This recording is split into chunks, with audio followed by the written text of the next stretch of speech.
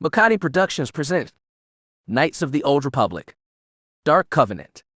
Written by Jedi Master 76. An ancient evil has been waiting far from known space in what had once been the core of an interstellar empire.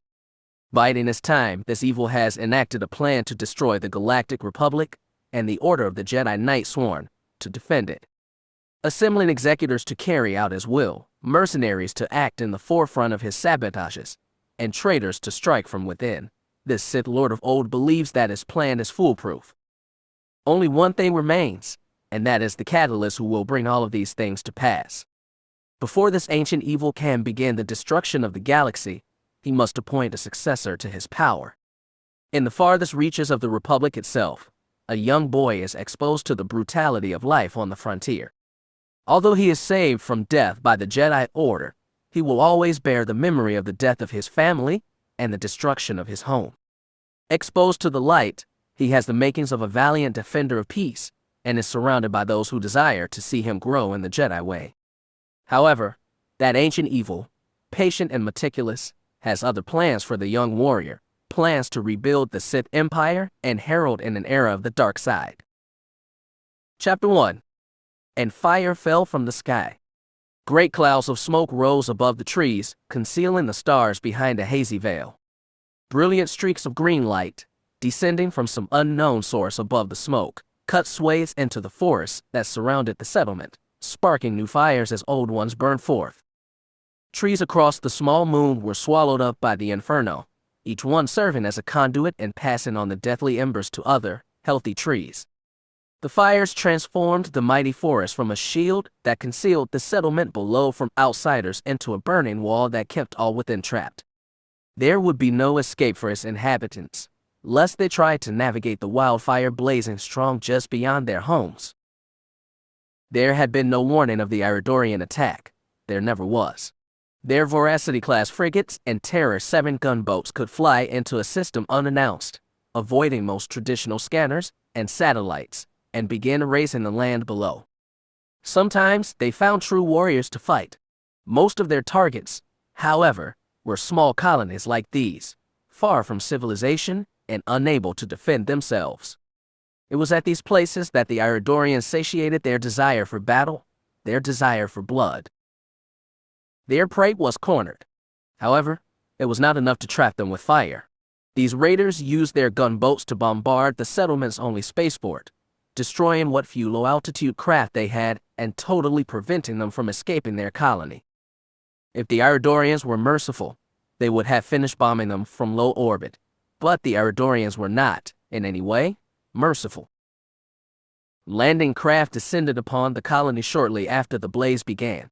Iridorians raced from their ships for a chance to begin killing their unarmed victims. Full-body heavy armor doubled as environmental suits in harsh conditions, and served as a powerful defense against most standard forms of weaponry. The Iridorians' large helmets and square visors would have been a target for typical foes. Against compound bows, hunting knives, and combat staves, they were practically invincible. Jagged vibrating knives cut through the flesh of any settlers the Iridorians found. Most of the raiding warriors preferred the euphoric feeling of cutting open an enemy's chest and tearing at his innards with their clawed gloves and denied themselves the use of any long-range weaponry. Those that did, though, were no less brutal. They were apt marksmen, scoring lethal headshots with their combat rifles. The sight of a subsonic slug shredding the brain and shattering the back of the skull was enough pleasure for the Iridorian gunmen. The screams of the settlers were practically drowned out by the crackling of the fire around their colony. Even the guttural howls of the Iridorian warriors could scarcely be heard. Grown men who would have fought and died to defend their wives, parents, and children found their lungs invaded by the smoke around them, suffocating before they could even fight. Women who tried to flee with those unable to protect themselves were surrounded and cut to bloody pieces by Iridorian warriors, who proceeded to slaughter all who were with them as well. No matter their foe, their prey's blood tasted the same to them. It was the bitter taste of their crimson remains that fueled the Iridorian strength as they continued their attack. During the ensuing madness, a woman escaped her home with her young child, wrapping him in as many wet rags as she could find to shield him from the lingering smoke. Everything she had ever known was burning around her, crumbling into heaps of melted steel and dark ashes, and her friends and family were dying. The raiders, she had seen no forwarders before, and they could as well have been beasts from the forest or gods of war, were brutal, and they were skilled in their destructive arts. Using the methodical, almost perfectly cross-hatched pattern of the streets to their advantage, the Iridorians rounded dozens of settlers into dead ends before slaughtering them all.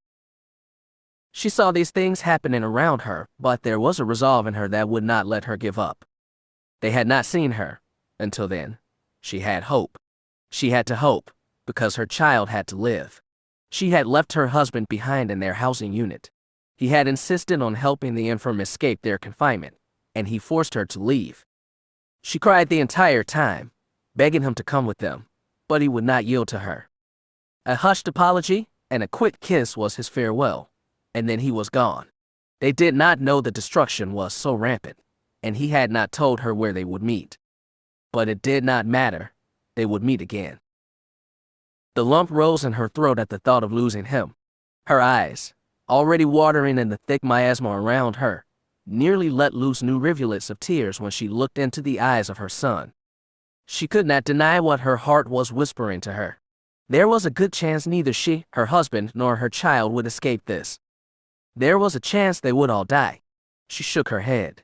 As long as she lived, she would ensure her only child survived this. He was her only hope. Escaping the wide open streets, she slipped into an alleyway that contained a multitude of trash compacting units. The whole settlement seemed to be painted a deep red, and tongues of flames began to join the smoke along the roofs of their homes. Iridorians raced through the streets, some on all fours and others in a rapid march, cutting through the feeble opposition they encountered. She continued making her way beyond the large disposal units, hoping to reach a point where she could hide until the danger had passed. Her son coughed inside his bundle of rags. He mumbled something unintelligible to her and gripped his mother's shoulder. Patting his back, she tried her best to expel the smoke from his lungs. "Don't worry, my love. You'll be okay. Where's Daddy?" "Daddy is?" She paused, finding herself short of breath. A few coughs did little good, and she only now realized how hard it was to breathe.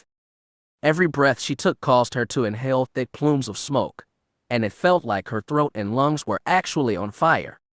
She had reached the back of the alley now, as she stood before a wall twice as tall as she. There was no way to circumvent it, and she was in no condition to climb over it, even if she didn't have her child with her. Gripping the wall with her free hand, she tried to steady herself. "Mama, I'm fine." She coughed a loud cough. "Please, don't worry about me." Clutching her chest, she recovered what little strength she had left and regained her footing. She moved to take cover behind one of the trash compactors when she heard a clawing noise just beyond the wall in front of her. Blinking tears back into her eyes, she saw Iridorians trying to scale the wall from the other side, and they were just getting over the edge. She did her best to silence the screams that were welling up inside her. They could not stay here. Hiding would not work. Instead, she renewed her hold on her child and ran back the way she had come in, approaching the streets yet again. Of course, she knew what was waiting for her there, but she had no choice. They were everywhere. Iridorian warriors patrolling the streets saw her emerge from the alley, and she practically tripped over herself trying to run away from them. None of these raiders had sloth throwers, so she was spared the horror of dying from their long-range weaponry. Her right foot struck shards of a bladed weapon as she fled from them, but the pain lasted only an instant. She gave no response, and she did not react to it at all. Only the bloody trail behind her proved, to herself and her pursuers, that she was wounded. Their howls got louder and louder as she navigated through the empty streets. Her son's face was buried in her shoulder, and he was whimpering softly. He could see their pursuers and their faceless visors while she ran. No matter how far she went, they were always right behind her. She found no help, and it seemed that most of the other settlers were already gone. Bodies, or what was left of them, were scattered throughout the streets. The smell was enough to make her nauseous. She could not even force herself to look into their faces and try to recognize them. Pain began flooding through her faculties. She had never been forced to run like she had now. She had never relied so heavily on adrenaline. Her eyes were dried out, reddened and sore. Her lungs spasmed against the smoke inside her body, and she took only short breaths when she required it. Even her foot, which she had ignored until now, began to tremble in agony like she had never experienced. At first, she lost feeling in her foot, but the numbness extended to her leg as well and began creeping up and around her body at an alarming rate. She did her best to keep herself from dropping her son. With what strength she could muster, she placed him on a small stack of plasteel crates before collapsing near him. Her son called out to her, but she heard no words. The inside of her ears pulsated like a bomb had gone off near her, and her nose had shattered when she hit the ground. This could not be the end. She had to escape. She had to get up. She had to keep going. Struggling to her feet, she ignored the blood pouring from her nose and stared at her son. His chilling blue eyes met hers, and it was in that moment she realized she had failed him. She could no longer protect him, nurture him, provide for him. Was her love so weak that it could overcome this pain? If he survived, he would be alone. Her heart could have shattered in that moment. Her eyes could not even muster the tears she so desperately wanted to express. Run. She choked on her words. It was all she could say, in a hoarse and weak voice, before the Iridorians were upon her. One of them seized her by her curled brown hair, pulling her away from her child and into their midst. She heard his screams. They sounded so distant, for but a moment, and then she felt the cold metal of their daggers upon her throat. One slice killed her, but their blades continued to tear into her flesh well after she had died. It took several minutes for the raiders to finish their bloody handiwork. After they had stained their armor in intestines and blood, they cheered a brutal cheer. It was only after some time had passed that the lead warrior realized that the young boy was still there. For a second, the dazed Iridorians didn't know what to do with him. Their bloodlust had so consumed them that they forgot their very purpose. Then, just as quickly, they recovered their wits and withdrew their blades yet again. The young boy made no sound. His voice had expired watching his mother die. His lifeless expression was like a corpse, and he was seconds away from joining his mother in death. As the Iridorians took the final steps into the boy's midst, there was a buzzing sound in the distance. Before the leader of this troop could plunge his blade into his target, a gold blade of pure energy soared through the air and severed his entire body at the torso. The other raiders quickly turned to face this new threat, but they were already too late. Several more blades met their bodies at various locations, severing their arms, legs, and heads. The young boy made no effort to see who was attacking these murderers, but he also realized that these flying weapons were not attacking him. Shimmering blades of green, purple, blue, and yellow scythed through the smoke, killing raiders he could not even see from his seat. There were howls of pain in the distance, still barely audible above the crackling flame, but only for a short time. Soon, there was nothing but the solemn cry of the fire. Blades stopped flying. From the depth of the smoke, several robed figures revealed themselves. Some of them looked like the young boy but were older. Others were as alien as the raiders who had destroyed the settlement. Their actual ages varied. Some were young like the boy's day caretakers, others were older like his parents, and some were older still. However, one thing united these peoples. They each carried the shining blades that had traveled through the air and killed all the murderous raiders. They were unknown to the boy, but they also meant him no immediate harm. Master. One of their voices called above the crackling embers. Is that a survivor? By the Force. The swordsmen were quickly upon him. They probed him with their eyes and with questions, cycling through what seemed to be different languages in an effort to communicate with him. The fact that anyone had survived the Iridorian attack was nothing short of a miracle.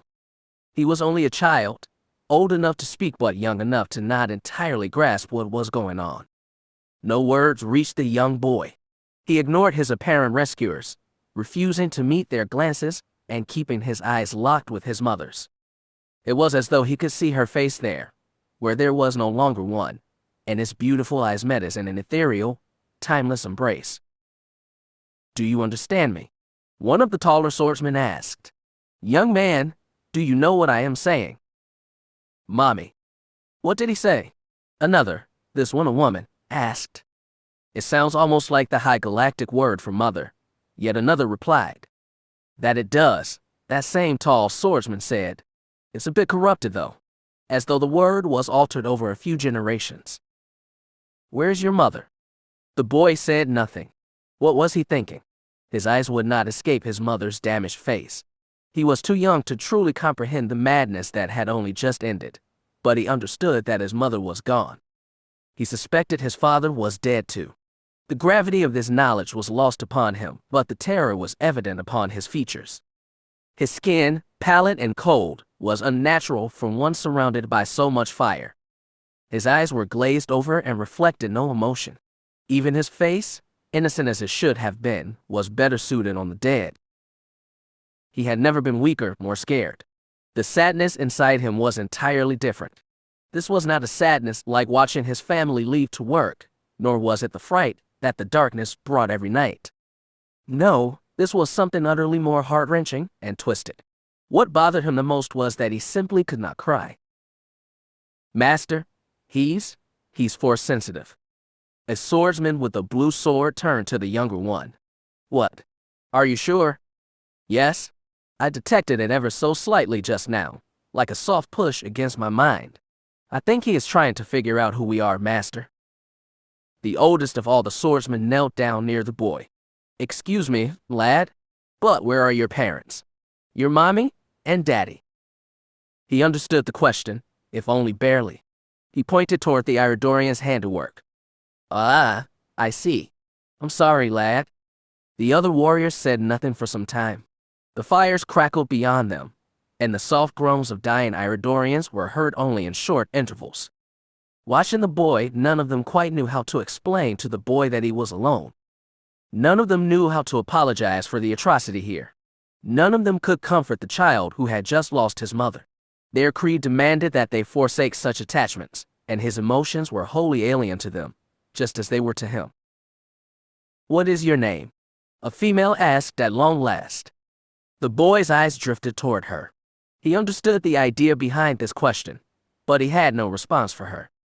He was old enough, perhaps, to speak simply, walk, and communicate his needs, but he did not know what this name was that she was referring to.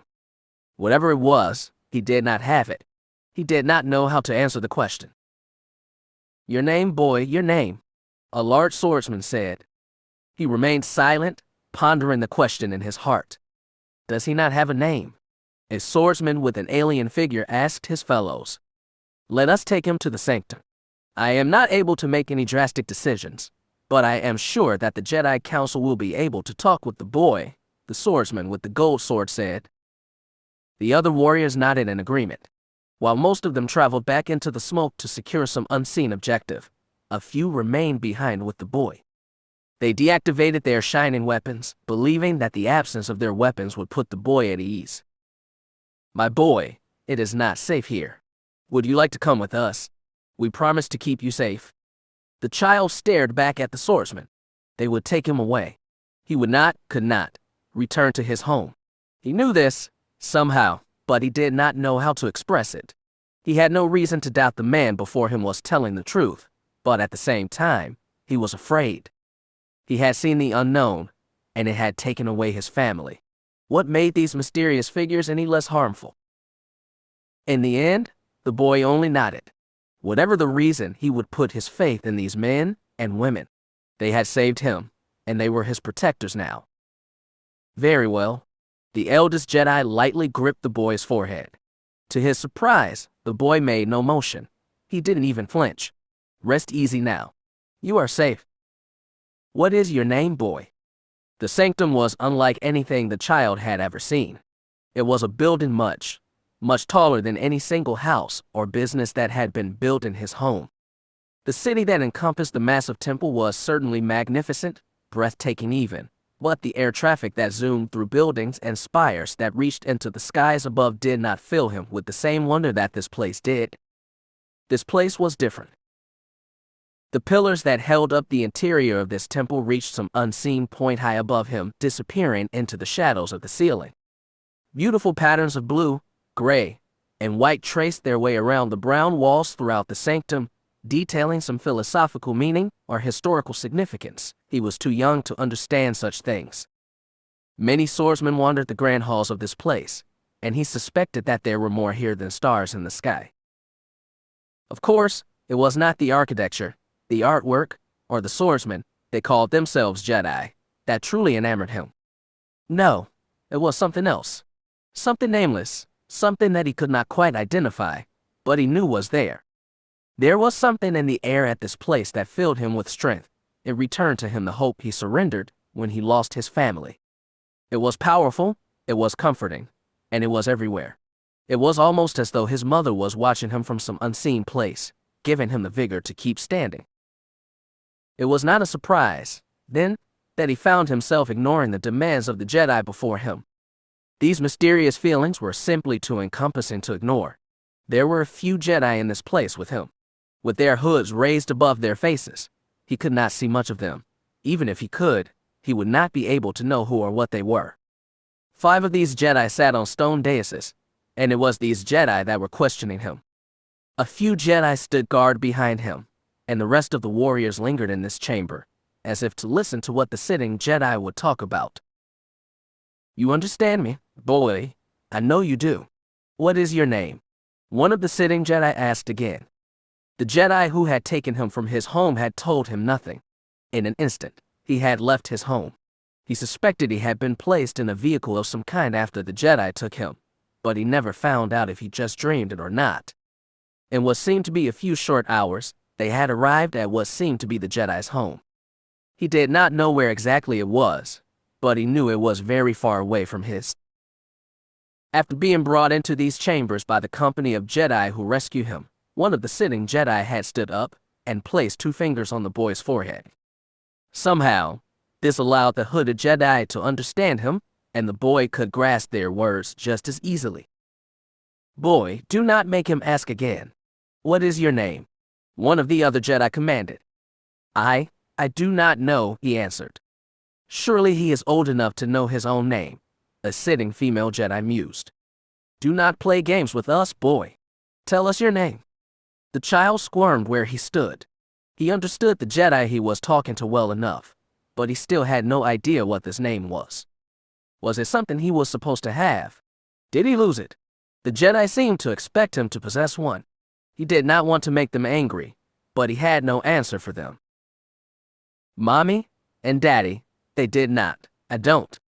Peace. It is quite all right, another sitting Jedi replied. Tell us, do you know where you are? I am no.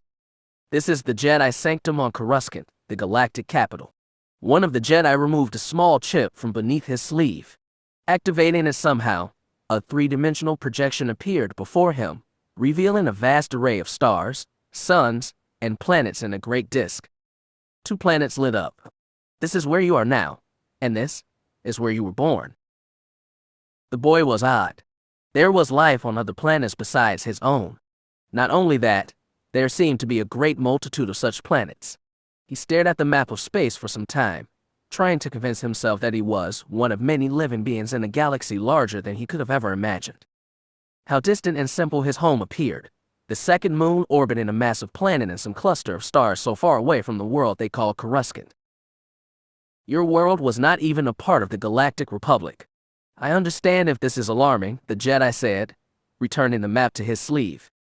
We could not even begin to imagine what it must be like for you. This is a place is called Coruscant. Yes, one of the Jedi replied. It is the center of galactic events. This is the most important planet of the galaxy. The most important planet of all. And he was on it. He couldn't help but smile. Boy, do you know of the Jedi Order? He shook his head. That is understandable.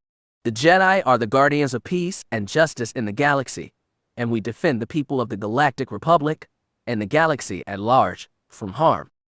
For our whole lives, we dedicate ourselves to the pursuit of knowledge, harmony, and service to others. We, the Jedi, swept his arms around him. We are all Jedi here. We would like to take you into our Jedi Order, one of the others admitted. You must realize, boy, that this is a special gift, something that does not happen to just anyone. You are special. You have the power to become a Jedi Knight, to join our sacred order, and help protect those who cannot protect themselves. Think, another continued, every day, another planet in the farthest reaches of the Galactic Republic is attacked by raiders like the ones you have met. Like the ones who hurt the people you loved. We cannot save all those people who are attacked, but the more Jedi there are, the more people we can save. The more we can save people like you. The boy had to think for only a moment. He was special.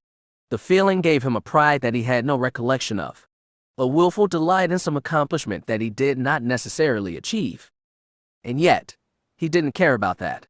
He still did not understand everything, but he did not need to. There was nothing to consider. I want to go home. The cloaked Jedi were silent for a moment. They were taken aback by his answer, clearly expecting him to join their Jedi Order when they first offered. It was generally the way of things, at least, for those who had heard of the Jedi and were old enough to decide. To be refused was not something the Jedi leaders had to deal with often. They did not regard him for some time, talking to each other in hushed whispers that he would never make out. He felt uneasy standing in their presence, surrounded by Jedi who were no doubt eager to listen in and find out what they were going to do with him. There were so many strangers, and he did not know how to handle himself. That is, not possible, one of the Jedi said at last. Your home has been destroyed, another explained. There is nothing left. You are the last survivor. If we returned you there, you would not be able to defend yourself, the third continued. You would probably only become a victim for slavers or more raiders. You may not agree, but you would be safer here with us. The boy's head drooped. So it was true. He had accepted the Jedi's offer, and now he could never go home. On one hand, he had no reason to doubt that what they said was sincere. There was nothing left of his home. It had been destroyed by blade and flame. His family was dead, and so was everyone he knew. He was still very young. He could not live on his own. These people, strangers though they were also eager to take him in. He did not know what this Jedi Order entailed, nor was he particularly interested in their complicated tenets. However, he knew that he would be safe here, and perhaps he could find someone who would not be a stranger to him. He had to take that chance, slim as though it was. He would not refuse. Okay. I'll stay with you. I will become a Jedi. Most excellent, one of the sitting Jedi beamed. I am glad you agreed to stay here. Indeed, another nodded. We shall look into finding you a master at once. After all, you have quite a bit of power within you, and it would be a shame to have to send you to Telos. But the young boy needs a name. What shall we call you, boy? The first Jedi asked. Call me? Why, yes, the Jedi who had shown him the map earlier spoke. Every sentient being needs a name so he can interact with others and be addressed as a thinking being. It seems that your parents either never gave you one, or you do not understand the name they gave you. Either way, this is fine with us. We shall give you a name, boy. And so he received his name. Chapter 2. Get up, Malfon. Come on. You can't be done now. Malfon brushed the strands of his brown hair away from his eyes. The young man standing over him held his training staff as though he was afraid it would slip from his grip, clenching it until the veins were bulging from the back of his hand. Malfon had lost his own weapon. He had ended up on the ground, weaponless, and trapped in a corner. It was not the ideal position to be in during a sparring match. There was a stinging sensation in his arm that begged him to stop. Training weapons could still inflict wounds if they struck with enough force, and Elbrook was quite eager to hit as hard as he could. The rest of Malfon's body joined in that silent chorus, requesting that he stop this fight and let Elbrook win the day, as he usually did. However, Malfon was determined to make this battle count. He would not go down so easily. Not today. Elbrook's Aqualish and Godel companions jeered as Malfon recovered his footing. He wobbled back and forth for a moment, trying to steady himself with his own strength and forsake the assistance that the wall behind him offered. The larger human before him gave him the chance to recover. After all, beating Malfon while he was down was very little fun at all. If Elbrook was going to fight, he would have to allow his target to fight back first. Malfin silently thanked Elbrook for being so sporting as his strength returned to him in full. "Pay attention, Elbrook. Here he comes," the oculist shouted. "I've got it. Don't worry," the human replied. Malfin closed his eyes and called upon the force around him. Jumping into his unseen power as one would the rapids of a river, he immersed himself in his omnipresent current and achieved a heightened sense of clarity and vigor. His might was so much more than his own, and it gave him the spirit he needed to continue. With a quick mental nudge, Malfin snatched his training staff from the floor a few meters away and called it back into his hands. In seconds, he was armed and ready to fight again. His staff snaked through the air, aiming for Elbrook's chest, but the larger human blocked the incoming attack with ease. Malfin was not dissuaded. Repositioning himself, he tried again, and again, and again. Blow after blow was repelled by his opponent, and Malfin failed to land a hit. His attacks were staccato, separated like harsh breaths, and his ineffective offensive prevented him from gaining the upper hand in the duel. Elbrook maneuvered away from an overhead swing and bounded over to Malfin's right side. Without a chance to dodge or reposition himself, Malfin was hit in the back by Elbrook's staff. The smaller human let out a soft cry of pain as he fell over, delighting their alien audience. Elbrook chuckled softly to himself, evidently most pleased with his handiwork. There was a lingering pain in Malfin's back, but he ignored it as best as he could. Standing, he gripped his weapon and faced Elbrook, determined to continue fighting. Elbrook grimaced at Malfin's steadfast endurance, quickly losing interest in the duel. With the encouragement of his companions, he decided to claim his victory now and stop delaying the inevitable. Elbrook moved in close before Malfin could react, swatting at his ribs and upper arm several times. Malfin clenched his chest in pain, practically inviting the follow-up strike to the face. Malfin hit the ground in an instant. He gasped sporadically as his body tried to recover from the beating it took, and there was no way he was getting up again. Elbrook discarded his staff and walked by his friends, satisfied with his total victory. "You two can finish up, if you want," Elbrook called over his shoulder. "I have to catch Aloe in the room of 1,000 fountains and spar with her a bit. Meet me in the foyer later." "We'll do that, boss." "Have fun with Aloe, sir." Malfin shuddered. This always happened. He knew he could not beat Elbrook Naldrifus. Elbrook was a giant compared to the other Jedi Padawans in the Sanctum, and he was the strongest lightsaber duelist who had yet to be achieved knighthood. Nonetheless, Malfin sought to challenge himself, and Elbrook was all too eager to oblige him. Perhaps, just as Malfin could not deny a chance to improve himself, Elbrook received some joy by beating Malfin senseless every few days. However, it was the ensuing attacks by Elbrook's companions, Jillith and Ragas, that wounded his body and pride the most. Even compared to Malfin, they were average Force-sensitive students at best. If not for Elbrook's friendship, it was likely they would have kept to themselves and struggled to pass their master's lessons. However, Elbrook encouraged them to find other uses for their time, like testing their combat skills against Malfin after he was already beaten. Most days, Malfin just took the abuse. There was no point in fighting back. In his weakened state, deprived of strength, and too tired to call upon the Force, he could just lie still and endure their kicks and taunts. Sometimes, at their request, he would stand up and put up a vain attempt at defense, only to get knocked over again. Every time he fell over, the attacks increased in ferocity. He suspected that the two Jedi enjoyed the entirety of the situation, but knocking him to the ground in particular. Of course, those were not the worst days. Losing to Elbrook had become a tradition. Being pummeled by his friends afterward only slightly bruised the remainder of his pride. No, it was the days when other Jedi stumbled into the training room that hurt him the most. Trying to help Jillith and Ragas come up with a suitable explanation was tantamount to betraying himself. After all, if Malfin did not ensure that it was just a misunderstanding of the situation, he couldn't duel Elbrook anymore. But there was always some Jedi he could not fool. When they came around, those days were the worst. "What's going on here?" Malfin had taken a particularly sharp kick to the abdomen when Jedi Knight Rel Hernaster entered the training chambers. Of course, it took the two Padawans a moment before they realized that someone else was watching them. As soon as they realized they were being watched by Malfin's master, Jillith and Rogo scooped him up and propped him on his feet. Making himself known, the older Jedi stood with his arms crossed and a scowl on his face.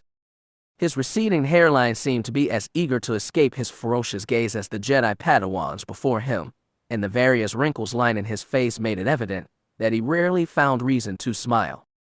Physically, he was as well built as Elbrook despite being nearly 3 decades older than the Jedi Padawan, and that terrified Malfin and the others. "Oh, Master Hernaster, we didn't see you." The Goddle's stubby horns vibrated, agitated and frightened as he was. "When did you arrive?" The Aqualish warbled with his tusks. "Weren't you on a mission for?" "You didn't answer my question. Either tell me what is going on, or leave. Now." Malfin stepped forward. "Master, these Padawans and I." "Be silent. I was asking them." Elbrook's 2 companions dipped their heads in reverence and fear and left the training room in silence. Rel eyed them the entire time, perhaps suspecting that they would turn around and admit to him exactly what was going on. Neither of them returned. Once he was sure they were gone, he returned his attention to Malfin, who had already returned the training weapons to their bins. "Come with me," he ordered. Malfin bowed his head. "Master." And so he followed his master through the halls in silence. It was a strange thing. Malfin had been rescued by the Jedi Order from his dying settlement some 11 years ago, and every time he walked through the Jedi Sanctum, it appeared different somehow. Of course, the building itself never changed. They were the same walls, the same murals, and the same rooms. However, even as the Jedi came and went through this vast temple, there seemed to be something that would come and go with each of them, as if a piece of the sanctum itself was tied to the Jedi who resided in it. He only hoped he would prove worthy enough to leave pieces of himself here. "What happened, Malfin?" His master's question caught him by surprise. What was he supposed to say? Surely he knew what had happened, or else he would not have sent the 2 Padawans away so quickly. Lying would be useless, and yet the truth was shameful. I'm sorry, Master." Rel stopped walking and spun to face Malfin. "Answer me?" "We were in a training match." That did not seem to be training or a match of any sort. "I was dueling with Elbrook. And yet he wasn't there. Interesting." His friends continued the battle in his stead. It seemed very little like a battle and more like a beating. "I suppose you could put it that way, Master." Rel huffed. Without another word, he turned his back to Malfin and continued walking through the empty halls of the Jedi Sanctum. Malfin sighed to himself and followed his master with as much haste as he could muster. Of course, his body was still agonizing from the staff blows and kicks that he had received, making it difficult to keep any sort of pace at all. Despite his body's protests, he did his best. He refused to disappoint his master twice in a single day. Passing a few Jedi and bidding them greetings or safe travels, Malfin hoped to distract himself as much as he was able. Perhaps if a Jedi Knight or Master delayed him with a brief conversation, he could use it as an excuse to explain to Rel why he had lingered so. It was a useless venture. No one wanted to speak with him for very long. The 2 Jedi met in Rel's chambers. After closing the doors behind them with a wave of his hand, Rel bid his Padawan to sit in the center of the room, a few centimeters from the actual meditation mat. The room was small and quite bare, like almost all the other rooms in the Jedi Temple, so he and his master were not very far from each other at all. Malfin positioned himself in a meditative pose and listened for Rel's instructions. The Jedi Code. Rel stood at the opposite end of his chambers, facing a window that gazed toward the Coruscant skyline. Recite it. "There is no emotion, there is peace. There is no ignorance, there is knowledge. There is no passion, there is serenity. There is no chaos, there is harmony. There is no death, there is the Force." Tell me, where in the code does it say to be servile to those who seek to oppress you? To grovel and beg like a fool when faced by a superior enemy? N. A Jedi is not a weak victim, he is a champion of the Force. He is a warrior. He is a defender. If a Jedi is all these things, what does that make you? I. Speak. Master, I only desire to test my skills against them. I had no intention of being bested. And yet you let them do so. Where is your will? Why don't you fight back? Malfin hesitated. That single moment was all Rel needed to act, and he seized the Padawan by his robes, pulling him off the ground with force-imbued strength. Malfin made no attempt to resist, despite the fact his initial sitting position would have made grappling difficult. The two were face to face, and every terrifying feature of Rel's anger was visible now. If he was not a Jedi, there was a very good chance he would have destroyed Malfin then and there. And yet Malfin said nothing, and he showed no fear. This apathy only angered his master, and he dropped Malfin to the floor. To Rel's obvious disgust, Malfin let himself fall over instead of recovering his footing. Get up. He kicked his Padawan with his heel. Stand. My body still aches from the battle, master. Wounds you obtained in your weakness. The pain will stop as soon as you stand. Do it.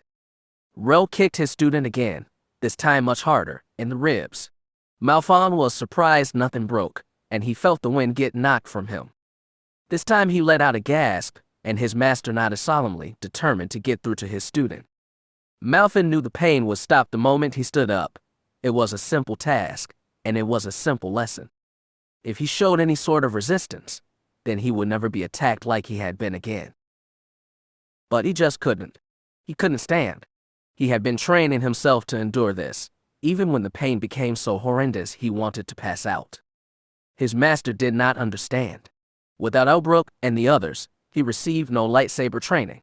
He never had a chance to test his capabilities in the Force. He could not analyze opponents, and he could not learn how other Force sensitives fought. Without Elbrook and the others, Malfin had no one to talk to. No one wanted to talk to the one without a name, not even his own master. And so he remained on the ground. After some time, the kicking stopped. Rel sneered just loud enough for him to hear, and returned to his place by the window. How hopeless Malfin must have appeared. His student understood his rage, but he could not appease it. He could only hope to earn his master's forgiveness for this. Leave me, he ordered. Yes, master. Malfin recovered and left his master's presence as soon as he was able. Once he was gone, however, he realized that he lingered outside of Rel's chambers for some time. Beyond all sense, he hoped that, perhaps, his master might call him back in. He wanted his master to apologize for his severity and try to understand him. There was still a chance for him to remedy his past actions and explain to Malfin his reasoning. He knew his master could still sense him, waiting outside his chamber doors. But no such call came. Biting his lip, Malfin turned from his master's room and hobbled away from the dormitories. At first, he was undecided on where he should go. Further training was out of the question, in spite of the plentiful lightsaber dueling and force acrobatics classes available. Food was being served in the cafeteria for the hour, but he had lost his appetite some time ago. Halavid lessons on the great hyperspace war did not appeal to him, so he decided to venture to his usual place. After some difficulty, he made his way to the library at the farthest corner of the sanctum. He spent time here as often as he was able. It was a haven within a haven for him. Malfin had never seen so many books, and the fact that the Jedi apparently had even larger libraries seemed impossible to him. Just as he forced himself to endure combat with Elbrook and the others to increase his fighting skills, he used his free time to journey to the library and further his mental faculties. Very few Jedi visited this place. Most Jedi used their spare time to meditate, socialize, or venture around Coruscant. After spending many hours in this place, he finally recognized a few faces, as difficult as remembering them was for him. He enjoyed knowing that there were familiar Jedi even though they never spoke to him. It put his mind at ease. Heading straight for the terminal in the circular corridor that stood between him and countless shelves of tomes, scrolls, and datapads, Malfin browsed the library catalog for anything of interest. He was so enraptured by the selection of titles that he didn't even notice one of the Jedi in the library approach him from behind, What makes a Jedi? She asked. The hair on the back of Malfon's neck jumped before he did. Turning around, Malfon realized that the Jedi Knight Kreia was speaking to him, her hands steepled in a sort of meditative pose. She appeared like a noble woman, not necessarily in her dress, which matched his own simple robes, but in the way she carried herself. She had a devious smile on her face, and he could just barely see the whites of her eyes beneath her hood because of the way she cocked her head back. Examining her for a moment, he realized he had never seen skin so pale. She could have been the ghost that haunted the library with her presence. Master Kreia, he paused, realizing he had no way of knowing if it was her first or last name. I didn't see you there. Do not worry, Padawan. I know the books have a tendency to draw our minds from this place. You could say that. Can I help you with something, Master? Malfon asked. She shook her head, letting some of her blonde hair escape the confines of her hood. I was simply curious if you had an answer to my question. What makes a Jedi? Malfon repeated. Why, anyone who follows the Jedi Code and carries a lightsaber is a Jedi, of course. Of course. Kreia seemed intrigued by his answer. You speak with such confidence. Tell me, if a Jedi was stripped of his lightsaber, would he still be a Jedi? If the Jedi Code was lost for 1,000 years, would the Jedi remain? Malfon paused for a moment. The lightsaber is the weapon of the Jedi Order, and each member must follow the code.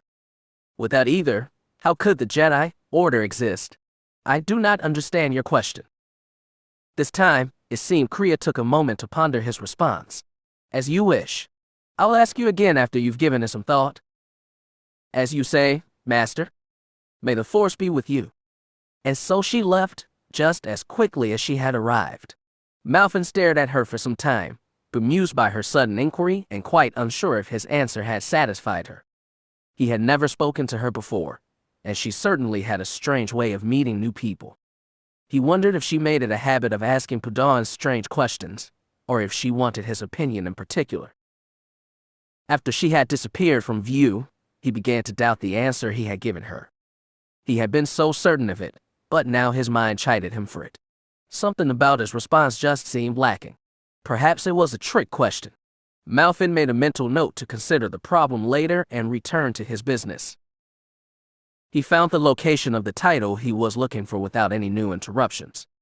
Leaving the empty entryway behind, Malfon ventured forth into the countless rows of books before him.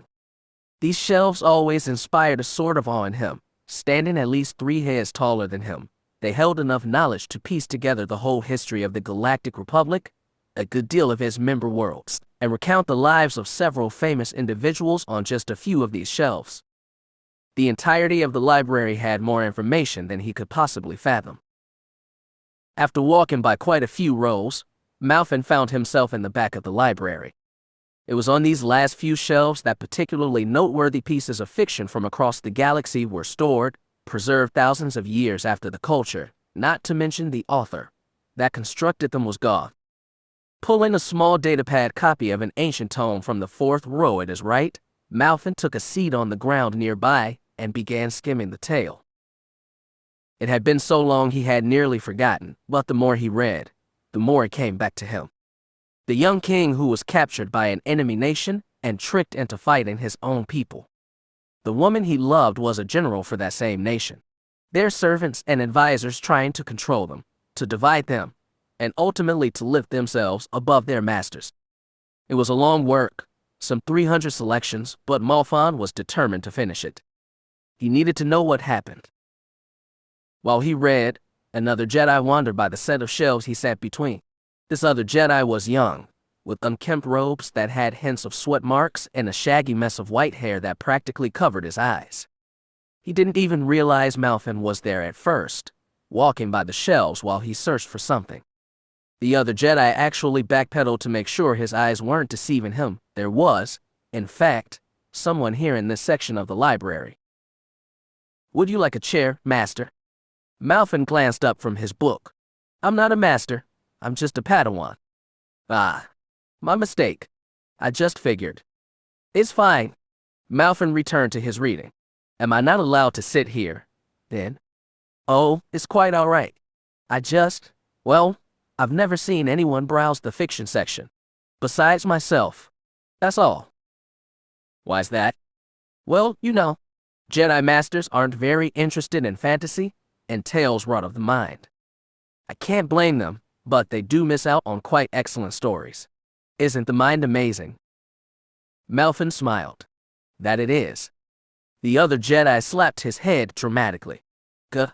Where are my manners? My name is Northeus Olsen, but you can call me North. Malfin. He shook North's extended hand and put his book away. I didn't see any chairs walking in here. Where are they hiding them? Oh, on the second floor, where no one would think to look. Would you mind showing me? Malfin asked, gesturing forward. Yes. Follow me. Malfin followed the younger Jedi from the fiction section without a word. On one hand, he was rather disappointed that he wouldn't have a chance to continue his tale. On the other hand, he was shocked to discover that there was another Jedi Padawan his own age in this place and wanted to get to know him. If his words were any indication, North knew the library almost as well, no, better, than Malfin did. The fact that he had never seen this Padawan here was surprising. Perhaps he was new, or maybe he had transferred here from some other enclave. It would not be unheard of. The last war had cost the Jedi many masters, sending Padawans across the galaxy in search of teachers. North said nothing while they walked, passing rows upon rows of silent books, leaving Malfin's thoughts to wander for some time. So, who is your master? North asked as they climbed the stairs to the second floor. Rel Hernister, Malfin replied. You. Well, strictly speaking, I am the Padawan of Guin Han Seresh. Strictly speaking, what does that mean? Well, he was called off on a mission for the Jedi Council several years ago. He has yet to return. While the Jedi Council has not declared that he and his companions are dead, I am unfortunately without an actual master. Wouldn't the Council provide you with a new one? It's been a long time, hasn't it? Not long enough that they will tell me he's become one with the Force. Until then, though, I have received a few interim masters. Generally, they're busy and away on missions. Leaving you free to peruse the library, Malfin concluded. Exactly. North pointed toward the chairs and desks near the windows at the farthest end of the second floor and continued walking. So it's not all bad. No, I suppose not. But aren't you afraid you won't get the training you need? A little. That's okay, I know. I'm not a very good Jedi. That's not true. You can't be a bad Jedi, Malfin said. Can't you? Well, I much prefer spending time with this place than fighting with lightsabers or tapping into the Force anyway. It seems like a more worthwhile pursuit of my time. Malfin was about to say something, but he stopped himself. He didn't understand North's reasoning. The Jedi Order defended the Republic and spent their lives in service to others. Surely that was a higher calling than any sort of learning that North acquired here. He could not exactly condemn him. Malfin was guilty of spending more time here than properly training. He realized that any sort of training would be difficult without a master, and he silently conceded to North's point. The two Jedi arrived at the chairs in silence. North sat down first, and Malfin took a seat closer to the glimmering windows nearby. Malfin found his eyes drawn to the cityscape just beyond the sanctum's walls, admiring the complexity of the air traffic and the design of the spires in the distance. North had no such view, and he fiddled with his hands rather awkwardly for some time before an idea dawned upon him. Are you a good lightsaber duelist, Malfin? He asked. Malfin glanced at the other Jedi. Not particularly. I train often, but I don't think I'm getting any better. Oh, well, what about the Force? About as impressive as my lightsaber skills. So why do you come here, then? Shouldn't you be spending more time out there? I could ask you the same thing, I think. Well, you have a master to train you. I'm just wasting time. My master does not enjoy the training process, Malfin admitted. It makes learning difficult. I have to find my own teachers. Oh, well, do you have sparring partners? North asked, as if pressing his initial, unvoiced question. A few? I see. Well, I wouldn't normally ask this of other Padawans, but would you mind teaching me? Teach you? To fight. Yes, my skills are rather subpar. I can hardly bear to show up to the lightsaber exercises run by the Jedi Masters because I embarrass myself. Malfin smirked. That bad, huh? It's not pretty at all, North agreed. Like I said, I am not exactly the best Jedi to teach you how to use a lightsaber. I don't need the best. I just need a teacher. I'd be happy to teach you what I know, Malfin said. Although, quite honestly, I'm worried you'll pass me rather quickly. North laughed. That's not likely. You haven't seen me handle a weapon before. There's a reason I spend all my time here, Malfon. Because you like history. That too. It's a deal then? Malfin clasped North's shoulder. First lesson tomorrow at dawn. Dawn is rather early for me. How about noon? North countered. Malfin laughed. Very well. Noon it is. Chapter 3. 3 staff strikes. Then 4. Malfon's weapon struck at North's defense, threatening each of his shoulders in blindingly fast intervals. To North's credit, Malfon had not managed to score a hit yet. The white-haired Jedi fought with the skill of a youngling, but Malfon could see that his errors were not crippling. In fact, it seemed as though he struggled with doubt and unfamiliarity more than anything. Malfin had learned all he could from Elbrook, memorizing his fighting style and beneficial quirks over nearly 100 battles. It was these things that he tried to impart to North. Their first few lessons had consisted of combat basics, stance, carrying the weapon, simple velocities, and blaster bolt deflection. North learned quickly. They moved to actual sparring drills, where North proved an able defender and a mediocre attacker. He was not the best combatant Malfin had ever seen, but he would improve. He was sure of it. Their staves met in a lock some centimeters from North's face. Applying some force to his weapon, Malfin allowed their 2 weapons to drift closer and closer to his target. North fought back with all of his might, huffing and straining as he tried to push Malfon and his staff away. His frazzled hair was drenched in sweat, sending droplets into his face and across his arms as he shook. Even though he looked like a mess, his dark eyes stared up at Malfin, just barely visible underneath the interlaced locks of hair. Malfon pushed down on North's weapon, sending the other Padawan on one knee. His strength was impressive for someone who had little previous physical training. However, his arms were still quavering from the strain, and the rest of his body was trembling in kind. Malfin could feel his grip weakening. It was only a matter of seconds until he disarmed North and won the duel. Malfin. The 2 Jedi Padawans turned to face Rel Hernister, who was standing at the edge of the training circle. Malfin was first to yield his place in the staff lock, turning to face his grizzled master. North was a moment too late, and he failed to recover from Malfon's sudden absence. Stumbling to the ground, it took him an extra moment for him to stand up and incline his head to the Jedi Knight. Master, they asked in unison. I was not talking to you, Northeus, Rel replied. North visibly flinched at the remark. Embarrassed, he turned to leave before Malfin could bid his farewell. With the other Padawan gone, Malfin was left alone with his master. Despite their familiarity, it was not a position he enjoyed being in. It was in these situations that the worst of both of them was revealed. Yet diligence demanded he respect the one who had chosen to train him in the ways of the Jedi. Yes, Master. The Jedi Council has given us a mission, Rel said pointedly as he turned to leave. A mission. The word nearly got caught in Malfon's throat. When? Where? Here on Coruscant. Right now? Rel continued his walk through the sanctum, keeping track of his Padawan's position with the Force instead of his eyes. I'm not sure who elected us for the mission, but they were foolish to do so. Why? You're not ready for a mission? Rel snapped. You need more training. Malfon's gaze met the ground. His own master did not trust in his skills. Since Rel had picked him as a Padawan, Malfin had been improving his skills. He obeyed his master as much as was possible, and he tried his best to please him, yet Rel had no faith in him. There was no pleasing him. Malfin needed a chance to prove himself to his master, and even if Rel disproved, he would not forsake this opportunity. Malfin had not been outside the Jedi Sanctum since he was brought to this place, and he wanted to see Coruscant. More than that, he wanted to use his powers to help others. Even if questioning Rel was out of the question, this was the first chance he had to escape the status of a trainee and become a true Jedi.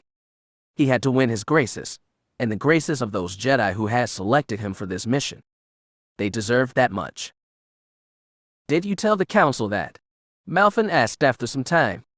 "Keep your snide remarks to yourself," Rel growled. "I only meant." "Yes, I told them that. They told me that every Jedi needs a chance to grow beyond the sanctum." "I see. You can't hide your elation from me." Malfin reddened. I don't mean to." "Enough." Rel entered the small hangar bay that doubled as a communication center for the Jedi Order with Malfin in tow. Since the last war, they had little use for warships and had considered decommissioning their starfighters. However, the Jedi Council elected to preserve them, if only to use for transport around Coruscant itself. The Jedi Knight boarded the Valiant-class courier and bid his Padawan to follow. The hulking ship proved difficult to start, no doubt in part due to his age, and Rel swore under his breath the entire time he tried to start it.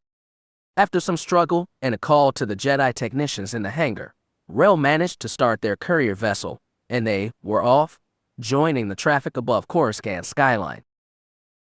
"Sir, here come the Jedi." "All right, everyone. Keep it calm. I don't need any trouble with senior command." "But, sir." "But nothing. They're here to help." The two Jedi heard the Coruscant security personnel even though they whispered as quietly as they could. Even amidst the traffic soaring overhead and the wail of the electronic advertisements, their Jedi senses were unencumbered. This lower district was much different than the parts of Coruscant Malfin had seen. Gone were the white towers, the synchronized air traffic, the quaint shops, and the bustling streets. Coruscant's sunlight barely reached down here, and it was plagued with a near-perpetual darkness. Glow panels illuminated some areas with splotches of light, mired with fetid water, and all sorts of dying matter and useless debris, and Malfin wished they hadn't. The smell down here was like the stench of the Sanctum's trash compactor when it was damaged, but it seemed to stem from everything. Everything down here seemed wasteful and sick, as though the planet was slowly decomposing from the inside out. As instructed, Malfin had pulled his hood over his head as he followed Rel to meet with the officers across the street. During the ride to this quadrant of Coruscant, his master had explained that Coruscant security had mixed feelings about the Jedi. On one hand, younger officers and idealistic veterans of the Force understood that the Jedi were their most prominent allies on Coruscant. On the other, cynical rookies, and those in senior command considered the Jedi a nuisance at best. "Don't antagonize them, don't question them, and let me speak for us," Rel reminded him as they took the last few steps toward the officers. "Of course, Master." Of the 4 officers assembled, only the oldest of them bothered to face the Jedi when they arrived. A human male about 15 standard years older than Malfin, he had dark hair and olive-colored skin. He wore the fanciful blue uniform of Coruscant security that resembled the dress uniform of the Republic Army, but he had a white breastplate to defend himself on duty. The officer had something of a frown on his face, and he was clearly not happy with these arrangements. "Detective Endis Nair, Coruscant security," he introduced himself. "I am Rel Hernister, Jedi Knight of the Republic. This is my apprentice, Malfin." "A pleasure to meet you both," the officer said, keying in some values on a datapad. "What seems to be the problem here, Detective?" Rel asked. "Besides you," one of Nair's men muttered. "Stuff it, Lieutenant," the detective growled. Turning to face the Jedi, he explained, "We were called here to investigate the report of a rather grisly suicide. This area has been nasty of late, so we were sent out immediately. As we investigated the scene, we couldn't find any witnesses. Turns out, there were several deaths that went unreported. At least 6 dead, all with similar injuries." "Where did this occur?" Rel interrupted. "In that apartment over there?" A Chadrafan officer pointed. "It's all but abandoned now, but it used to have some 4 dozen tenants. Shame, really. Nice apartments." "I'd like to investigate the crime scene," Rel said simply. Impossible. We already cleared the bodies and sent them to forensics, the detective replied. Yeah, besides, do you think you could do better than us, Jedi? The lieutenant, a Bothan, growled. Rel frowned. I did not imply that. However, I do want to see the situation for myself. We already have a lead we'd like you to help us investigate, Detective Nair explained. From initial scans, it seemed like a suicide, spice overdose specifically, with some general bodily mutilation. It seems as though each victim was involved in a brief scuffle with something before they ultimately expired. We think it's homicide, the Chadra fan noted. And you said you have leads? Rel asked. From what our crime scene investigators could tell us, it is likely that the suspected killer made his way through the apartment complex, traveling floor by floor, and picked out specific targets. Any links? Minimal. Male and female, different careers, income, marital statuses, ages, species, the Bothan answered. But you said specific targets, Malfin spoke up. Aye. After killing some of them with the forcible spice overdose, we think our suspect left other tenants alive, but we can find no link between them all. It seems random. The survivors abandoned the building, leaving it empty until the landlord came to collect some debts. He was the one who reported the suicide, Detective Nair said. So what's your lead? Rel pressed. The detective pointed toward a decrepit building several blocks away. We've received numerous reports from undercover agents that something is going on in that building. We cannot say for sure, but we believe that one of the tenants is dealing in potent spices that could easily incapacitate and kill your average sentient in large doses. We did a little fact-checking, and it turns out this spice killing is not an isolated event. Over the past 3 months, several instances have been reported, all centered around this area, the last officer, a female Cather, noted. Now we have a warrant, and we're going to investigate, the Chadrafan added. If the spices being made in that place match the ones found in the victims' bodies, we could very well have our killer. Are you certain? There could be other spice smugglers, Malfin replied. Too rare, the Cather noted. We've never quite seen a strain like this before. Of all the quadrants on Coruscant, this seems to be the place where it's been originating. You want us to assist you, then? Rel asked, glancing at the building in question. It would be much appreciated. Detective Nair said, this area here is known for being problematic. With Jedi around, I'd feel a lot safer. We'll do the best we can to assist you. The Coruscant security officers replaced their blasters and vibroblades and left the side of the street where they had gathered. They decided it would be safer, if not faster, to travel by foot. Rel made no objection, so he led Malfin to follow the line of police. It was only a few blocks to the building anyway, and it would not take very long at all. Malfin allowed the details of the case to sift through his mind. Killing with spice was certainly not subtle, nor was it entirely foolproof. Unless the perpetrator had been present the entire time, he risked the patient recovering from the harmful substance. Even what seemed to be lethal overdoses could be recovered from, medically unlikely though it was. That presented a chance that witnesses had seen or heard the deed. With all the tenants the killer had not killed, it seemed strange to Malfin that no one came to the police sooner. Perhaps the killer had friends within the building. Other tenants could have been in on the killings.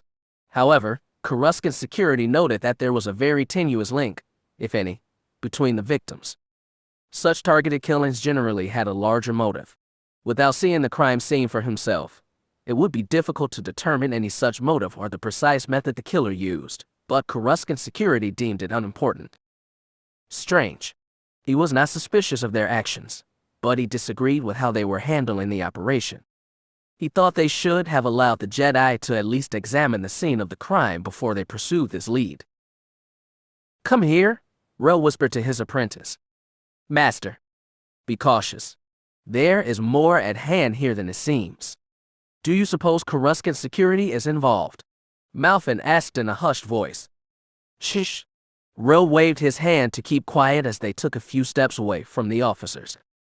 No, they are not. But this spice killer, he or she left those other tenants alive for a reason. Just what I was thinking, Master. Do you think they were accomplices? That is a possibility. Or perhaps he wanted to be tracked down.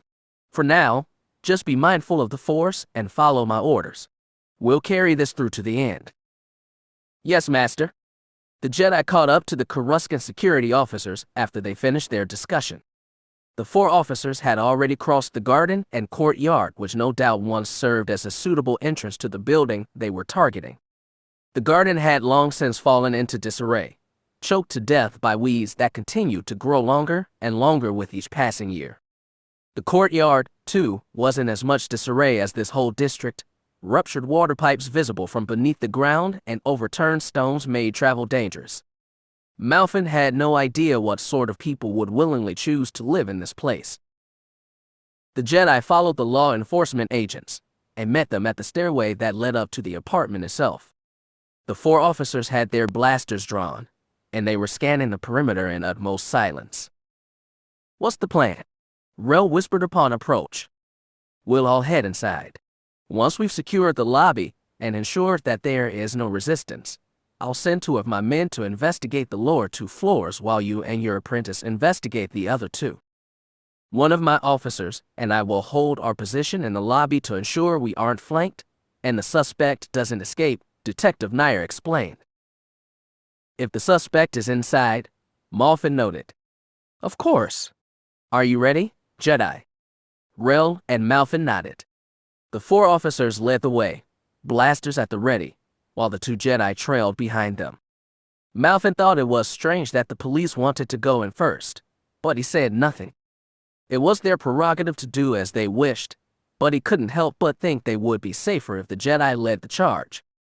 The Bothan leaned against the wall adjacent to the door and, on the count of 3, tackled the door open. His allies immediately ran inside to scan for hostiles, and Rel followed suit, blue lightsaber active. Malfin withdrew his vibrasword and ran in seconds later. The lobby itself was abandoned, just like the exterior of the apartment complex. The attendant's desk had been broken in 2, as if by some giant bladed weapon, and the elevator seemed to have fallen into disrepair. There was no light at all, but the shoulder-mounted lamps that the Coruscant security officers wore illuminated most of their surroundings. The entire room was dusty, and there was a tang in the air, as though the last fumigation had been only hours before. The 4 officers made a circle in the center of the room, each facing one of its corners and searching for hostiles. Each step they took seemed to echo in the darkness, as though they were racing along grating. Rel reached into the Force, scanning for hostiles and other sentients. Malfin was nowhere near as capable as his master, but he did his best to imitate him. I've got movement, the Cathar officer hissed. Hands up. Coruscant security, the Bothan shouted. Every blaster pointed toward the wall she was facing, and the 2 Jedi turned in that direction as well. Just as they were about to fire, a good series protocol droid emerged from the darkness, ambling forth in a clumsy sort of gait that was instantly recognized by the officers. With a skeletal appearance and lanky arms barely strong enough to lift drinking glasses, the harmless protocol droid couldn't pose a threat even if his programming told it to. Oh my, the droid spoke in a feminine tone. Visitors. How odd. Droid, give us your make and specification. Rel order. H8J5GD. I have been placed here by Master Redrapium to handle affairs in the lobby.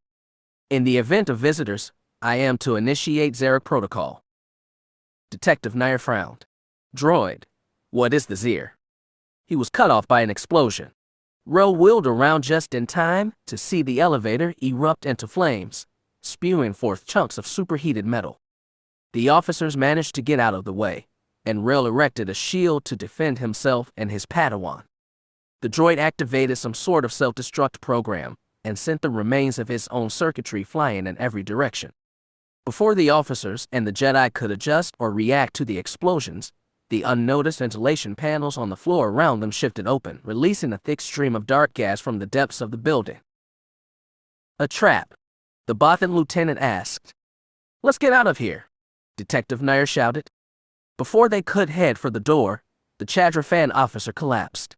The other 3 officers turned to help him up, but the gas acted too quickly. In such an enclosed area without any exposure to the outside, there was no way for clean air to reach them. Rel tried to calm himself and use the force as sustenance, but explosions continued to shake the building, disrupting his concentration. Malfin raced for the door, hoping to let in some air from outside. One by one, the officers fell over, incapacitated by the effects of the potent gas. Malfin stumbled over himself and hit the ground a few seconds later, less than a meter from the door. Rel managed to stay standing for a bit longer due to his connection to the Force. However, he could not remain conscious and move at the same time, rendering him as helpless as his companions. A few minutes after the gas had been released, an individual who had hid during the explosions emerged from the staircase at the opposite end of the room.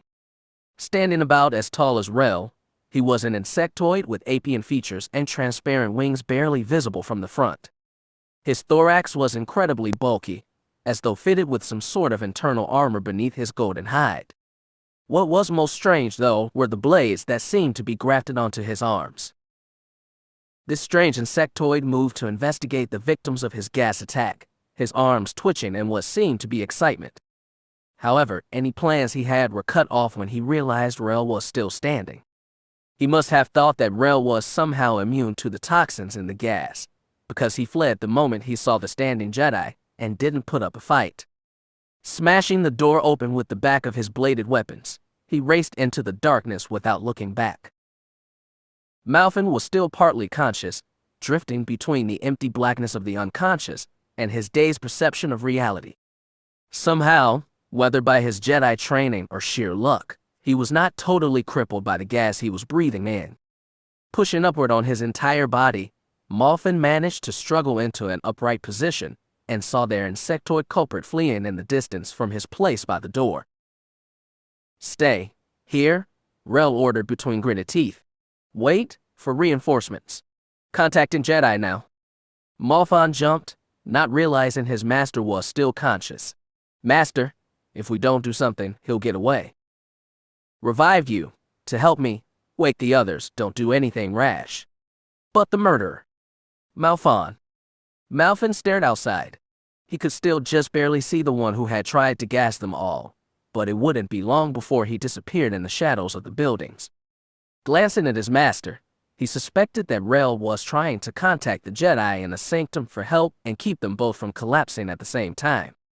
If his master didn't have to worry about him, then Rel could focus on staying conscious and calling for help. There was no point forcing him to overexert himself.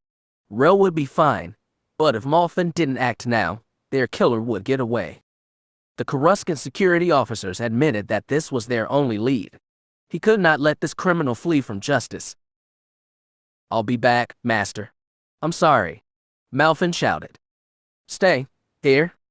And then he was gone. In an instant, the insectoid's base of operations was behind him, as were his master and their allies.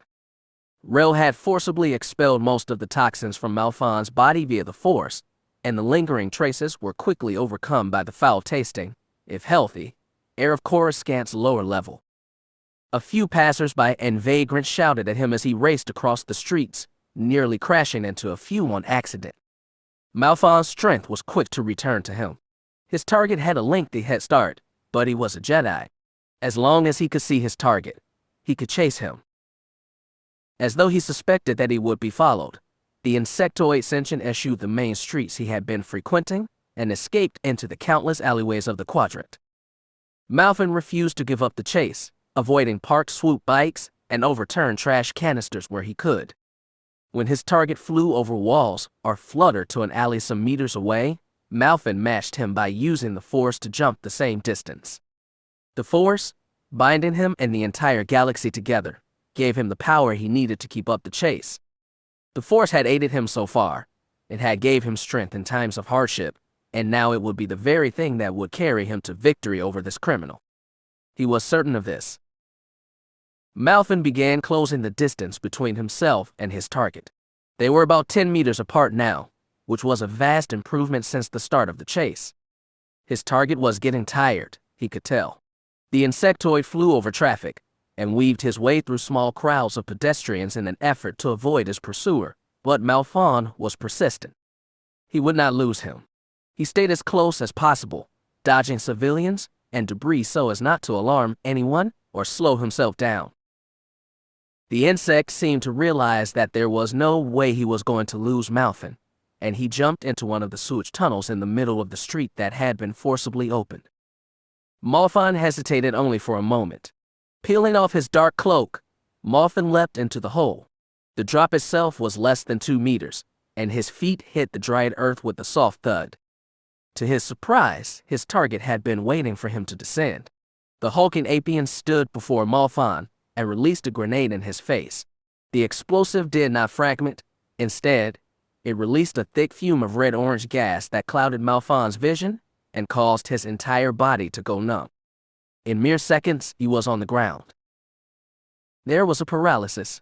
He could not feel his body, everything was dark, and he was not even sure he was still conscious. Then, his sight returned to him. His nose and his forehead were bleeding, inhibiting his already clouded vision. His breathing was louder than normal at first, as though it echoing inside his head. His heart thumped against his chest louder and louder until he thought it would burst out, but no such thing happened. The numbness is painful at first, a voice said. It lasts about 4 minutes, and then your body's strength will return. Sure enough, Malphon could feel his arms and legs again. He struggled to his feet, with some difficulty, only to fall over again when 8 golden eyes, each one larger than him, stared back at him from the darkness of the sewers. He had only been inside this place for a moment before he was attacked, but he was sure he would have noticed something that large. 8 mighty limbs emerged from the shadows around him, clothed in minute hairs. Then 8 more, and more, and more. Soon there were enough tendrils to completely surround him. Malphon tried to scream, but he found that he could not. A gaping maw opened up underneath the eyes, lined with glistening teeth and coated in some sort of acidic waste. The tendrils grabbed at his feet and pulled him toward the mouth. He tried to struggle, but his body was still so weak, and whatever was attacking him was too powerful. He was lifted off the ground and hoisted into the air. Raised like some sort of morsel above the giant monster's mouth, Malphon prepared for the worst. He had no chance. He thought of nothing. He gave in as he felt the monster's tendrils give way and release him to his death. But nothing happened. When his eyes opened, he was lying on the ground just below the entrance to the sewer tunnels. He was perspiring heavily, and his breathing was erratic. Glancing around, he saw no trace of the insect he had chased here, nor did he see the monster that had nearly devoured him. Sighing, he moved to wipe the sweat from his face. It was only while he was doing so that he realized that his hands had changed. He shouted when he saw that both of his arms were covered with necrotic scabs and bulbous growth and had claws befitting a ferocious lupin. What was going on? He tried to return to his feet, only to realize that he did not have feet anymore. The rotting stumps that attached to his pelvis left the legs of his Jedi robes dangling in front of him. He shook his head. This was impossible. He had to be dreaming. He had to have slipped during the fall. Without thinking, he started scratching at the dying growth on his arm with his clawed fingers. Every time his nails met his skin, there was a painful sensation, but no blood. Scabs tore open and pus spewed forth around his limb, but there was no other obvious sign of self-harm. He saw his viper blade on the ground. He was certain that blade was strong enough to remove the foreign matter from his arm. Snatching the blade, he was about to cut off his whole arm when he realized that this was madness. He couldn't just slice his own body to pieces. Something was going on. Blinking a few times as if to awake from an unknown sleep, he was relieved to see that his body was back to normal. His vision was acting up, but at least his body was fine. Weak and stupid. Malphon spun around. He realized, only a few seconds later, that he was facing his master. The Jedi Knight was scowling more than he had ever seen the Jedi Knight scowl before, and his lightsaber was activated in his hand. At his left, Elbrook revealed himself from the shadows. At his right, North approached. He deserves every beating he gets, Elbrook noted. A fool. Doesn't even deserve to be a Jedi, North said. Failure. He's too weak to protect anyone, another voice said behind him. Pathetic. Can't he overcome his own weakness? Someone else asked. Stand up, weakling. Stand up. When are you going to give up, nameless freak? And then, she appeared. Her face was familiar. Familiar, yes, but something was eerie about it. It had the vestige of a being long dead, but the smile gave it the loving care of a close friend. She had curled hair which had long since faded into gray, and she had wrinkles across her face that moved with her smile. And then she frowned. I don't know you. He's not my son. Malfon's eyes widened. Something in his mind scraped at the inside of his head, as though someone was bringing a scalpel across it while he was conscious. The ringing sound that followed threatened to rupture the insides of his ears, and his eyes bounced back and forth in a flurry. He was certain that he was going to die. The pain in his head caused his whole body to shake. Falling to his knees, Malfon clenched his chest and heaved. The first time didn't help, so he vomited a few times more. It didn't help. In fact, it only made him feel worse. Raising his head for a moment, he saw something else. Through the men and women that surrounded him, through the children who jeered and laughed at him, and through the brutal raiders that stood at the edge of his vision, he could see the silhouette of something. Someone. In the horizon, he could just barely see the insectoid who had disappeared from his vision and his mind since the grenade went off. You. Malfon tried to shout at him, but it was more of a pained groan than anything. You can't see me? Interesting. That means the spice has not rendered you totally helpless. Who are you? I am Regerapium. Malfon groaned as he tried to get to his feet. Let me clarify. What are you? Nevuda. We were a proud species. I was a faithful servant of my queen mother, a larva for a time but destined to be a guard and a taskmaster. Then the Mandalorians, beings of armor and mask, came to my homeworld. The Nevuda are no more now, annihilated entirely by the Warbringers. We fought, but they fought with a hideous strength. And you survived. My brood leader sent me from my home to this place, this great world of machine and warm bloods. I have discovered that the masked people destroyed all of mine. So now I, last of the Nevuda, will have my revenge on those who brought death from the stars. The Mandalorians are not here. Why are you doing this? Old man sold me concoction. Tells me it is a spice formula created from dangerous insect. I approve of this. He tells me that the spice has fatal hallucinogenic effects on mammalian species. Mandalorian's mammalian, so I agreed to buy it. However, this world has made me realize my superiority to your peoples. There is so much filth, destruction, and waste here. I will not stop at Mandalorians. Expand to all warm bloods on this planet. Malfon shuddered. Now it made sense. Even in his clouded mind, he pieced his situation. When the insect activated his grenade, he made Malfon inhale a powerful hallucinogenic. What he was seeing, what he was experiencing, it wasn't real. All of these things were just the effects of a powerful spice. Granted, these hallucinations were so vivid and terrifying, they might as well have been real. The pain both without and within his body, too, was nearly unbearable. But if Malfon could just concentrate on this Regerapium, he could recover his strength and overcome the effects of the drug. He was a Jedi, and no biological weapon was going to overpower him. Malfon tried to use all of his strength to stand, but the hallucinations around him lost their humanoid shapes and took on terrifying appearances that violated geometric and physical sense and pushed him back down. As though he had entered some haunted realm, the distorted and disfigured faces that stared back at him were monstrous to behold, and some of them were so foreign they looked more bizarre than the alien faces he had seen. Somehow, these falsehoods were stronger than he was, and they managed to pin him to the ground in spite of his best efforts. Regerapium noticed Malfon's attempts, and he carefully approached the immobilized Jedi. You are strong. Stronger than most mammalians. Would be pleased to fight you in actual combat, but I am no longer interested in that. Instead, I will leave you here to suffer and, eventually die while I escape. Goodbye. Malfon watched as the Nevuda turned from him and headed deeper into the sewage tunnels. He was going to get away. Malfon's vision was fading quickly, and the shape of the tunnel began twisting and distorting around him.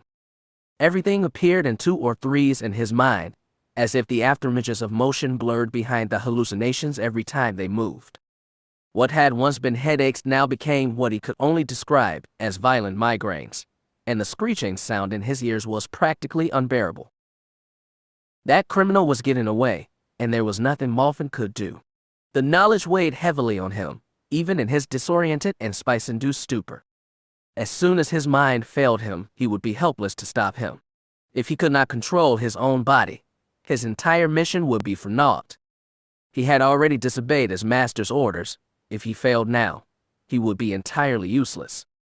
His only chance to impress Rel was doomed. With the knowledge of his present weakness, Malfon knew what he had to do. If he wanted to stop the murderer, he had to tap into all of his power. He had to use all of his emotions to free himself. His resolution, his anger, his fears, his hopes. Everything within him would become tender for his inner strength. Taking deep, slow breaths, Malfon could feel his mind recovering bits of his natural vivacity. He could feel it fighting back.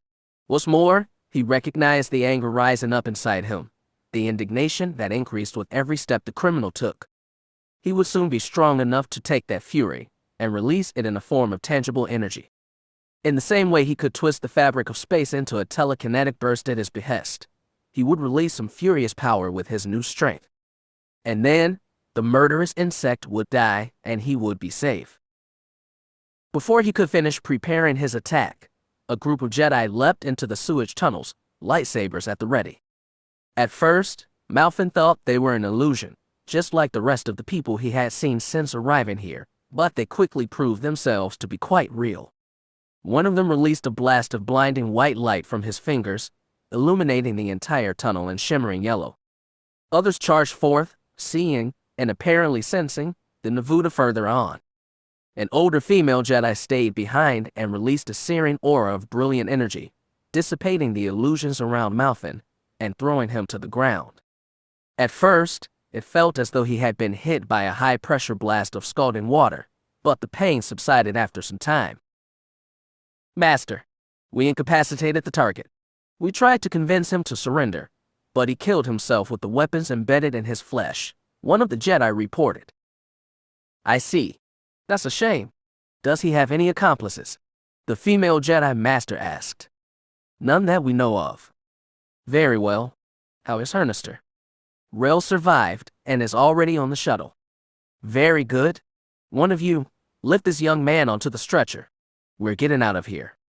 Malfon recovered quickly after he returned to the Jedi Sanctum. The spice he inhaled, while usually lethal to mammalian sentients and non-sentients alike, did not contain very complex toxins. The Jedi healers stationed in the infirmary were more than capable at removing the dangerous spice from his body and speed up the healing process. Although his vision was a bit weaker than he would have liked for the first few days, and his body was bruised and quite numb for several more thereafter, he was grateful to be alive. During his time in the hospital, he dwelt on the events that had transpired in the Coruscant's Poor Quadrant. He had directly refused a command from his master, and that foolishness nearly cost him his life. He wanted to impress Rel, that was true, but at what cost? In the end, his dire actions probably made the Jedi Knight angrier with him. At this point, that was something he couldn't bear to think about. The insectoid was a tougher opponent than Malfon had expected, even though he was not a Force sensitive. He had underestimated him, to his folly. However, that was not the worst of it. Not only had he failed to defend himself against a weaker foe, he had allowed himself to give in to his emotions. He was moments away from unleashing the terror that every Jedi feared, the tempting power of the dark side. He had been warned of his power since he was a young boy, but he never actually feared it. He had no reason to. Now, he noticed just how seductive it could be. He did not even realize that he had almost given in to the dark side until after his fight was long over, and it was only the timely intervention of the other Jedi that saved him. "Padawan Malfon," a nurse called from the hall. "Yes," he answered, regarding the nurse with a slight nod. "The Jedi Council would like to know if you are well enough to stand and walk." I think so. I haven't tried, really." My body feels better, though. The Zabrak nurse walked in and examined the readings on the medical displays around Malfin, and then examined him personally. After a few moments of silence, she shook her head. Not yet. I'll give you a day, or 2 more. Then you should be fine. I'll inform the council. Thank you, Malfin replied. Of course. The Jedi Council will wait for your report. Do try and get some rest. Chapter 4. Malfin left the council chambers humbled. It had gone better than he expected. The young Padawan expected the council to be furious with him for his disregard for orders, his brazen foolishness, and his attempts to tap into the dark side. However, they did not address any of that. No, the Jedi Council congratulated both Rel and Malfin on a job well done, told the young Padawan to be careful in the future, and informed them that the officers who had been injured during the mission had recovered and sent their regards. Malfin was shocked, but he was not willing to question the judgment of the Jedi Council.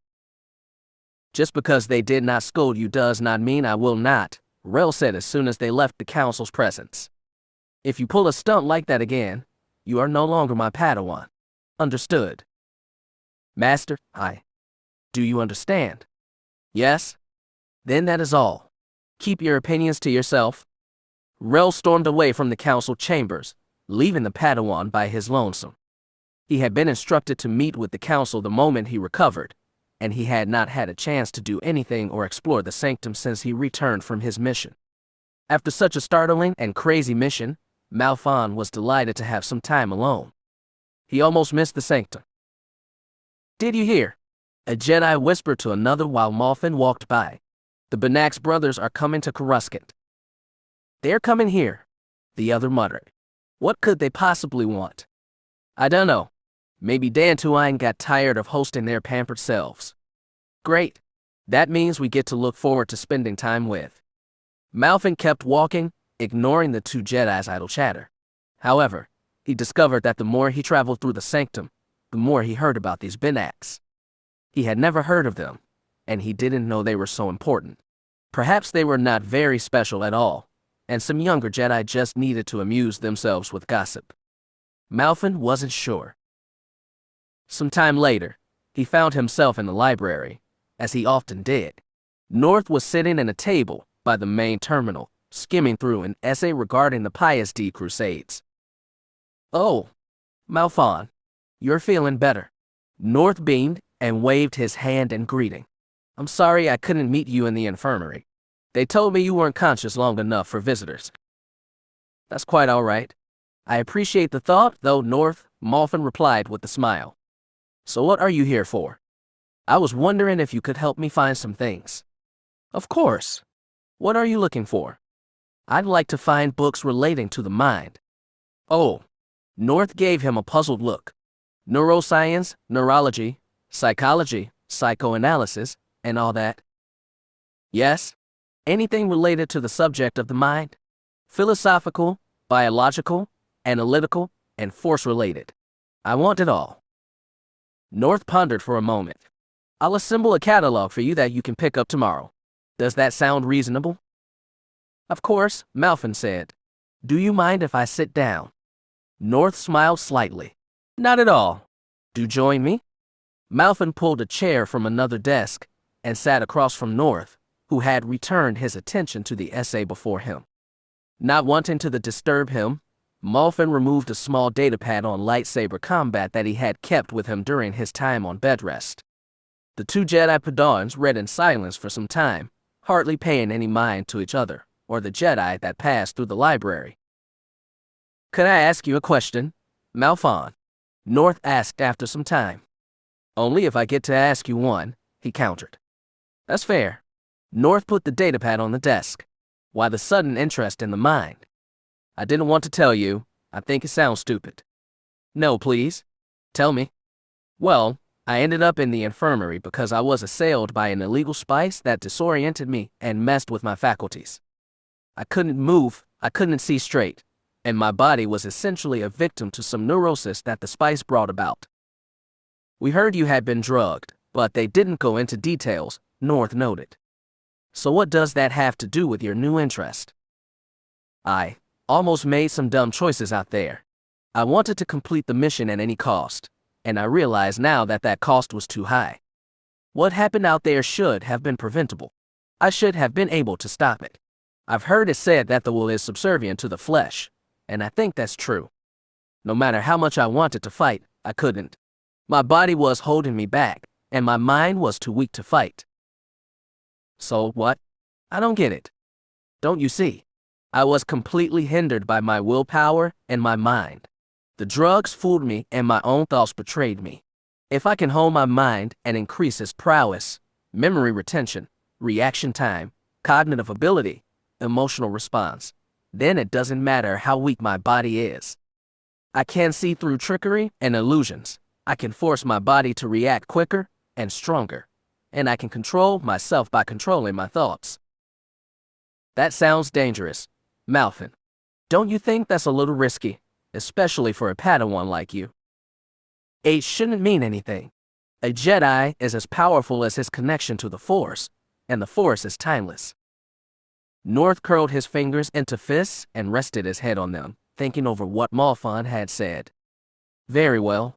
I won't try to stop you, but please be careful. I will. Don't worry. So, what was your question? Have you heard of the Benax brothers? Only their names, North explained. Rayston and Dandek Benax. Everyone's talking about them. I've noticed.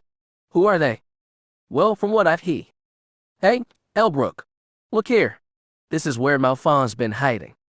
Malfin spun around at the mention of his name, causing him to nearly collide with the staff Elbrook had extended to him. Gillet the Gottle and Ragus the Aquilish were with him, of course, and they were carrying practice staves of their own.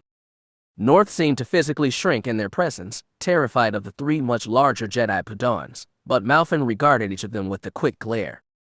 He was surprised Elbrook's companions even knew what a library was, much less how to read. What are you up to, Malfin? Elbrook cooed, evidently amused with himself.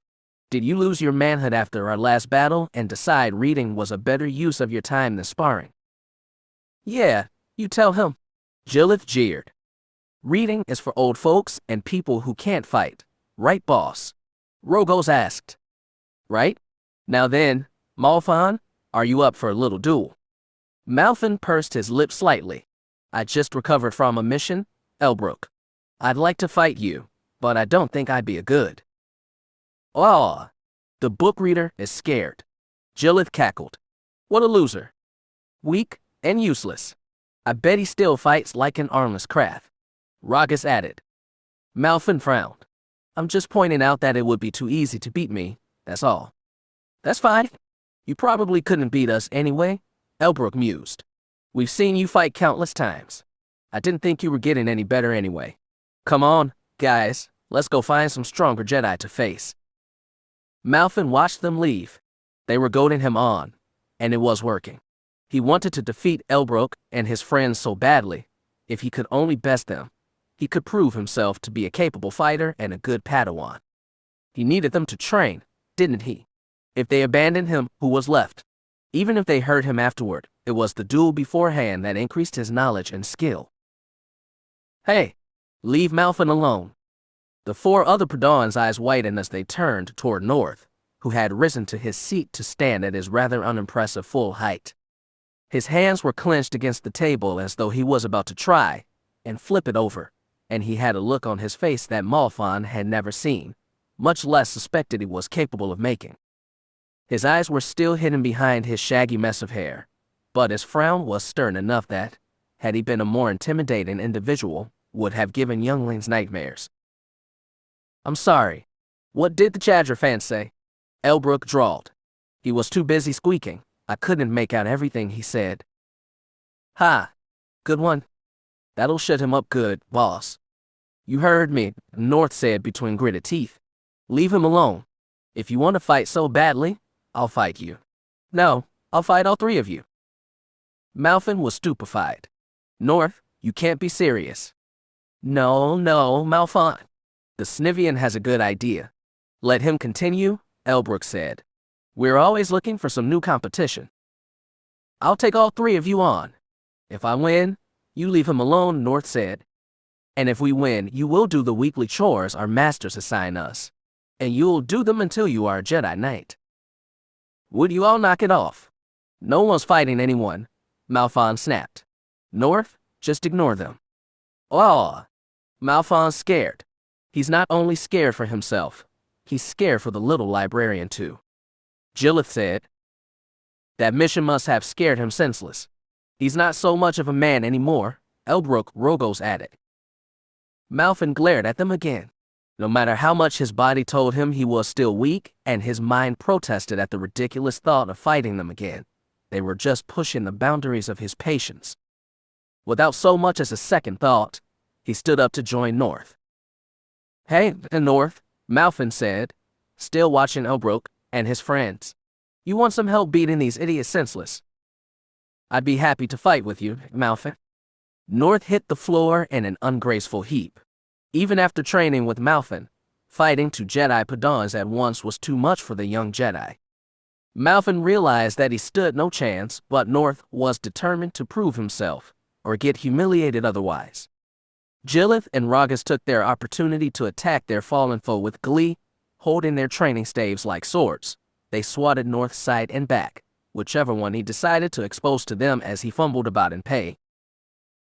Malphon tried to go to his companion's aid, but Elbrook proved to be a tenacious opponent. Whenever Malphon tried to circle around him and make a run for his fallen ally, Elbrook was quick to intercept him and continue their own duel. The larger Jedi Padawan understood what Malphon was trying to do, of course, and he simply wouldn't allow it. Malphon did his best to keep Elbrook guessing, but he was still exhausted from regular medical confinement and was not able to keep up his dizzying attack patterns for long. Leaping over Elbrook and swinging down at the large human's head, Malphon managed to get behind him for the first time. Using the momentum from his first jump, he bounded over to Jillith and Rogos, swatting at their backs with his training staff and causing them to recoil. They were hardly aware of what was happening. They had thought Elbrook would keep him distracted. Smiling, Malphon smashed into the two Padawan staves with heavy vertical swings, and they slowly began to retreat while Elbrook moved forward to join them. North, get up, Malphon said. I can't. Everything hurts. North, if you don't get up, they're going to beat us both until we're screaming for mercy. You have to get up. My side, I can't feel it. Sorry, Malphon. I thought I was stronger than this. And then all three Jedi Padawans were standing in front of Malphon. He had fought Elbrook before, and he had fought his two friends, but he had never fought the three of them at once. Elbrook was chewing on his lower lip quite vigorously, his entire face reddened and contorted like a Kinrath pup. Jillith and Rogos, too, were furious and just as eager to drive Malphon into the ground. Gillith. Rogos. Take him down, Elbrook said hoarsely. Malphon blocked Gillith's strike, because it had come first. However, the Rogos' strike found its mark, smashing into Malphon's ribs. There was a loud crack, and then all the air rushed out of Malphon's lungs. He gasped, and he realized it hurt to breathe. No longer defending himself, Jillith smacked Malphon across the face with his staff, forcing his target backward but not knocking him over. Ragas moved in and struck at Malphon several more times, hitting him in the arms, the leg, and his chest. Malphon felt like he was going to vomit. Another quick strike from Jillith caused Malphon to hit the ground beside North. Elbrook nodded and called his two friends back. They returned to his side in an instant, but he stepped forward, weapon in hand, and left them there. With his towering figure, muscular build, and rubicund face, he was truly a giant to them. As he stepped closer and closer, Malphon was sure he was going to crush them underneath his boots.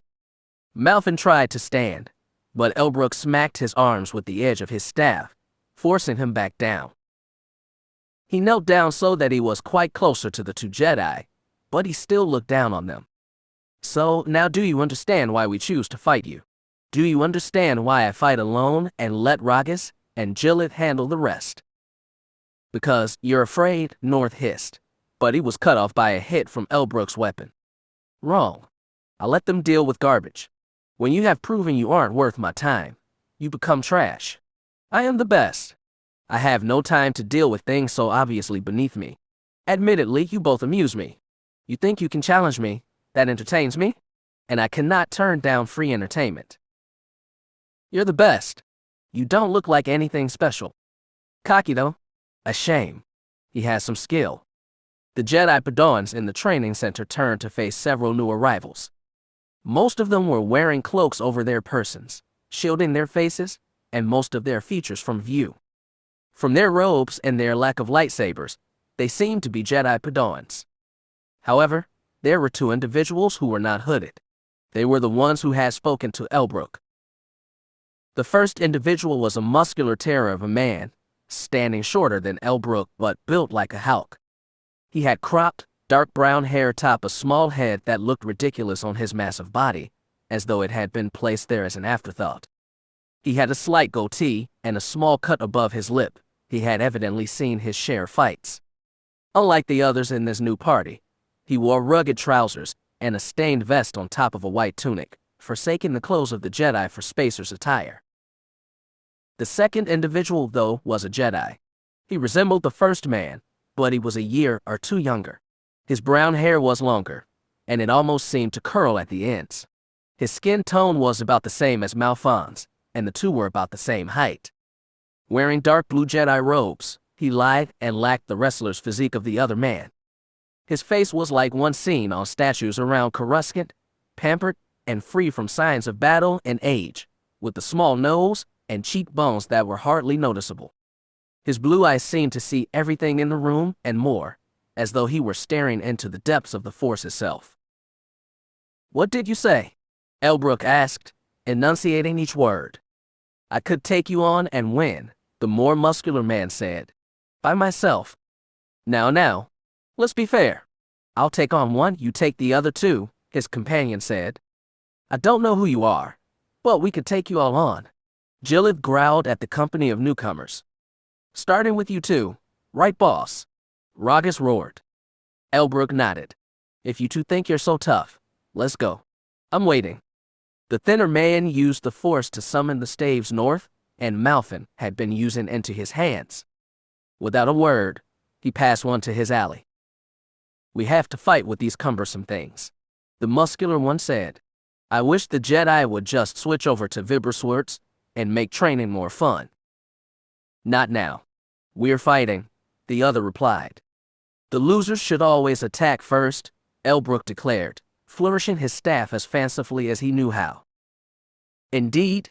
Let's go, then, Dandek," the blue-eyed man said. "Wouldn't want to disappoint them." The man called Dandek moved in with a ferocious roar. Jillith and Rogos quickly positioned themselves to intercept him, figuring that Elbrook would have no trouble with the thinner, less muscular man. Dandek sidestepped away from Gillith's attack, dodging his vertical strike and staying too far away for Ragas to hit. Jillith tried again, this time swinging horizontally, but Dandek ducked under the strike and upon rising, countered with a horizontal swing of his own. The staff smashed into the Gado's face, sending spittle flying everywhere as his face temporarily deformed from the impact. Jillith twirled into the floor, landing face first and nearly causing Ragas to trip over his unconscious body. "Gillith, you'll pay for that," Rogo shouted.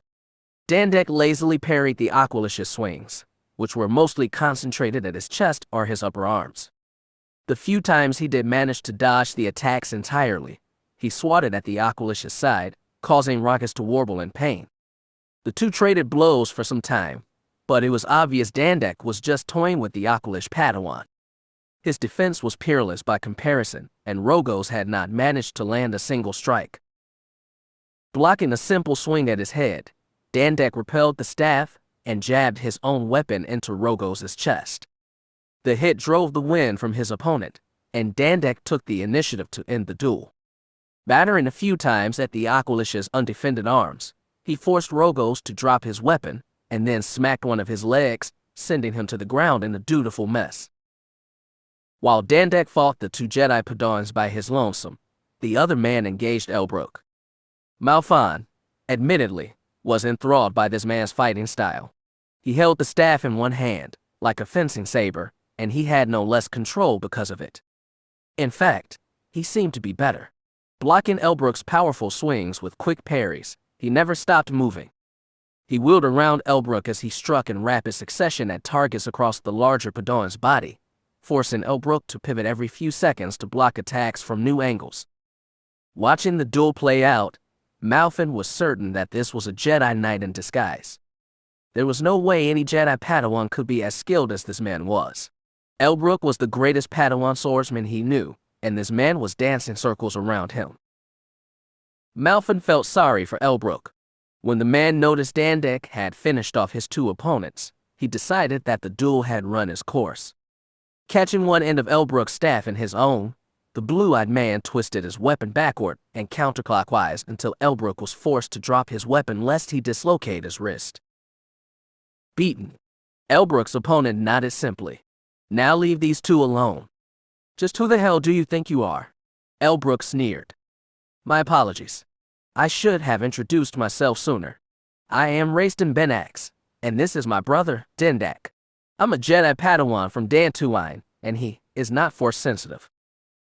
Malfin almost laughed out loud. That was impossible. Jillith and Ragas were both Jedi Padawans. They could not lose to some random human who was not even a Force user. If that was true, then that meant the Jedi Order was struggling more than he realized. After all, only another Force user could kill a Jedi, right? That was what everyone always said. He and the others were not immortal by any means, but they were strong enough to defend themselves from those without it. At least, that was what Malfin liked to believe. His latest mission and this duel were changing his mind. Not a Jedi, Jillith muttered, recovering his senses. How is that possible, boss? Rogos asked. It doesn't matter. We're leaving. Elbrook picked himself up. We'll talk about this later. The three disgraced Jedi Padawans filed out of the training area, pushing their way past the other cloaked Padawans near the entrance. Once they were gone, Dandek moved to put away the used staves while Raistin turned his attention to the two wounded Jedi still in their midst. I'm sorry I was not here sooner, Raistin said. Can you two stand? Malfin nodded and Raistin helped him to his feet. North took a few moments to collect himself, but he agreed to accept Raistin's help as well. In a few moments, the two Jedi were standing again. They both ached and probably would deny any challengers who came their way for the next few days, but they could walk, and they would be fine in time.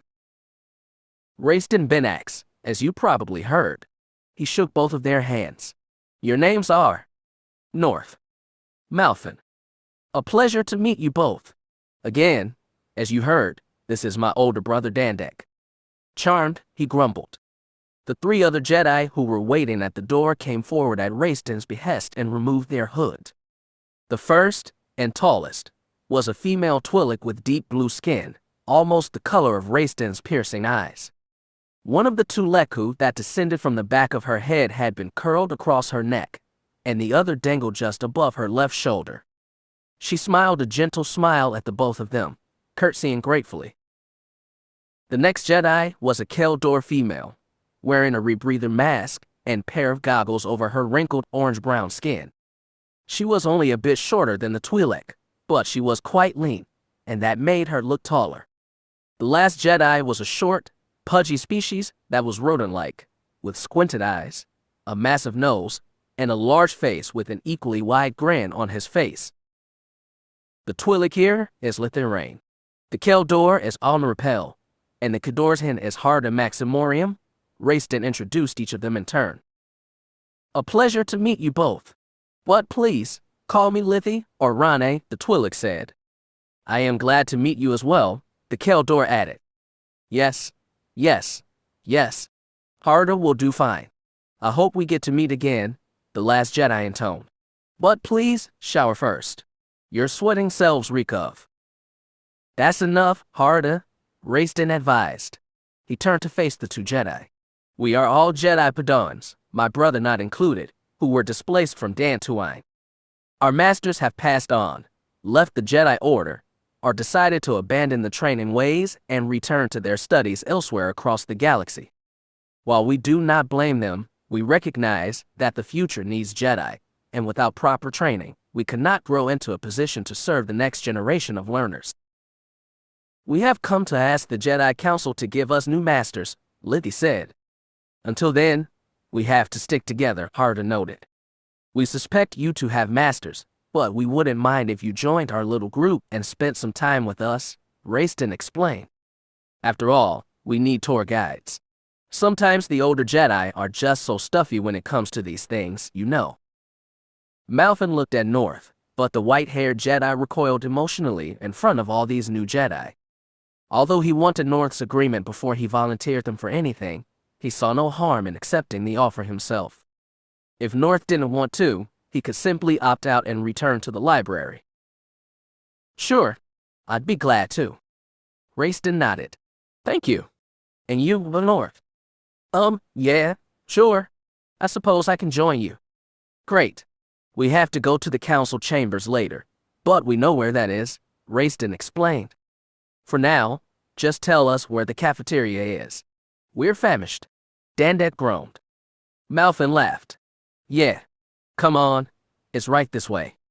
The Padawans and their non-Jedi filed out of the training room while Malfin leading the way. North decided to linger near the back of their group, despite Malfin's insistence otherwise. The other Padawans were talking amongst themselves, while Raiston and Dandet commented on some of the artistry and masonry that they passed on their way to the cafeteria. Although he was amazed at the two of them, all of the whispering he had heard before had not prepared him to meet the two brothers. They were different than any other Jedi Padawans that Malfin knew. No one else would have stopped the duel against Elbrook and his friends. No one else would have challenged the trio to protect him and North. He still didn't even understand why they did that. Despite Raiston's explanation that they needed a guide, Malfin didn't believe it. There was no reason for them to get involved, and yet here they were. Malfin turned back and caught a glance of Raiston and the others. Why? He and his brother risked injury and humiliation fighting for them. But they did it anyway, and he had no idea why. No matter how Malfin tried to come up with the reason, he only found himself with more questions. And all of these questions went unanswered, because he did not have the nerve to ask Raiston or his companions before they departed at the cafeteria. Chapter 5. Malfin closed the tome he had been reading. The lights around the library had been dimmed since last night, and it was difficult to read for extended periods of time. He was, admittedly, quite curious about the effects on hormones and their quantities on the mind, but he was still too tired to properly absorb the information. Yawning as softly as he was able, Malfin resisted every urge telling him to recline his head and fall back asleep. The first rays of the sun's light were beginning to stream through the windows on floors above him, providing some light but not enough to wake him. He had more work to do, and it would become difficult to accomplish his tasks when Jedi began waking up and using the library. Learning about the mind from books and scrolls was enriching, and watching holographic diagrams demonstrate the effects of drugs, chemicals, and the Force proved helpful, but nothing matched active testing of his knowledge. It was then that Malfin truly learned about his passion and himself. While the sun was still sleeping beyond the limits of Coruscant's skyline, Malfin had wandered into the darkened meditation gardens. Wandering through the still plants, Malfin had collected insects from the leaves and amongst the grass. The sweet scent of flowers wafting about in the air, chilled enough to make him subconsciously relax, were too distracting in his tired state, and he left the garden to perform his experiments elsewhere. Confined to his bag since he reached the library, some of the insects had died in their enclosures. At this point, only a single chirping catter bug and a small group of dantary fire ants remained alive. Malfin was surprised. The catter bug in question lacked one of his hind legs, preventing it from jumping around as the small creatures were prone to do. The fire ants were quite healthy, although their restlessness seemed to hint that they were hungry. For now, these insects would do. Clearing the desk that he was working at, Malfin released the catter bug on one end of the table. Without its hindquarters in working order, it was content with chirping on the table and examining its surroundings. On the other end of the table, he allowed the small company of ants to disperse. Malfin watched the tiny creatures for some time. As expected, it took them both some time to adjust to their new surroundings. The tiny red ants scoured the area around them with microscopic feelers on their feet and nettled antennae. Working as a single organism, the insects seemed more like an army than a non-sentient collective. They moved about, taking inventory of their fellows, judging the stability of the tabletop, looking for immediate food. Although they were separated by at least a meter, the ants' eyes saw the catter bug lingering on the other side of the table, helpless as it was. Several orders of magnitude larger than them and usually too quick for them to kill, these fire ants were hungry enough to try and engage this one anyway. The host of ants reorganized themselves into rank and file, released pheromones that triggered a common attack response, and then they were on the move. Malfin watched the tiny soldiers scatter around the table on their way to their larger prey. The catter bug was unfamiliar with the species, and, wounded as it was, would have been swarmed by the tiny predators before it had a chance to react. Under normal circumstances, it would have been a slaughter. That was where Malfin came into play. This was his experiment. Calming himself, Malfin closed his eyes and sealed himself off from the world around him. Gone were the sounds of the air filtration units, the smell of musty books and dried scrolls, and the sights of the library. He opened himself up to the Force's vivacity and achieved senses foreign to his natural body. He felt the presence of Jedi walking in the distance as imprints in his mind. Every blood vessel, every hair, and each muscle fiber operated as plainly as though he saw them on holographic displays. And of course, he could detect the dozens of insects as though they were giants before him. Holding his powers on the wounded catter bug, Malfin extended his presence so the rotund insect could feel him reaching out to it. With no means of protecting itself from such things, the simple-minded bug and he were linked in that moment. The Force brought his complicated mind to bear against the bug, and his own basic thoughts were increased 1,000-fold within him. His basic drives, feeding, self-preservation, and mating, began working in him as well. Malfin's stomach roared, begging for food. He felt his mind seal itself from enemies that were not present, and the testosterone and dopamine levels in his mind spiked. "There is no emotion, there is peace," he whispered. The instincts of the creature were strong indeed, but such blasé drives could not control him. Repeating the Jedi code and reminding himself of his place, Malfin evicted those stimuli from him. His hunger, defensive reaction, and sex drive decreased as he abandoned the insect's will and enforced his own. Their thoughts clashed for but a moment, and then he had perfected his connection. It understood that Malfin was greater. It would listen to him. And not a moment too soon. The fire ants were nearly upon the insect now, and there would be no escape if it resisted his thoughts. Stretching his consciousness into his tiny mind, Malfin sent a simple warning to the creature, informing it of the hostiles approaching. It hesitated for a moment, and then it complied. His first command was successful. The thought was comforting, and he was glad to be making progress. He smiled in spite of himself. The insect bounded, clumsily, away from the incoming ants. Reaching out to it, Malfin identified the pheromones that simulated warning responses and projected safe paths to the flightless bug, and he used those to guide the insect to safety on the other side of the table. While the ant struggled to regroup and reach the other side of the table, the catter bug released a pheromone of its own. Malfin scoured his mind and pieced together that it was released when in the presence of insects that shared many common genes, family essentially. The simple creature seemed to place trust in Malfin, despite being beyond his understanding. It seemed to know that following the instructions kept it safe. How strange.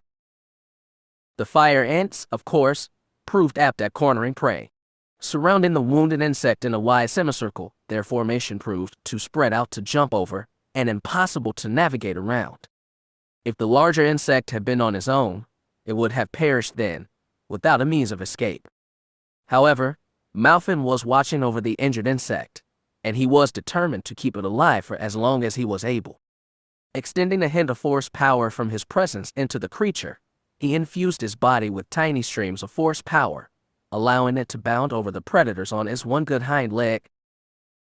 Manipulating the scene as he saw fit, Malfin enabled the catter bug to escape its pursuers no matter how they approached. The more complicated their own methods became, the more Malfin encroached his own will on their prey, and the stronger it became. The ants were helpless, then their attack patterns and single-minded determination might as well have been made in a drunken stupor. Soon, he had immersed the bug in so much energy that he had unintentionally healed his wounded leg and created an ethereal shield around its body, allowing it to leap from the table to the ground without injury. On the floor, it had escaped its predators for good. What makes a man? Malfin's concentration was disrupted when someone entered his mind via the Force. Spinning around, he found Kriya standing near him, peering over his shoulder. Seconds thereafter, tendrils of anguish raced through his body, his eyes flushed with bizarre colors and his limbs locked up. He convulsed for a moment, and foul bile rushed to the back of his throat. Kriya cried out to him, and he recovered after a few moments. Revitalized, his heart was still smashing against the inside of his ribs and his lungs were practically spasming within him. He gasped for air a few times before regarding Kriya again. "Are you all right, Padawan?" she asked. "Why, yes." He wiped sweat from his forehead and his cheeks. Something happened." "I don't." "What were you doing?" "I was using the Force to reach out into the minds of that insect there." Malfin pointed to the catter bug, only to realize that it had perished sometime after landing. "I wanted to test my ability to persuade a being with a weak mind." The whites of Kriya's eyes seemed to light up. "You can't control the creatures." "I think so. But I was certain that the insect was strong enough to survive its fall." "Perhaps you unknowingly severed the connection when you talked to me," Kriya offered. "The shock of his mind separating from yours was too much to bear, and it perished. Or, perhaps, no amount of Force power will protect a being who is simply too weak to survive such extreme conditions." "No, I'm sure it was strong enough to reach the ground. It was alive, I felt it. It must have happened when I accidentally lost my focus," Malfin grumbled. "Would you mind teaching me how to interact with them?" Kriya asked. "What for?" "I could ask you the same question." She shrugged. "Why are you so interested in this act?" Malfin nodded. "Very well. Take a seat." She did as he recommended, and after a brief moment, Malfin collected himself and reached out to her through the mind. In the depths of the Force, she was nearly undetectable. Somehow, Malfin could hardly see her, in spite of all the power she had to possess as a Jedi Knight. Nevertheless, Kriya seemed to guide him to herself and led him into her mind. Whatever she was thinking, whatever she felt, and whatever she wanted to hide she kept to herself, but Malfin could communicate with her. That was enough to teach her. Kriya had come and gone. She had learned quickly, much quicker than Malfin expected, and she had gone off to attend to her own duties. Malfin, too, left the library and returned to his quarters to shower and change into a pair of training clothes. Malfin had hardly left his quarters when Raistin came up to greet him. "Good morning, Malfin. How have you been?" "Quite well, thank you." "You?" "I too have been well." Raistin was already in mid-stride when he motioned for Malfin to follow him. "Come on. The masters have called us to meet in the engineering room." "Both of us?" "Yes. I suspect they are calling most of the Padawans there, in fact." Malfin followed Raistin from his rooms through the sanctum's halls. Malfin was still in his training robes. After walking some of the way, he scolded himself for forgetting to change into formal robes to meet with the masters. He tried to come up with an adequate explanation for his carelessness for them, but no ideas were forthcoming. The fact that Raistin was already in his was discouraging. The older Padawan occasionally glanced back at Malfin to ensure that he was all right, forcing Malfin to smile in the midst of his self-chiding. "What do you think they're planning?" Raistin asked, no doubt sensing Malfin's grim attitude and hoping to take his mind off it. "It may be a transfer," Malfin noted. "They've done it before." "I'm not familiar," Raistin admitted. "They explain that there are too many Padawans here, and they send some of them and their masters to other Jedi training academies." "That would make sense, considering the sudden influx of students," Raistin replied with a smile. "However, I do hope they don't send us back to Dantooine." He didn't admit it, but Malfin silently agreed with Raistin. Although he had only briefly spoken with him and his companions on a few occasions since they arrived, he enjoyed spending time with them. Unlike other Jedi here, they were more than willing to take time to talk with him and help him when they had free time. It was nice. He was not used to such kindness. "Where's your brother?" Malfin asked after a brief silence. "Dandek." "Oh, he had to return to Terrace. The Jedi Council accepted or staying here, for now, but they said a non-Jedi couldn't remain in the sanctum." "You're from Terrace?" Raiston nodded. "It's an okay place. It used to be much better, though. One day, when I'm a Jedi Master, I want to travel to the Jedi Tower there and help them fix Terrace." "Fix it?" "Yeah. It's been struggling for some time now. It's not a part of the Galactic Republic, and trade routes have forced the world to turn away from trade for its primary revenue. Swoop gangs are starting to pop up in the lower regions of the city, and anti-alien polices are rampant." "It sounds like it would need Jedi to get it going again," Malfon observed. "That's what I'm thinking," Raiston agreed with a smile. "I intend to be that Jedi, but the Force works in mysterious ways. I may never get the chance to return there." "I hope you do. Dandek is more than capable of fixing things on his own. Raiston." "Malfon," Lithy called out. "Come on, you two. The Jedi Masters and their Padawans are already inside." The two Jedi Padawans ended their conversation and dashed over to the female Twi'lek, who was standing just outside the engineering room. Following her inside, the three of them found themselves in a crowd of nearly 100 Padawans. Malfin immediately recognized some of them. North was there, Elbrook, his followers, and his women were huddled together, and some of Raiston's friends were scattered about as well. Wherever Padawans gathered, the musk of body odor and dank sweat seemed to follow, and Malfon loathed it. The young Jedi were chattering to themselves, but the Jedi Knights and Masters who trained them, standing in the distance, were completely silent. Workbenches and wicker baskets were at their sides, with a few protocol droids interspersed between them. "Jedi Padawans," a massive Hulk Jedi shouted at the top of his lungs. The entire crowd of young Jedi hushed in an instant. It was so quiet Malfin could hear the mouthy breathing around him. "Those of you who have been called in today are here because we deemed it necessary for you to take the next steps in your training. Many of you have been practicing swordplay, engaging in physical and mental disciplines, and increasing your prowess in the Force.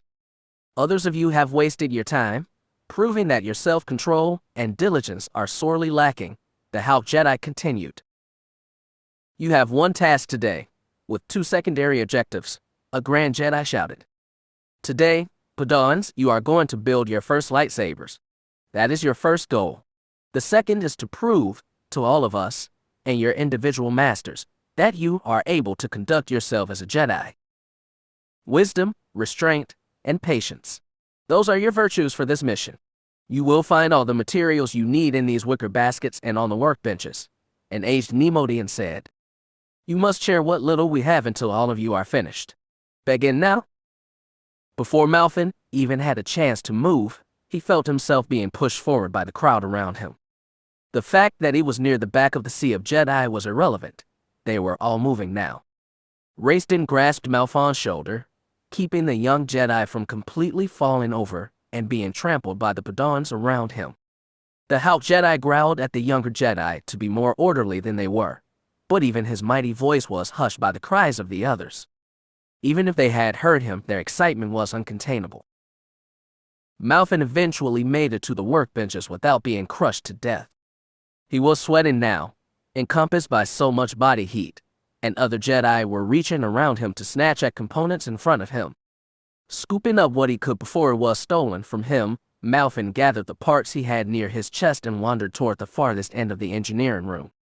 Jedi Padawans were already hard at work putting pieces together and refining pieces of metal. Some gathered in small groups around the floor, and others isolated themselves, pockmarking the floor with lightsaber parts and bodies. He searched the great sea of young men and women for Raiston, hoping to receive advice from him on the process, but he could not find him anywhere. Even scouring for his Keldor and Kadorsian friends proved fruitless. Resigning to doing things himself, Malfin left the crowded first room and took a seat near the farthest wall in the second room conjoined the engineering room proper. Laying down the parts he had, he got to work in earnest. Of course, assembling a lightsaber was more complicated than he thought. His initial excitement and eagerness quickly faded as he struggled to get pieces to fit together. Some parts could only go in a single place, but others seemed impossible to fit together. It was like constructing a puzzle without confined pieces. Jedi Padawans studied lightsabers and their construction only briefly, but they were expected to memorize what they learned for this day. The rest, it was said, came from inherent knowledge provided by the Force. Malfin was not the only Jedi struggling in the process. Padawans around him flailed about with their weapons, breaking parts, and damaging rare items. Some young Jedi returned to the workbenches several times, resulting in disapproving looks from the older Jedi monitoring the building process. During this time, Malfin saw Elbrook and his companions. They seemed eager to sit near Malfin, but they suddenly changed their minds as left the area. What compelled them to leave, he was not sure, but he was disappointed. This room was fairly empty, being the farthest from the main one, and he would have liked to have someone to talk to. Several hours later, Malfin was using telekinesis to try and piece some of the internal components together when North sat down nearby. His weapon was a mess. The hilt looked distorted. He appeared to have broken his power cell, and other things were clearly out of place. He looked at Malfin's floating weapon with awe. It was as though the half-completed strip of metal and fragile pieces was the most fantastic lightsaber he had ever seen. Malfin reddened when he realized he felt proud of his accomplishments, meager as they were. "It's looking good," Malfin, North finally said, returning his attention to his own weapon. "I suppose. I think I've got this emitter matrix settled in. I just can't find the proper focusing lens for this thing." The other Padawan nodded. "I had to ask one of the other Jedi Masters for help. It's more difficult than it looks." "How's yours coming?" Malfin asked offhandedly. "Well, I suppose it's coming along.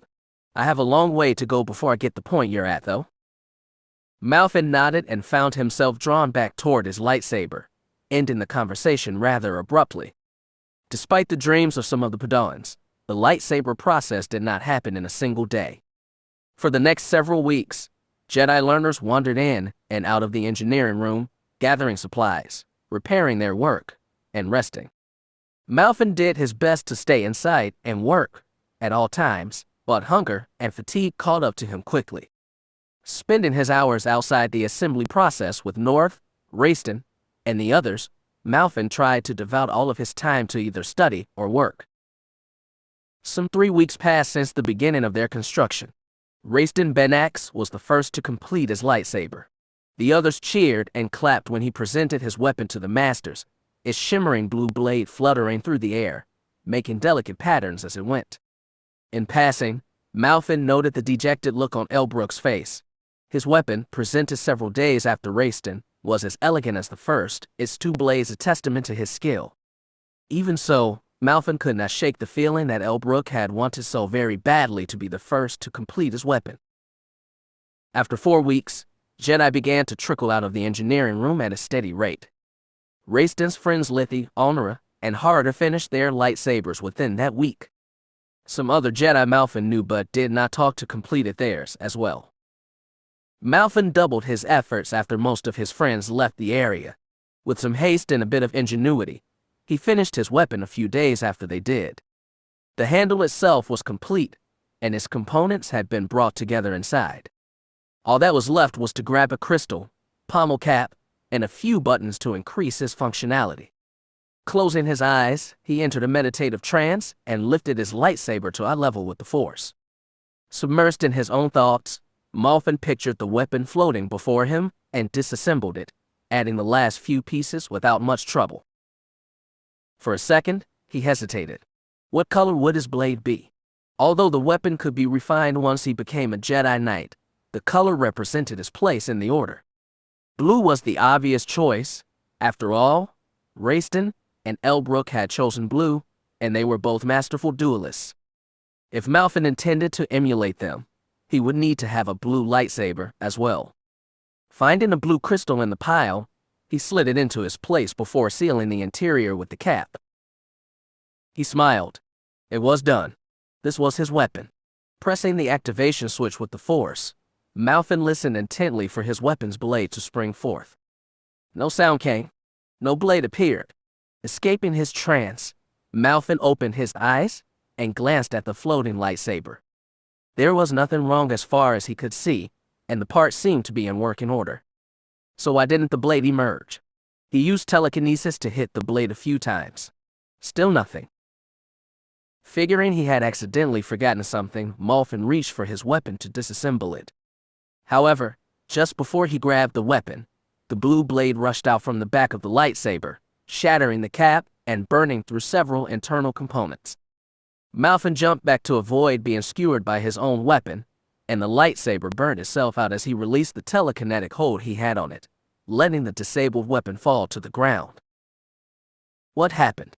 The Neimoidian Jedi who was watching the area asked.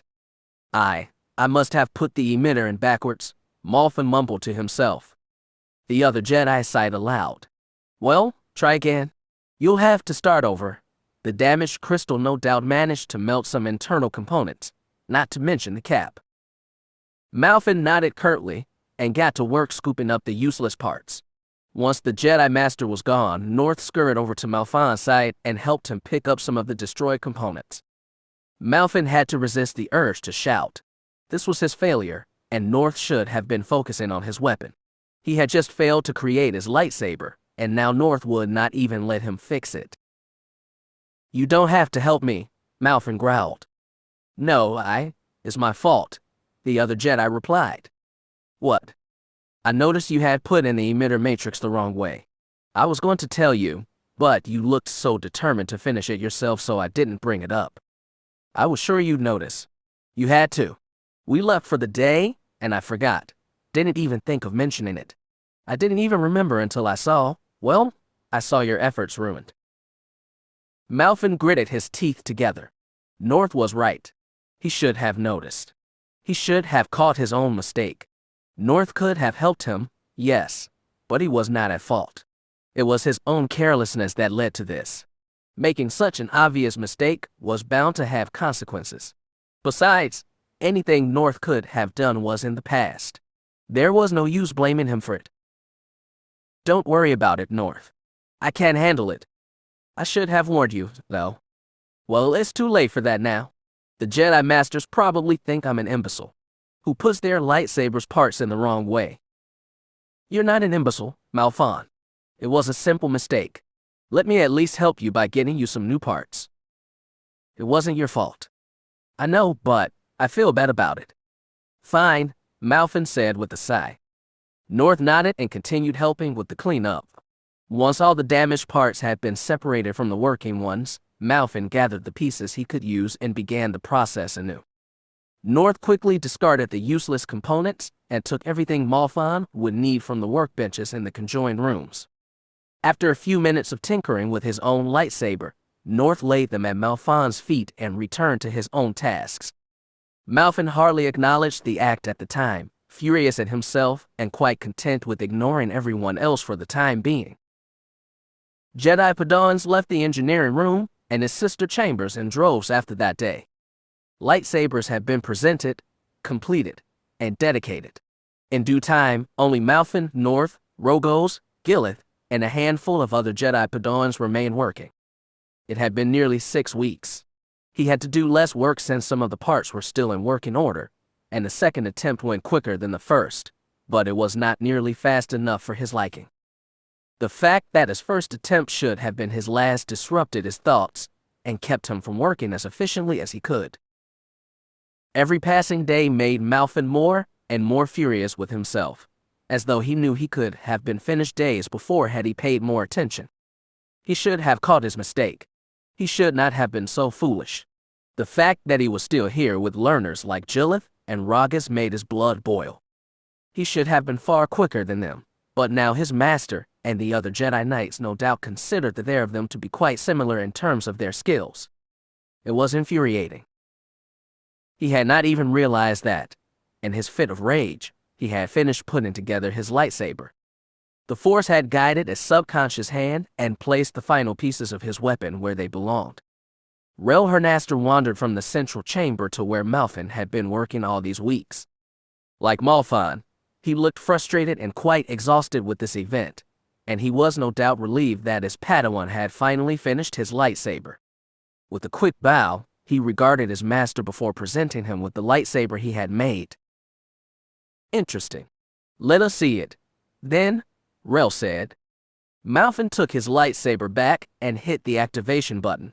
Sure enough, the blade burst forth in a fountain of green light, revealing its presence with the snap hiss so characteristic of the Jedi weapon. It was done. Malfin heaved a heavy sigh of relief before waving his weapon between himself and his master. The Jedi Knight nodded. I see. Not bad. Go rest up now. You've done your part here.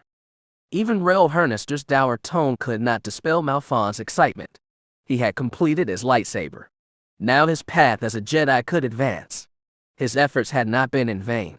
No matter what mistakes he made before, he could set them aside and lay claim to the title of Jedi now. Malfin bowed to his master and left the room, not bothering to return North's farewell.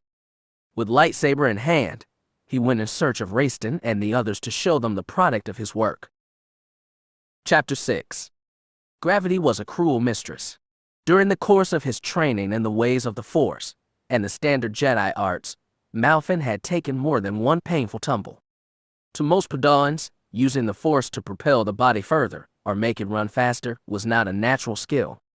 Whenever Malfin tried to manipulate the force of gravity around him to enable him to jump higher and stay in the air longer, he often ended up in a ragged mess on the floor. However, he was getting better, he could tell. Sitting on the ground near the center of the training circle, Malfin had his eyes closed and his hands resting on his legs. Taking deep, drawn-out breaths, he did everything he could to drown out everything around him. Raistin was playing chess with Alnara, Harda was repairing a floating combat drone he had broken, and Lithirain was watching him. Their chatter was still just barely audible, incoherent though it was, and it was beginning to intermingle with the soft whispers of air around him. One by one, he relinquished control of his senses and allowed the Force to fill him as if he was an empty jar. And then, in an instant, his senses were revitalized. Engulfed in his unmistakable energy, the Force provided him with a different perspective. His eyesight rippled with colors that were undefinable in the standard spectrum, representing such oddities as mass and Force power. His nose smelled everything from the polish on the brass chess pieces to the rank odor from his robes. His ears could hear Jedi sparring some 4 rooms over, and he could feel the tiniest disturbance against the hairs on his arms. The Force showed Malfin a larger picture of his universe. He only wished he could see it without having to meditate for so long first. At Lithi's urging, Malfin took an active role in his mediation. Instead of allowing the Force to simply flow through him, he reached out and controlled the course it took. Directing it in and around his body, Malfin weakened the pull of gravity around him. Sweating, he underestimated just how much focus it took to achieve the level of concentration necessary to weaken one of the essential bonds of the universe. Slowly but surely, Malfin's entire body lifted from the ground. His body assumed a steady levitation about a meter above the ground, still in a meditative pose, as Lithis looked on with a smile. Not bad, the Twi'lek mused. But let's see if you can handle this. Using the Force to call a small metal orb from a pile in the corner of the room, Lithi hurled the sphere at Malfin while he was ensuring his levitation would hold. Had he not been so immersed in the Force, Malfin would have taken the orb to the head. However, in his current state, the quickly thrown balls seemed to take minutes just to reach him. Assisted by the dilated time around him, Malfin called upon the Force and telekinetically snatched the ball mid-flight.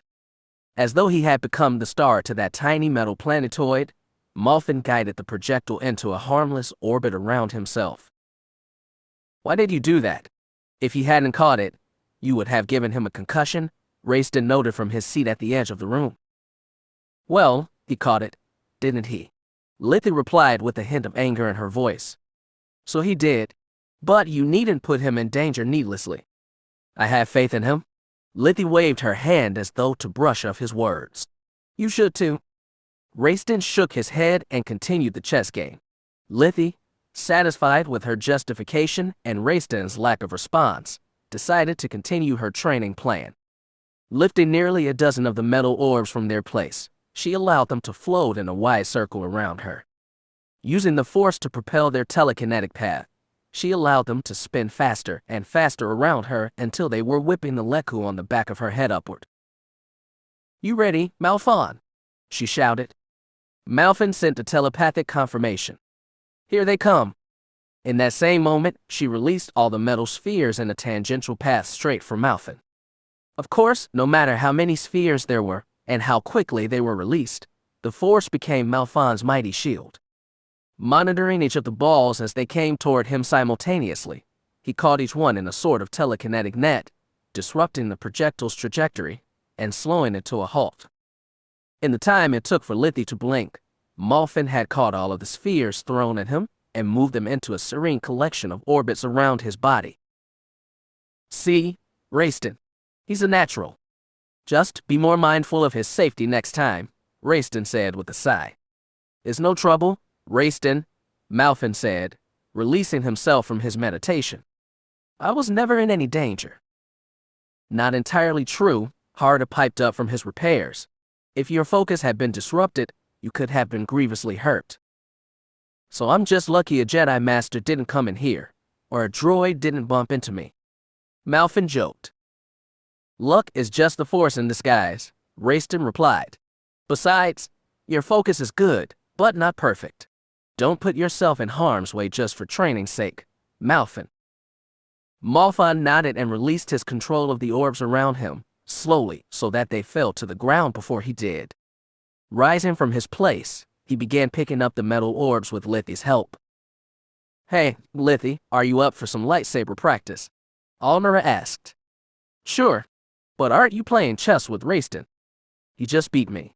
The Keldar rubbed her dark eyepiece with her gnarled hands. "But I'm not going to lose against you." "Spirited as ever," Rayston noted.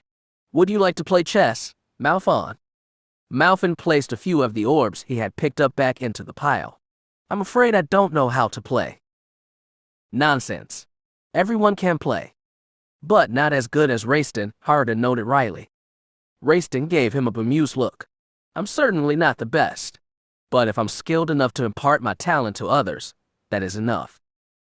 "Just play around," Lithy grumbled, dumping the rest of the orbs into the pile. "He won't let you hear the end of his idealistic banter if you don't." "It's not idealistic banter, it's fact." Lithy rolled her eyes. "Okay, Rayston. Come on, Alnora. Get your training staff." Malfon brushed the grime from the metal orbs off his hands and sat down at the table opposite of Rayston. The older Jedi had already set up the checkered board and returned the decorative pieces to their proper pregame locations, saving Malfon quite a bit of work.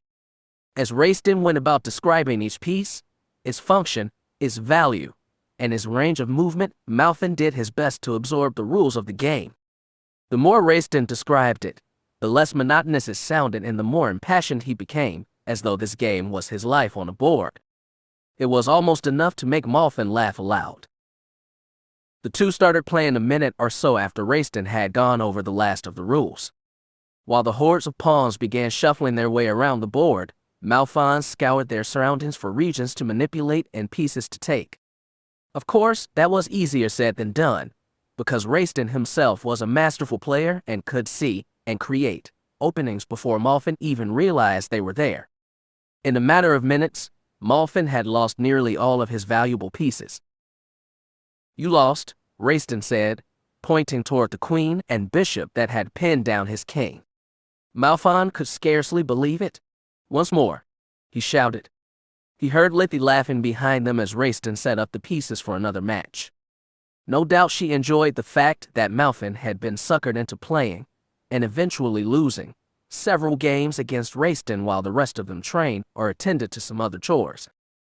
Glancing back, he watched her duel against Alnora for a few minutes while Rayston finished the pregame work. As expected, the blue-skinned Twi'lek was beating her Keldor opponent quite soundly, but they were both having fun with it. Harda had discarded his repair work and became a referee for their match, making sure the two women didn't accidentally hurt themselves too badly. So, Malfin, Raiston said as they started their next game, tell me, why doesn't North come join us? I'm actually not sure, Malfin replied without looking up. He enjoys spending time with the library. I suspect he petitioned for his quarters to be there if he could. Is that all? Raiston took one of Malfon's knights. He doesn't talk with us much even inside the library either. He's a bit reserved around some people, Malfin added. I supposed as much. Well, we'll try to be as accommodating as we can. I'd really like to spend time with him, but it's difficult. I know. I'll try to convince him to join us. Would you, Malfon? I'd appreciate that, and I'm sure the others would as well. Malfin nodded and glanced down at the chessboard, only to realize, to his horror, that his king was in checkmate again. Raiston chuckled at the face he made, and Malfin couldn't help but glare at him with mock indignation. Of course, even without reading his mind, Raiston knew exactly what that look meant. Scooping the pieces left over away from the board, he moved to set up another round. Malfin left the training chamber several hours later, after having played more than 20 matches against Raiston and losing every single one. He was mentally exhausted and tired of chess. Much to Lithy's delight and Raiston's disappointment, Malfon vowed never to play the game again. As Harada and Lithy went to attend to their master's lessons, and Raiston journeyed to the council chambers, Malfin found himself alone with Honora. The Keldor Padawan helped Malfin put away the last of their training equipment before she too excused herself. With nothing left to do, Malfin ventured out in search of his master. On other days, Malfin would have not bothered. In fact, he would have done everything in his power to avoid Rael Hernister's presence for as long as he could. However, he had not seen his master in several days, and he did not recall the Jedi Council sending him on a mission. There were always days when Malfin and Rael went their separate ways, but there was often a warning beforehand. His spirits were high after spending time with his friends, and Malfon was eager to show his master all that he had accomplished, and what he was capable of accomplishing. Wandering the Jedi Sanctum for some time, Malfon asked around for his master's whereabouts. As expected, the first few Jedi he asked were of little help. After talking to several more Jedi, he learned that Rael Hernister had taken a short pilgrimage across Coruscant, but he was last seen several kilometers from the sanctum itself, in the government district, and would be back within the next day or so. It was very unlike any Jedi, much less his master, to leave the Jedi Sanctum for any reason beyond official Jedi business. Reflecting on his courses of action, Malfon decided that he was unwilling to wait the short time until Rael returned to the sanctum. He had much to tell his master, and his excitement overcame any patience he had. Venturing to his room, he threw his dark cloak over his robes and snatched a few rations and his vibra sword, placing them on his belt. He informed only the gate guard of his journey, and then he was off. Without credits, Malfin could not take advantage of the public transportation that operated throughout Coruscant's upper city. Although he was initially reticent about the idea, he eventually decided that walking was the only way he was going to get anywhere. Most Coruscant natives and visitors knew of the Jedi and their order, but few had seen one. As Malfin navigated the bustling pedestrian walkways of the capital, he was greeted by 1,000 eyes staring back at him. Species of all sort wanted to see the strange young man in his humble robes and flowing cloak, with sword at his waist and a motionless face. Despite their curiosity, very few said anything to him, leaving him free to travel in peace. Sky traffic was even louder in this place than it was inside the sanctum. Civilian paths stretched between buildings and around landmarks, forcing pedestrians to walk above and below the lanes of hovercars. Engine exhaust spewed forth from older vehicles, coloring the air a strange blue-brown and reeking of burning fuel. Occasionally, a careless or inebriated driver got dangerously close to the walkways themselves, causing civilians to dive for cover as the winds picked up around them and the car drove by wildly. Malfin did his best to avoid the most crowded areas, taking back streets and using low pathways whenever possible. It took longer, but he was willing to trade time for safety. Spare a few credits, sir. Malfon's eyes drifted toward his left. An aged female, belonging to some canine species that Malfin had never seen, waved one of her lean arms at him. She was the first passer by to speak with him, whether she called on him out of desperation or because she knew of his Jedi status and what it entailed. He did not know. She was incredibly thin for her size, but Malfin suspected that if she stood up, she would have towered over him. She was missing several teeth, and the arm she kept in her lap seemed to have a sort of gangrenous growth that stained her flesh in thick blotches of green and black. "I have no credits, I'm afraid," Malfin replied, taking a few steps toward her. "Perhaps some food, then. I haven't eaten in days." She rubbed her emaciated stomach as if to emphasize the fact. Malfin winced. He could see her ribs beneath the thin layer of dry fur on her chest, and her stomach looked as though it had collapsed on itself. Almost immediately, Malfin reached for his belt and pulled out a few packets of food. "I have a few of these. Their texture is rather chalky, and they are not very filling, but they're chewable, and they provide plenty of necessary vitamins." She graciously took the packets he offered. Opening them with the yellow claws on her good hand, she swallowed the contents of one bag whole. Her voracity alarmed the young Jedi, but he did his best to hide it. Swallowing the last bits of the tiny rations, she bowed her head once she had finished. "Thank you, kind sir. You have helped me live another day. It was my pleasure. Is there anything else I could do for you?" She shook her head slowly. "No credits, right? Then no. Food is quite enough for now. There's water nearby, and I have enough blankets to keep warm." "Are you here often?" "I am. If I walk for too long, the rheumatism in my legs becomes crippling. My name is Malfin. I'm a Jedi. If you're still here, and you need anything, I'd be glad to bring you whatever you need." Her dark eyes sparkled. To receive such an offer is humbling. "I am called Ethos. I do not have very many days left in my spirit, but I thank you for your generosity, all the same." Malfin smiled. "It's my duty. Think nothing of it. I'm going to the Senate District right now. When I return, I'll bring you a few dozen credits. Is that all right?" "Oh yes. Take your time. I look forward to your return, young Jedi." Malfin bowed slightly, and the old Lupin returned the simple gesture. Before long, Malfin had re-entered the crowd of otherwise faceless sentients, venturing out in search of his master yet again. His mind raced with questions. Ethos had never seen a Jedi before. The Jedi sanctum was practically visible from where she sat, at the corner of a pedestrian path and a towering building, and yet no Jedi had ever seen her. Not a member of the Jedi Order traveled and found her, helped her, and eased some of her pain. His mind quickly jumped to extremes, thinking of the thousands, no, millions of impoverished and homeless scattered around the capital planet, those whom the Jedi had not helped. Even considering the idea angered him. If the Jedi did not help those who were closest to them, mere kilometers from their abode, how could they venture so far and hope to help anyone else? How much could Coruscant be improved by the Jedi merely focusing inward instead of outward? Had anyone suffered or died from Jedi inaction? Jedi negligence? The more he thought about it, the more furious he became. The Jedi Order had the power to help anyone it pleased, and yet it left the weakest alone. Almost at once, he began to hate himself. He had been saved by the Jedi only because they had ventured into the farthest reaches of the galaxy in search of wrongdoers instead of tending to the troubles nearest to them. Was his plight any greater than those on Coruscant? His mind wrestled with these questions but found no answers.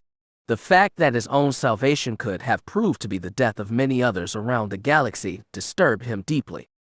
Shaken as he was, he did not quite care or realize that he had entered the Senate District.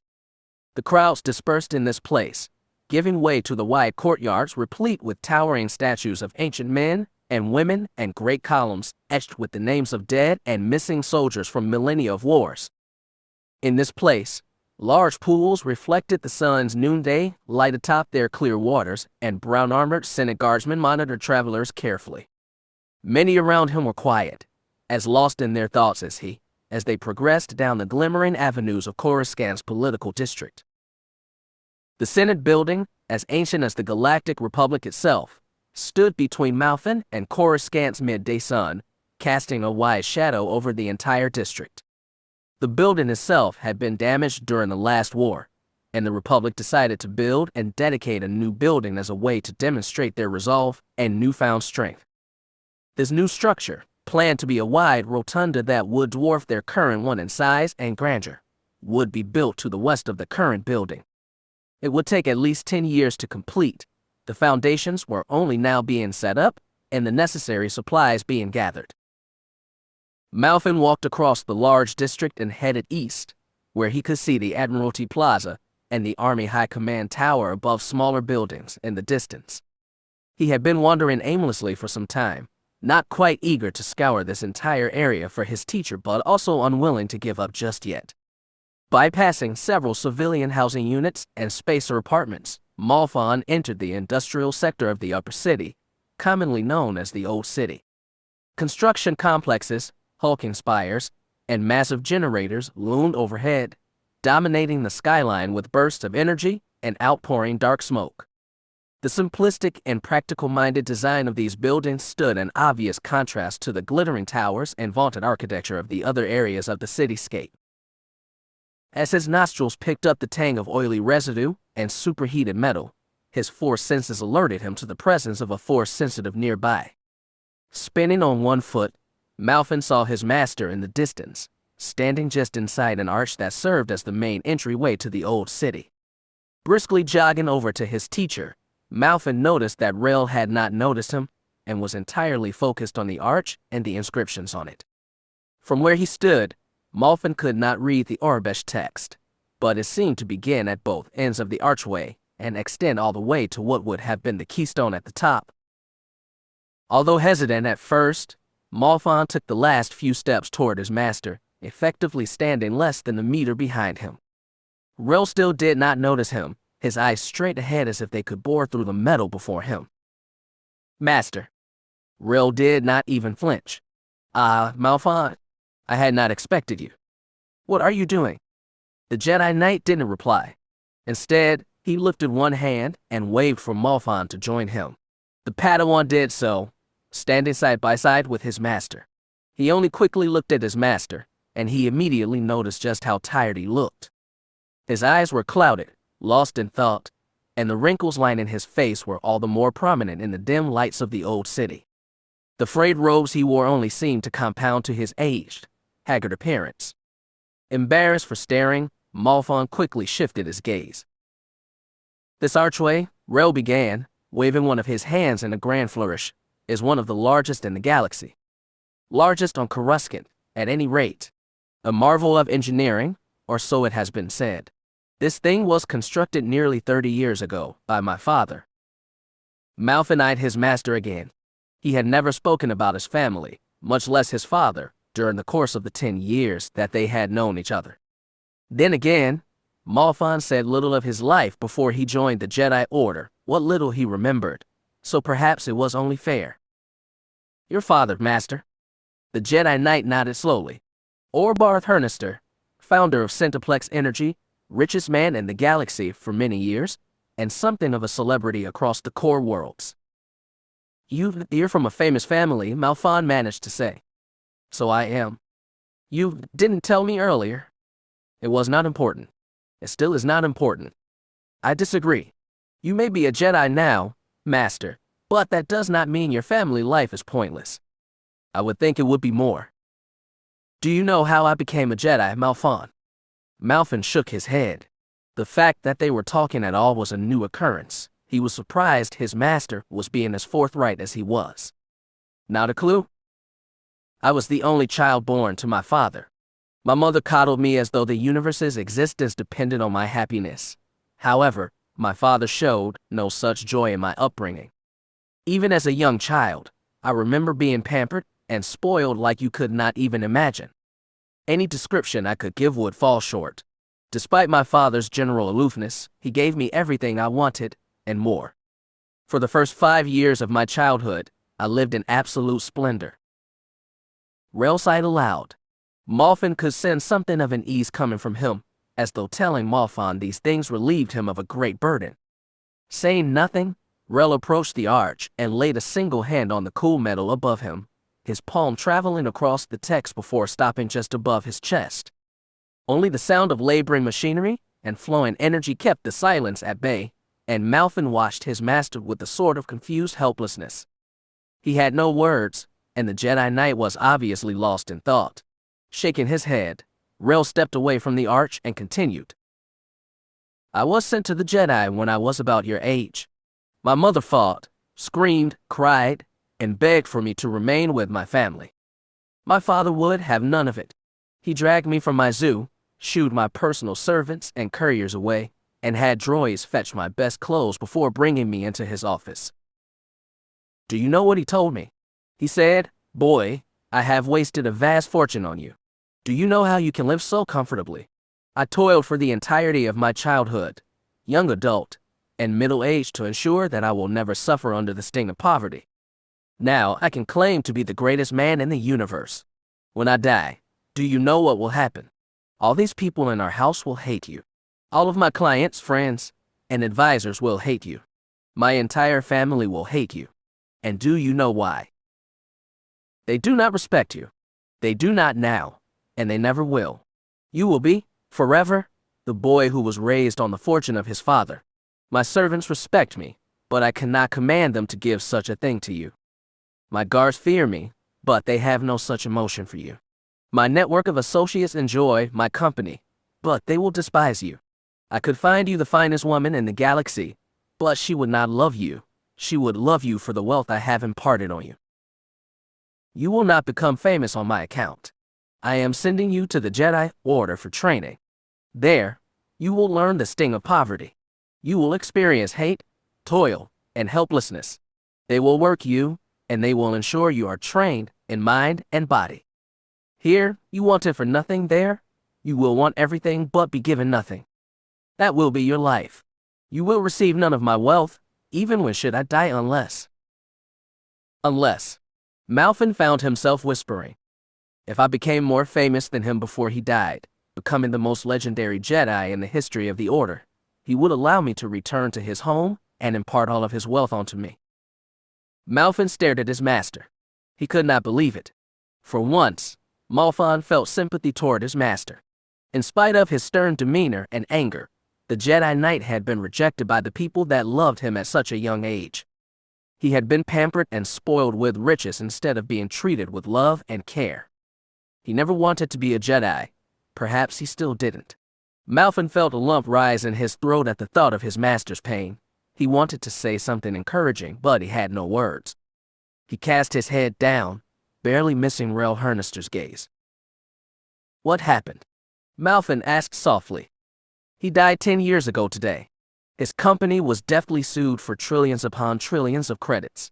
Charges of extortion, bribery, monopolistic practices, consortium, smuggling, slavery, misappropriating funds. His company is in the hands of thousands of sentients now. Any wealth he had no longer exists. My mother died several years ago. Killed herself, apparently. Spice and alcohol can only inhibit so much pain. Master, I'm so sorry. I didn't expect you to know, Padawan. I just, for the first time in a long time, Rel hesitated not out of anger, but because he genuinely did not know what to say. He wanted this arch to symbolize his revitalization of Coruscant's industrial sector. Reinforce the capital's economy until it dwarfed all other planets by comparison. As you can imagine, his plan never came to fruition. And now all that's left is this archway, Malfin noted solemnly. Indeed. So why do you come here, then? Rel scoffed. I'm not sure myself. I think my reasoning is twofold. For one, I could not see this thing inaugurated, all those years ago, because I was still being trained as a Padawan. He was so close to me, but he didn't even invite me, didn't even see me. So I come here to rectify the fact I missed it then. On the other hand, I think I come here to see what remains of Orbarth Hernaster and his legacy. He was right, his legacy is not mine to inherit. You have a greater destiny, Master. Perhaps. You do. You are a Jedi. Yours is far greater than any businessman or multiquintillionaire. Rel's eyes escaped the arch and ventured toward Malfin. Although he could not tell what his master was thinking, he wished he could. The Jedi Knight betrayed no emotion, He gave his Padawan an empty stare that could have meant anything. Malfin reddened at the thought of saying something stupid or offensive, especially after his master had opened up to him like he did. He tried to stammer an apology, but Rail simply held up his hand to silence him. "You're right. Come. We've spent enough time here." Malfin stayed entrenched in his position for some time. Staring at the majestic gateway his master's father had constructed, he pondered what had driven Orbarth to drive his son away. Was it greed? Apathy? Or did he honestly think he was doing what was best for his son? Malfin had lost his family before he even had a chance to cherish them, and he could not begin to imagine the line of thinking that would cause someone to forcibly separate from their children. He was so caught up in the thought of Orbarth's decision that he didn't even realize that Rel had returned to his side. "Malfin." "I know, Master." Rel again turned away from the arch and began the long walk toward the Jedi Sanctum. This time, Malfin abandoned his place and joined the Jedi Knight, walking a few paces behind him. The Jedi Knight said nothing during their journey through the Senate District, so Malfin was equally quiet. The crowds were becoming smaller and smaller, especially now that the afternoon was dragging on and the winds had picked up. Despite his reservations, Malfin had to say something. Just one more thing. If he could just speak his mind for an instant, he would be satisfied with himself. "Master." "What is it?" He paused, unsure of his master's future reaction. "I'm proud to have you as my Jedi trainer, and I'm glad you selected me as your Padawan." Rel did not respond. In fact, he redoubled his pace. Malfin tried to keep up, but his dejected spirit kept him from actually trying. He kicked himself for being so foolish. He should have just kept quiet. Even if he said what he was thinking, he shouldn't have expected Rel to respond in kind. Now, separated from his master by a few meters, Malfin was content with lingering behind, following his master at a distance. It was what he deserved, he supposed. The two Jedi walked for some time without stopping, talking, or otherwise acknowledging the other. Even though Malfin tried to keep his thoughts focused inward, there was an emotional turmoil within his master, and his thoughts were radiating in the force enough to disturb Malfin, but not enough for him to glean what the Jedi Knight was thinking. It was strange. Rel was normally quite capable of keeping his thoughts hidden. Of course, Malfin said nothing. He had said enough. "Hello again?" Malfin jumped. He had been so caught up in himself and his master's dealings that it took a second greeting to snap him out of his introspection. He did not even realize that he had wandered all the way back to the old Lupin, Ethels, who had been waiting for him to return. She had a warm smile on her face in spite of her physical ailments and her surroundings, and she waved to him. Malfin could not help but gasp. He had promised to give her a few credits on his way back, but he had totally forgotten to ask his master for the allowance he had worked up. He waved back. Approaching, he prepared to tell her that he was sorry for the delay, and that he had no credits with him. He would admit to being unprepared and dishonest, but he would bring credits as soon as he was able. However, before he could go about apologizing for his absent-mindedness, Rel joined him near the homeless female. "You are Ethels?" "Correct," his master inquired. "That is I, and you are." "My name is Rel Hernister. I am a Jedi Knight, and Malfin's master. I believe my Padawan promised you some credits to spend. Here you are, 200 credits. That should be enough for the time being." The old woman's eyes lit up. 200 credits. Why yes. That is quite generous of you. Thank you. Thank you both. I cannot repay your kindness with anything but words, so please accept my humble offering of thanksgiving as payment. You have kept this old wanderer alive for a little while longer with your charity. Rel nodded. Your thanks is unnecessary. We are Jedi. We are here to help you. Even so, either myself or Malfin will see that you are cared for. Do not fear. You will not want for anything for as long as you live here on Coruscant. I do not know what deigned you and your disciple to look upon me with such kindness, but I... Ethels covered her face in an effort to hide her tears. She mouthed several thank yous, but most of them were lost behind quiet sobs. Malfin knelt to look at the old woman face to face, and placed his hand on her shoulder to encourage her. There were several moments where she practically embraced him, but she restrained herself.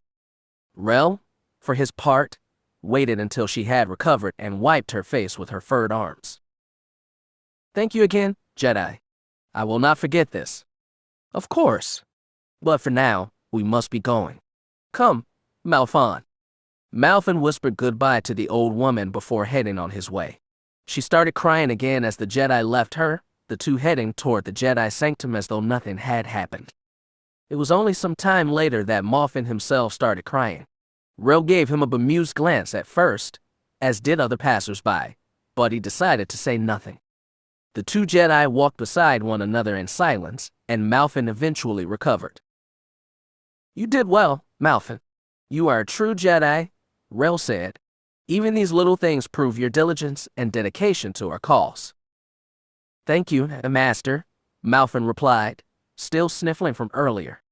"Oh, and one thing more." "Yes. For what it is worth, Malphon, I am glad to call you my Padawan." Chapter 7. "Come on, North. We're going to be late." Malphon could not risk a glance at North at his current speed, and he hoped his words would be encouragement enough. Sprinting like mad through the bustling halls of the Jedi Sanctum, the young Padawan hated the fact he was restricted from using the Force. With all these pedestrians, Force-empowered speed was a surefire way of causing a painful collision. Even sprinting as fast as he could without supernatural aid, he found himself bumping shoulders and running into arms as Jedi chided him for being so careless. Whispering apologies and providing serval blows wherever he could, Malphon was at least 4 meters ahead of North, who struggled his way through the crowd with sheepish resolve. Like every other day in this place, Jedi Knights went about their own business. Some discussed the latest news from the frontier, others traded stories from their latest missions and the lessons they had learned, and still others took note of recent economic, political, or social trends fueled in the wake of a post-war galaxy. Malphon scarcely ever paid attention to them, so caught up in his own thoughts that he had no time for nosiness. However, everyone seemed more talkative today. Strange.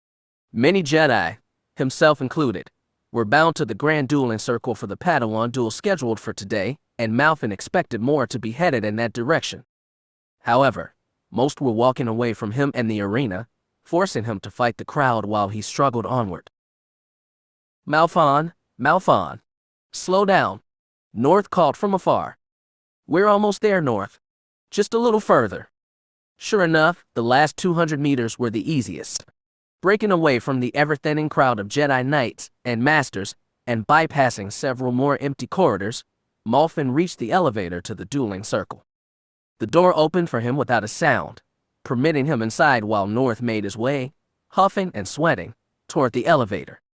With a bit of encouragement, North crossed the gap between them, and the two heaved a sigh of relief as the elevator descended into the combatants' hold where the rest of the Padawans were preparing for their duels.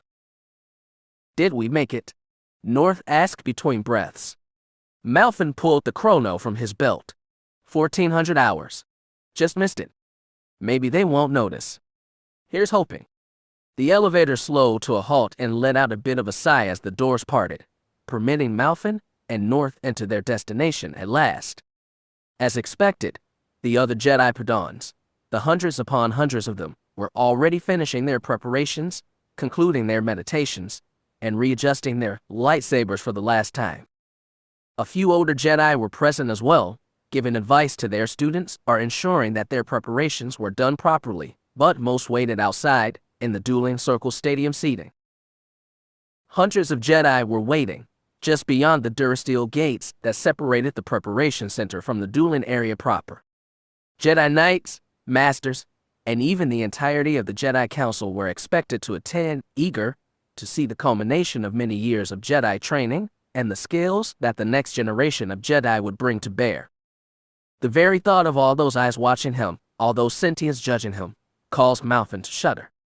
North was ferried away by his master, an old Rodian who had been assigned to him some time ago, leaving Malphon alone in the crowd. Investigating the Padawans around him, he hoped to find Raiston or the others, but there were so many Jedi that he could hardly recognize individual faces and features. Content with tracking them down later, Malfin turned his attention to his lightsaber. He used it infrequently enough that his power level was set to maximum. Padawan learners were encouraged to continue practicing with staves until their masters deemed them prepared. Although pleased with his progress, Rel advised Malfin to have patience. He would have more than enough time to use his lightsaber. Adjusting the strength of his blade, Malfin hardly realized that Elbrook and several of his companions approached him from behind. "Malfon, long time no see," Elbrook boomed. Malfin gritted his teeth. Keeping his lightsaber tight in his grip, he slowly wheeled around to face Elbrook and the others. "Elbrook, what a surprise." "No more surprise than seeing you here, Malfin. Isn't your master keeping you locked up or something?" Elbrook asked. "Hardly. I just haven't been sent on any missions lately," Malfin snapped. "Ha ha. I wonder why that is." Gillett growled. "Probably not good enough to complete any missions." "Right, boss," Ragus chimed in. "That's just what I was thinking."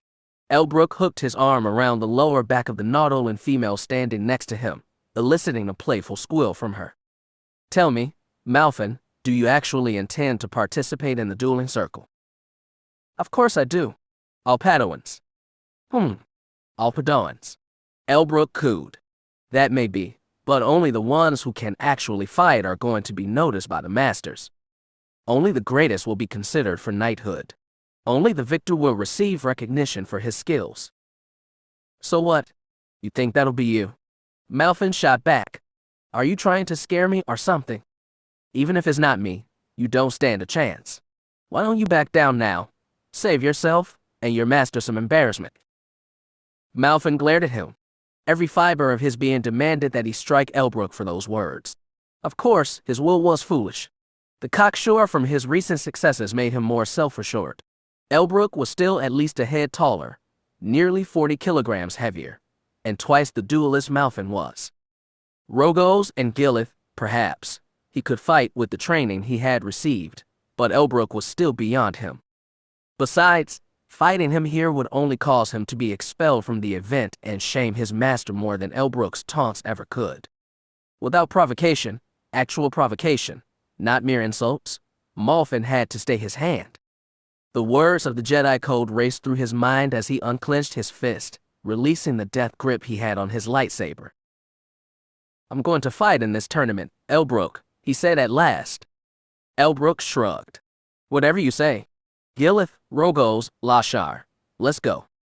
The Gaddle, Aqualish, and Nautolan fell into step alongside Elbrook, doubling as his fans and his bodyguards as they surrounded him. Before he disappeared into the crowd, Elbrook motioned for the others to halt.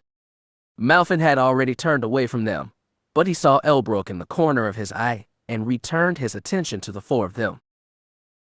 "And for the record," Elbrook added, "I will be the winner today." And with that, he was gone. The Baraguan Jedi Master took a very long time to explain the rules. Malfin listened attentively for a while, but eventually settled on the gist of them and tuned out the hulking Jedi. No death blows, no blatant trickery, no leaving the dueling arena, and surrender must be accepted immediately. Of course, the vague trickery clause made the battles more interesting, as Jedi Masters were often eager to see just how Padawans could manipulate their opponent in their surroundings to their advantage. That was encouraging, but Malfin knew from previous bouts that some young Jedi got carried away very easily, causing a ruckus amongst the Jedi leaders. It was ultimately the Council's decision in case of an unclear victor, but such verdicts were rare. The matches began in earnest.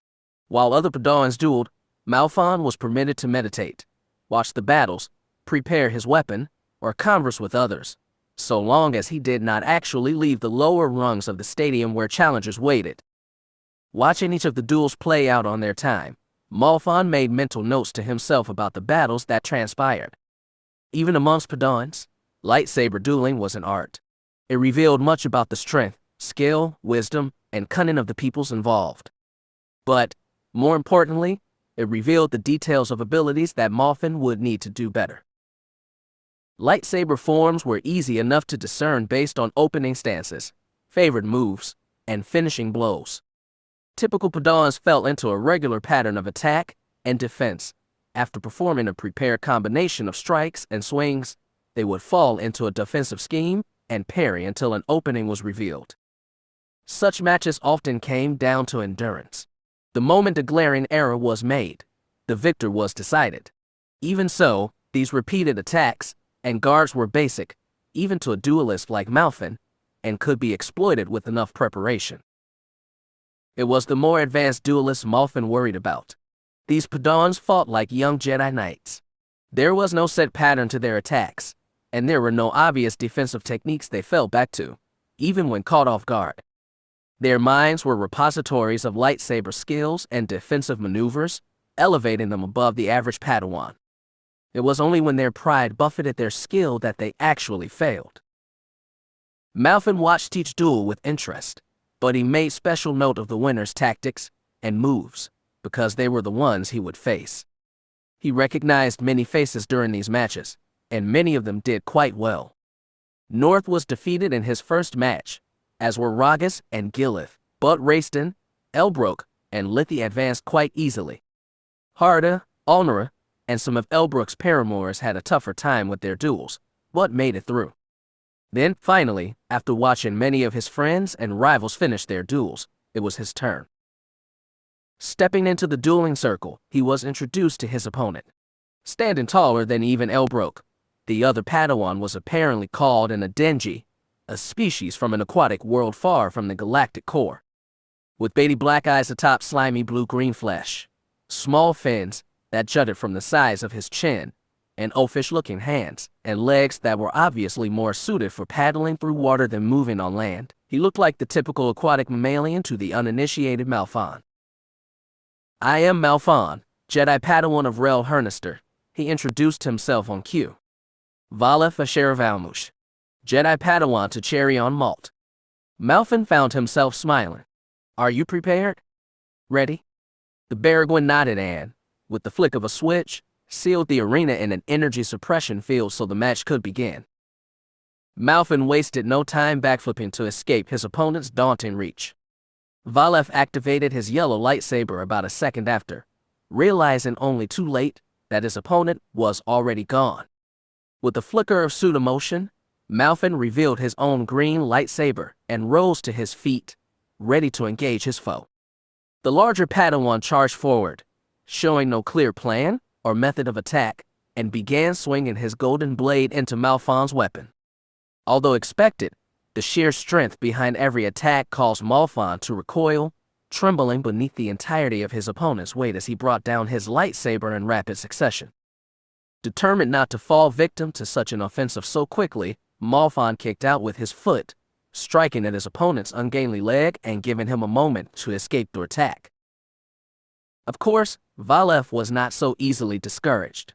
Summoning his strength in an instant, the aquatic Jedi rushed toward Malfin and began swinging again. This time, Malfin stepped to the side, allowing the lanky Padawan to miss him entirely and giving him an opportune strike. His green blade was mere centimeters away from Valef's arm, but quick thinking allowed his opponent to jump out of his range. Leaping into the air to meet him, the two Padawans traded blows in midair, much to the delight of their audience, before returning to the ground in a rather unceremonious tumble. Valef leapt to his feet after crouching on all fours, but Malfin was poised enough to recover his footing in a single well-timed forward kick. Malfin and Valef continued striking at each other's defenses, neither giving way or much thought to their actions. Malfon's pre-battle strategies escaped his mind mere seconds after the duel had begun, and he was only beginning to recover a semblance of his previous thoughts.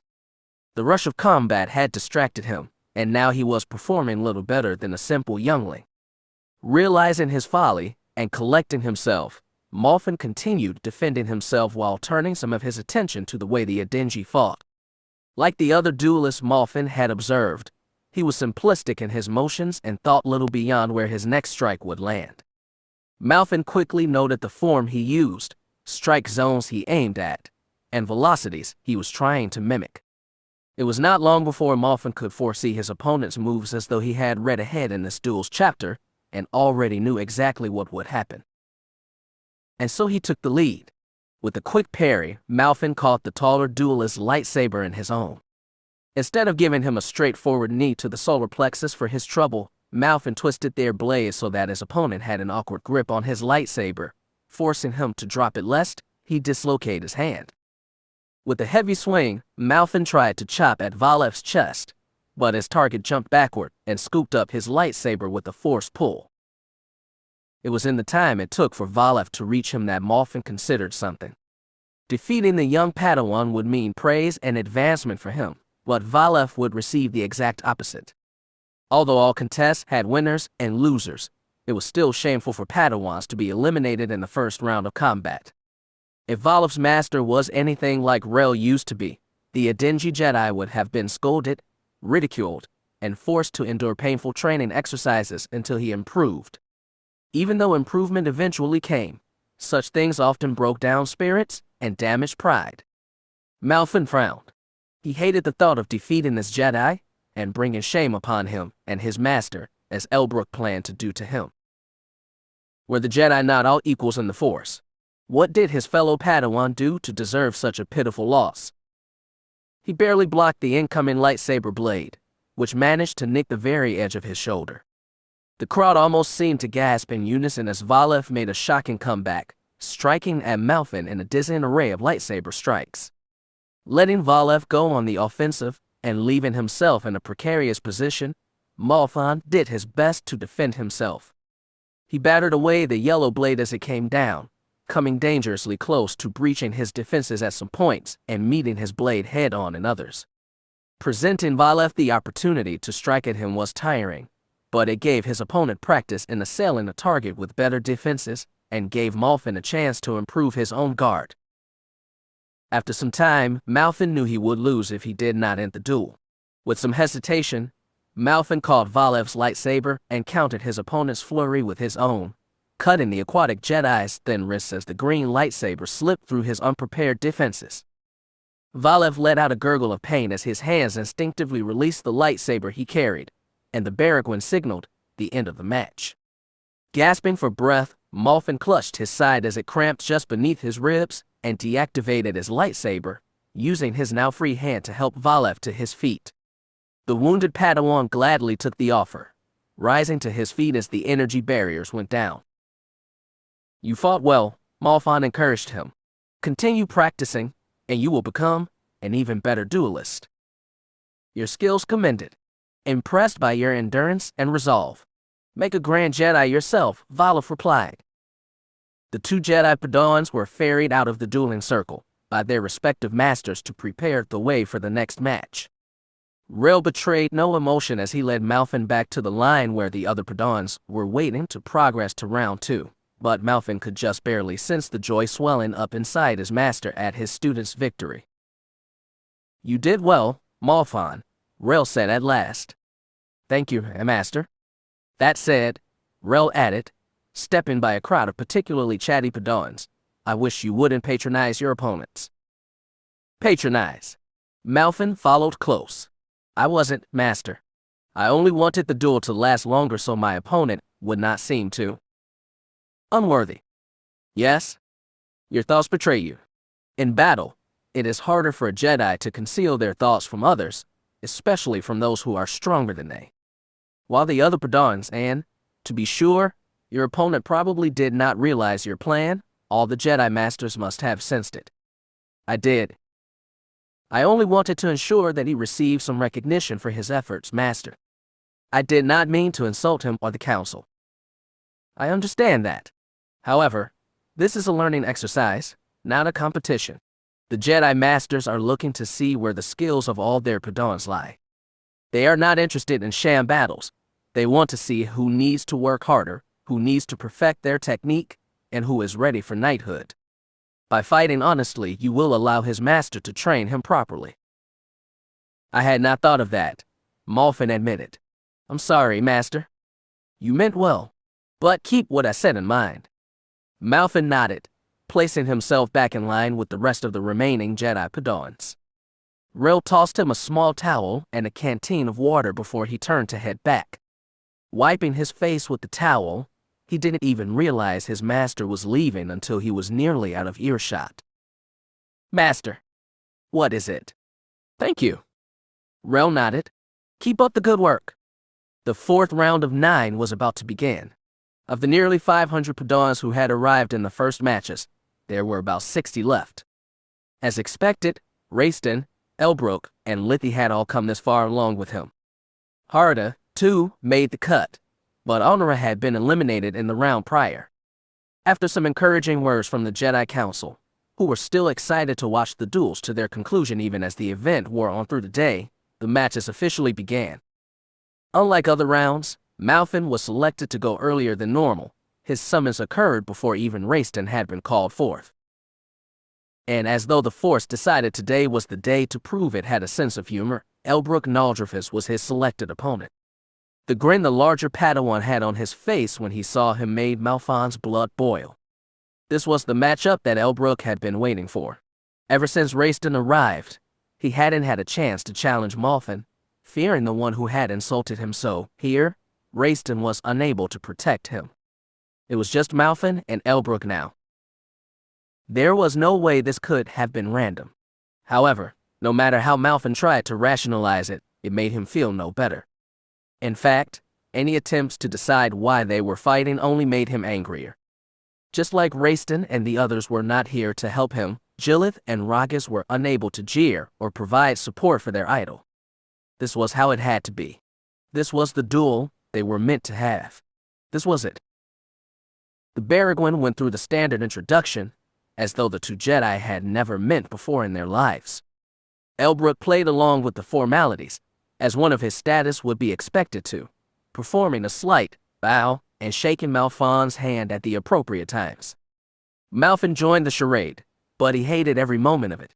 After the rules and basic produces were out of the way, the Baragwin made his way out of the stage. "Are you ready, Malfon?" Elbrook asked, glancing around the crowd. Today, this whole crowd will see which of us is the better, as if it was ever in doubt. Malfin was already reaching for his lightsaber. "I've been ready for this for a long time. Prepare yourself." Energy sheathed the entire dueling circle in its protective barrier, and the crowd hollered around them as the match began. Malfin rolled just out of Elbrook's reach as soon as he was allowed to move. However, Elbrook moved forward with him, prepared for such a maneuver, and kicked outward as hard as he was able. The resultant explosion in Malfon's ribs caused him to scream louder than he would have liked, and he ended up a pitiful mess on the floor. Elbrook flourished his lightsaber with all the elegance and grandiose of a pampered noble from the core as he marched toward Malfon's injured form. Mustering all of his power, Malfin rose to his feet just in time to block Elbrook's incoming stab with his own green lightsaber. The two Jedi Padawans swung at each other with unprecedented ferocity. Malfon was all too eager to go for painful blows, and Elbrook made no effort to hide his wide swings at Malfon's limbs. Blue clashed against green, each reverberating against the other while the two Jedi used their free hands to punch, grapple, and claw at the other. A knee to the groin caused Malfin to reel back, giving Elbrook just enough time to move in close for a finishing blow. Malfin managed to somersault out of the way, losing his lightsaber for a moment. He recovered it quickly enough, but the moment it took him to reactivate his weapon allowed Elbrook to go on another offensive. "Not bad, but not good either," Elbrook sneered. "Come now. Try harder." Malfin gripped his weapon's hilt in both hands and pushed back against Elbrook's blade, sending the taller and bulkier Jedi away from him. Raising his weapon high, Malfin slammed his green blade into Elbrook's guard, forcing him on the defensive for the first time Malfin could remember. A parry from Elbrook managed to slow Malfon's attacks, allowing the two to trade off between offensive and defensive roles as they navigated the dueling circle. Calling on all of his strength, Malfon locked blades with his foe and pushed him back, separating the two of them by about a meter. Elbrook was sweating lightly, and his rubescent face might as well have burst from the way his veins were practically pulsating. His lightsaber was held vertical, separating his face down the middle in perfect symmetry, and his knuckles were white from his steely grip on the weapon. Malfin, too, was sweating, and his heart was ramming against his chest like it wanted to get out and fight Elbrook Hideself. It was at that moment that Malfin realized he had gotten too caught up in the thrill of battle again, for the second time today, and he was losing focus. No, he was losing. But he was already so tired from the duels he had won that he wasn't sure if he could reverse his situation. No, he had to. He would not lose to Elbrook. Not again. This time, victory belonged to him. Clenching the sides of his hilt so hard that the buttons and metallic parts jutting from the sides tore into his hands, Malfin charged forward. His green blade met Elbrook's several times, chopping at the lower section of the blue blade, but his opponent quickly adjusted his own weapon so as not to endanger his hands. Elbrook still had a hint of a smile on his face, but it was fading quickly. Stomping on Malfin's foot, Elbrook received just enough time to position himself at Malfin's side and begin a new wave of attacks. Malfin's throat was hoarse now. Even if he wanted to scream from the pain he was in, he doubted he could. His eyes were watering, whether from the prospect of losing again or just because of exhaustion, he could not tell. Each blow he successfully blocked only seemed to invite a steady stream of more attacks, and Malfin couldn't take it. His arms felt heavy just carrying his lightsaber, and his feet were no longer responding to his body's insane demands. His mind knew exactly how to win. Elbrook was a practitioner of the fifth lightsaber form, was fond of showmanship and elegant attacks but was not above bodily strikes to win, and kept defenses mostly at chest level or above. Malfin had plans, contingencies, and maneuvers fluttering through his head, ready to take him out. But his plans were useless. He was so tired, he could not even lift his lightsaber. Exhausted, his arms dropped simultaneously, exposing him to a powerful overhead chop from Elbrook's blazing blue blade. The energy ripped through his robe and seared his chest, a vicious burn, but only skin deep, as he fell backward. The crowd fell silent, and then seemed to gasp in unison. The last thing he saw before fading into unconsciousness was Elbrook's face, smiling at him with lightsaber in hand. His world was empty, dark, and silent for some time, until he awoke amongst the crowd, this time in the upper seats reserved for those not participating in the duels. His master was seated next to him, arms crossed, and he was surrounded by other Jedi he did not recognize. For a moment, he thought they were focused on him. In actuality, they were watching the conclusion of the Padawan dueling event. Rising to an upright position, with some difficulty, Malfin glanced down into the dueling ring. "You're awake," Rel noted dryly. "Yes, master." "Are you well?" "I've been better," Malfin said with a sigh. "You fought well." "Not well enough." "No, but your skills are to be commended. The Jedi Council admired your show of strength in spite of your weakness and physical limits." Malfin said nothing, his eyes focused on the dueling circle. Raistin Benax smiled up at the crowds and held his lightsaber aloft. At his feet, Elbrook was kneeling, wounded by the blue lightsaber now suspended over his head. The crowds cheered and clapped for their new champion, the true champion, of the Padawan dueling circle training matches. Malfin found himself smiling in spite of himself and his pain. He knew Raistin would win. He seemed to be the best at everything. Even Lithy, who was a match for Raistin blow for blow, could not contend with him after so many duels. And here he was, being praised by the Jedi Council, lauded by Jedi Masters, and exalted above the rest of the Padawan learners as an example for all and the chief swordsman amongst his peers. The fact that Elbrook failed in the end brought Malfin some satisfaction, but not enough.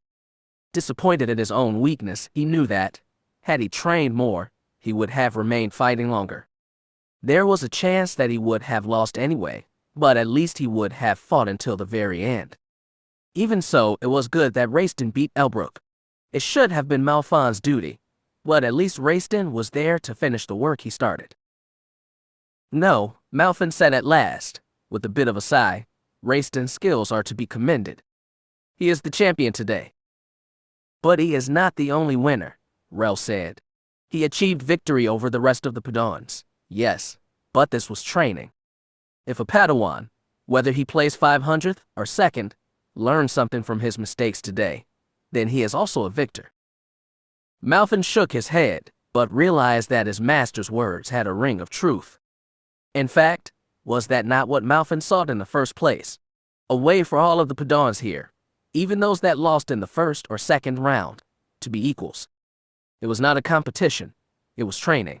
The glory and respect earned were noteworthy, and to be desired, of course, but those things were secondary. Malfin realized now that he had been distracted. Elbrook's words before the duels made this into a challenge, a self-imposed contest that only Malfin could win. However, that was not the point. It was never the point. This, like all the exercises the Jedi Padawan endured, was a fight against self. You may be right, Master. Malfin glanced around him. But what happens now?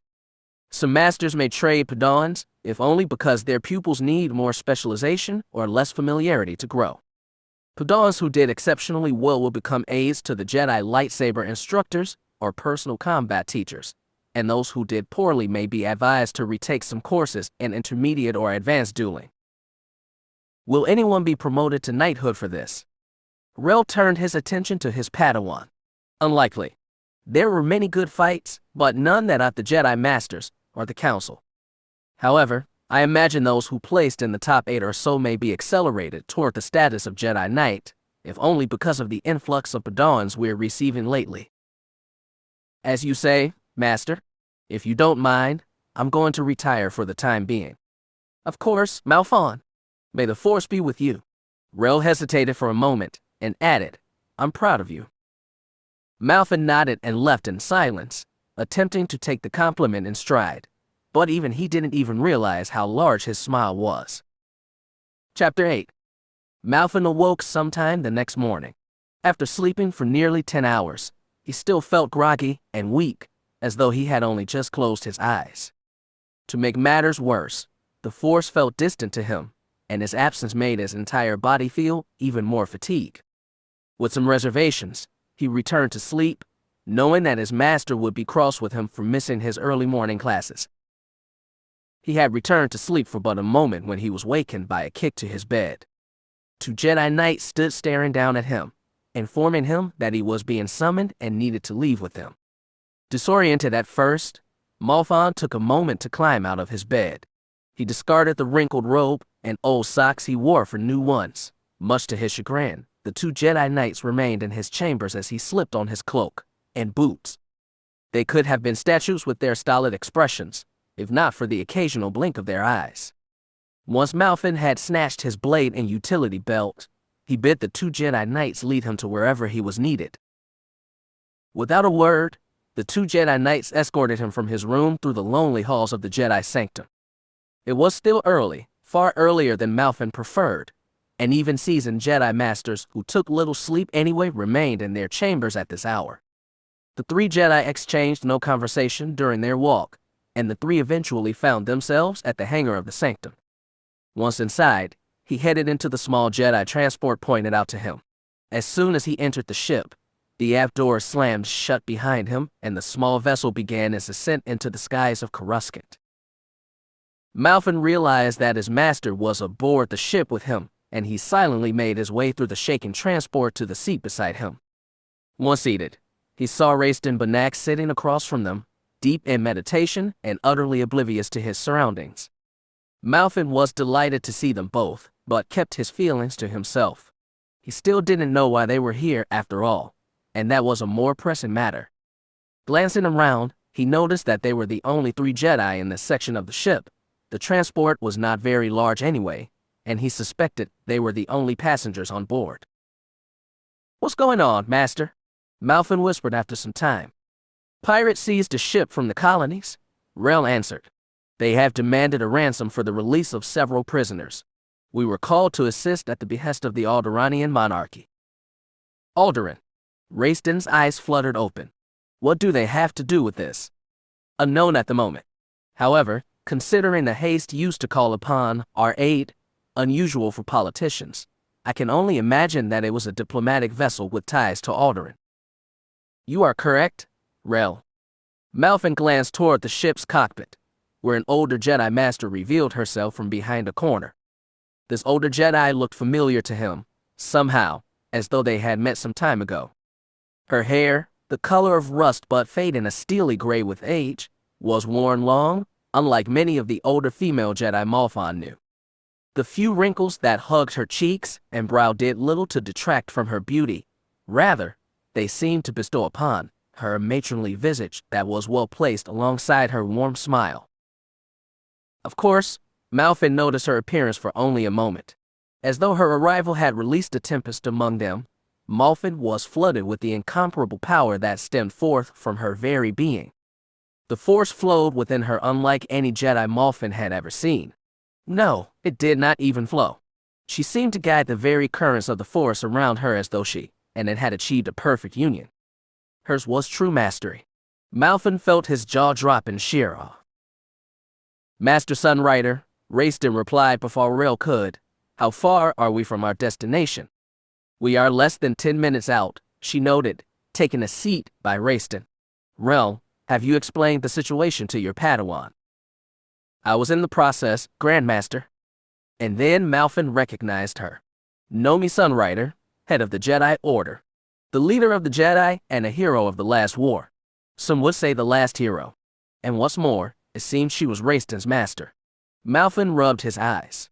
He could scarcely believe he was not still dreaming. There was no way he had been selected to engage in a mission with the leader of the Jedi herself. Master Sunrider nodded. I am pleased to formally make your acquaintance, Malfin. I have heard many things about you, your master, and Raistin have praised your abilities. Malfin eyed his master in surprise. He hardly expected to learn that Rel was praising him in secret. Rel did not meet Malfin's curious gaze, and he felt something akin to embarrassment swelling up within his master. Since his master would not look at nor answer him, Malfin faced the head of the Jedi Order.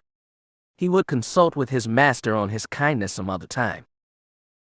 No, master, it is I who is honored to meet you. I humbly suggest that what you have heard has been exaggerated. The old Jedi Master laughed softly. I highly doubt that. The reports I have received are grounded in sensibility and truth. But no matter your skills, you must know what you are facing. Would you mind, Rel? Of course. As I understand it, the ship is from Canada. Idyllic, quaint, and home to a small dukedom that controls the majority of the planet. Considering the design of the vessel, a J3 Tepesi-class transport, I can only surmise that its passengers are likely wealthy ambassadors. The Anointed Heart and its crew report directly to the government. Yes, Nomi elaborated. It is critical that we save as many passengers as we can. Do you know anything more about this mission, Master? Raistin asked. More than that, I cannot say. The Force behooves me to silence, Nomi replied. So what's the plan? Malfin pressed. We need to stop those pirates. And we will, the Grandmaster agreed. But we must be cautious. There can be no mistakes. There are about 40 pirates. None of them are particularly threatening on their own, but they are well armed and have reprogrammed the security droids on board the ship for their use. In total, they outnumber the passengers 5 to 1, and they are spread throughout the ship, Rel explained. Have we enlisted the aid of the Republic Marines? Raistin asked. No. Nomi shook her head. We'd need to wait for the Senate to deliberate. We'd have a war on our hands by then, Rel noted. To even receive one platoon, the crew and their passengers need to be saved now. That is why Aldrin called on the Jedi, she finished. The pilot called for Master Sunrider, informing her that they were dropping out of hyperspace in less than 3 minutes. Excusing herself, the Grandmaster headed back into the cockpit to discuss some final issues with the crew. Once she was gone, Raistin acknowledged Malfin before drifting back into his meditations. Rel went to grab his gear, but Malfin was too shocked at Nomi Sunrider's presence to get up, pondering over her duties here and the compliments she gave to him. She was Raistin's master, and she had praised him. The culmination of these surprises was enough to plant an oafish grin on his face that Rel immediately noticed. His master said nothing, even though he was quite sure what his Padawan was smiling about. Even with all this good news, Malfin found himself concerned. The head of the Jedi Order only rarely left Coruscant, and even then only on very crucial assignments. This mission, although seemingly a simple board and rescue, was evidently quite important. So important, in fact, that Malfin was unsure why he was here. Even with Raistin's guidance and the assistance of his other friends, Malfin considered his skills quite mediocre. Rel himself was a talented Jedi, to be sure, but the Jedi Grandmaster could have selected a different, more stellar pair of Jedi Knights to accompany herself and her learner. Even with Raistin's praises and Rel's good word, there was no way Malphon should have been on this mission. It made no sense. Before he could ruminate any further, then they dropped out of hyperspace. At once, the Force alerted them of impending danger, creating a sort of screech that caused Malphon to wince. Raistin jumped up from his seat as the entire transport rocked violently, and Rel snatched at the overhead metal bar above the armory to keep his balance. Malphon, on the other hand, was thrown from his seat and tumbled around on the ground while the ship spiraled into an evasive maneuver. Rel worked together with Raistin to steady him, using the Force to prop him upright while Nomi returned amidships. "What's going on, Master?" Raistin asked. "The pilot dropped out of hyperspace a moment too early. We've been detected, and they're releasing fighters," she explained. "What does that mean for the hostages?" Rel asked. "Chances are nothing," Master Sunrider replied. "We're one ship, and the pilot put us on an outbound vector. Hopefully, they'll assume we're spacers who punched in some bad coordinates and are just passing through." "How are we going to board if we're heading away from our destination?" Malphon asked, rubbing his bruised elbows. "We don't have any cutting gear," Rel noted, "and it will be difficult to enter the hangar while they're firing on us." "Lightsabers are the only cutting gear we need." Raistin tapped one of the environmental suits against the wall. "We can use these to venture through space and reach their hull undetected." Nomi grinned. "No, we won't need to worry about those things. The pilot's going to fly us as close as he can. Everyone stay close and be prepared for a quick departure." Malphon glanced around. The only way out of the ship was from the aft doors, and the exit was not particularly defensive. Even with 4 Jedi, they would receive plenty of enemy fire on their way out. Without windows, it was very difficult to tell precisely where they were or how close they were to the anointed heart. Without foreknowledge of their plan and lacking a lightsaber to defend himself upon arrival, Malphon was not excited about starting this mission. Luckily, Nomi Sunrider did not depend on her eyes to gauge where they were in comparison to their target. Laser fire bounced off their shields just beyond the hull, and the ship jutted hard to port, causing the entire vessel to tremble. While it was mid-turn, the Jedi leader placed her hands on Raistin's and Malphon's shoulders. Rel wordlessly placed his hand on Nomi's seconds before Malphon's vision was flooded with darkness. Vertigo caught up with him as he tumbled along with the ship, disoriented and blinded. Even though his senses seemed numb, his entire body burned as though he had been exposed to fire, and some sort of powerful tension threatened to tear his body apart limb from limb. And just as quickly as his vision was stolen from him, it returned. No longer was he in the Jedi transport. Now, he was in the halls of a new ship. The white walls were adorned with a golden design that Malphon did not recognize, and the brightly lit walkway was further illuminated by blue floor panels. Raistin, Nomi, and Rel had activated their lightsabers to defeat the 5 pirates around them. Just beyond them, Malphon saw the long stairwell that led to the bridge. Several droids and a few more pirates were closing in on them, and Malphon stood up just as the last of the nearest enemies were defeated. Noticing Malphon recover, Rel moved to check on his Padawan.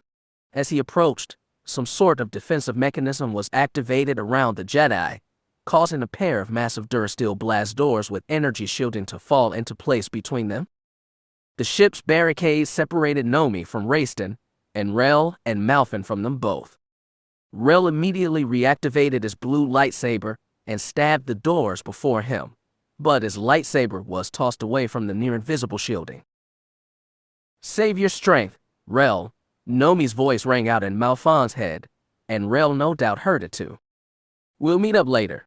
The fact that their defenses are active means they were expecting company. We have to act quickly. "Are we to remain separated?" Rel asked, deactivating his lightsaber. "For now, we will work more quickly this way. I've sent Raistin to the barracks to deal with the bulk of the guards and free most of the prisoners. I am heading for the security office to disable their defenses and the cameras," the Grandmaster explained. "And us," Malfin asked aloud. You and Rel are going to go to the bridge and free the few hostages there. From where you are now, there should be a service elevator that will take you to most of the way. As you wish, Grandmaster.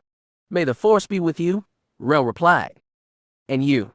I'll try to keep in touch.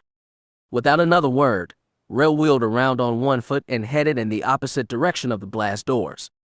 Malfin, surprised at his master's haste, took a moment before racing after him.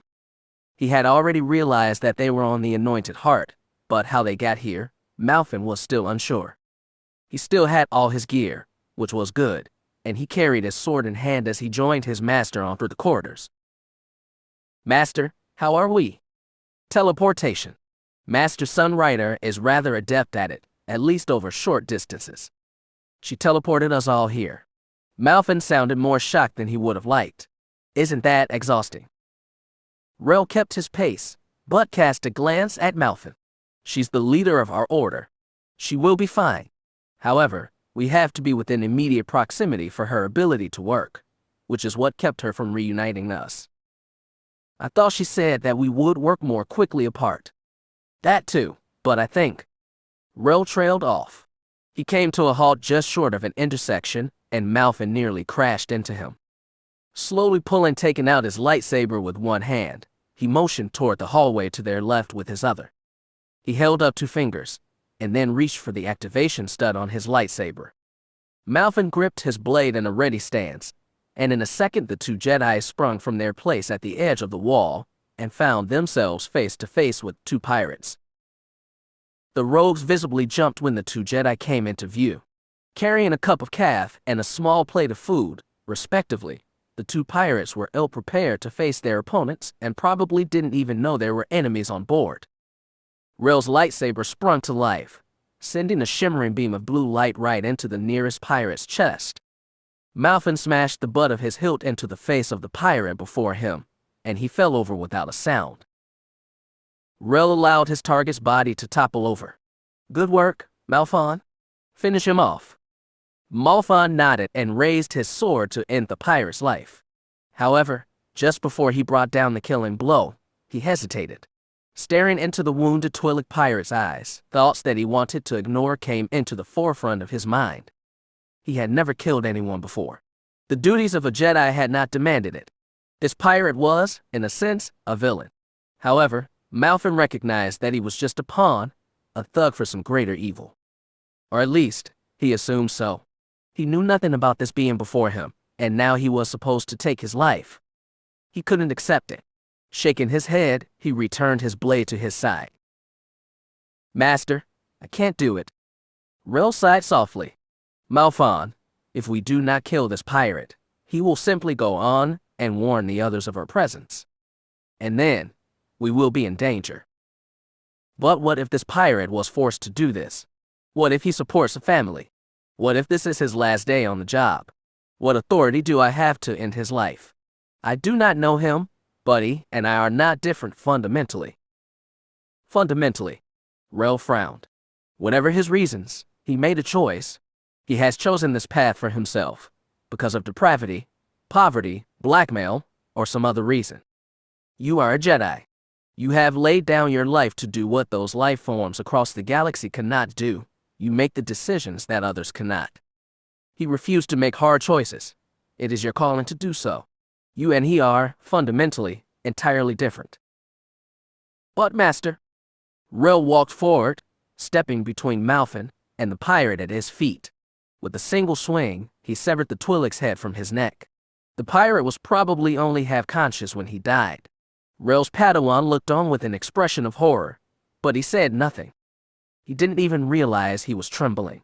Satisfied that the deed was done, Rel turned to face Malfin again.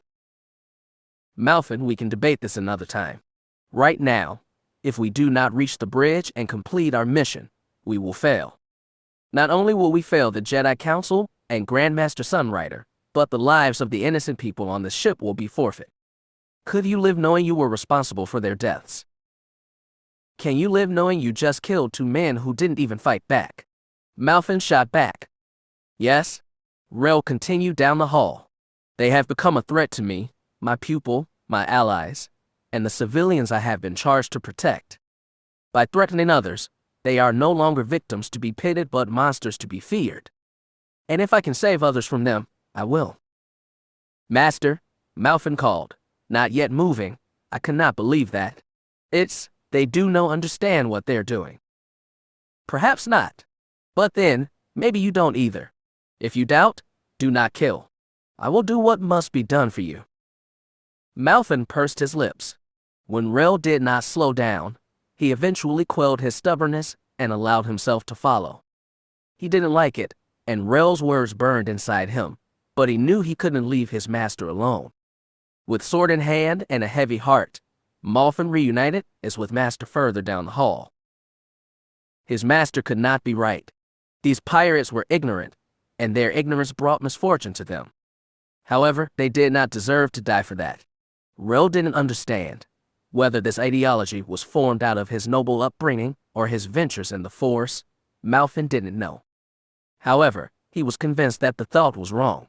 He had never disagreed with his master on anything blatantly, but this was too much.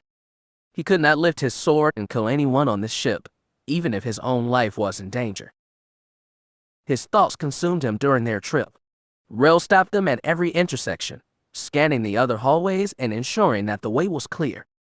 The Jedi Knight seemed to understand that his student was pondering the outcome of their previous engagement, and he said nothing. As long as they were prepared for future engagements, the two of them were in no danger. The halls of the Anointed Heart were emptier than Malfin expected. No pirates encountered them after their first battle, and it was almost as though they had abandoned the ship entirely. Every chamber looked the same, and it hardly felt like they were going anywhere at all. They had yet to hear from Grandmaster Sunrider or Rayston, but he and his master could only assume that they were succeeding in their tasks. Even alone, Nomi was infinitely Rel's greater, and Rayston far outclassed Malfin.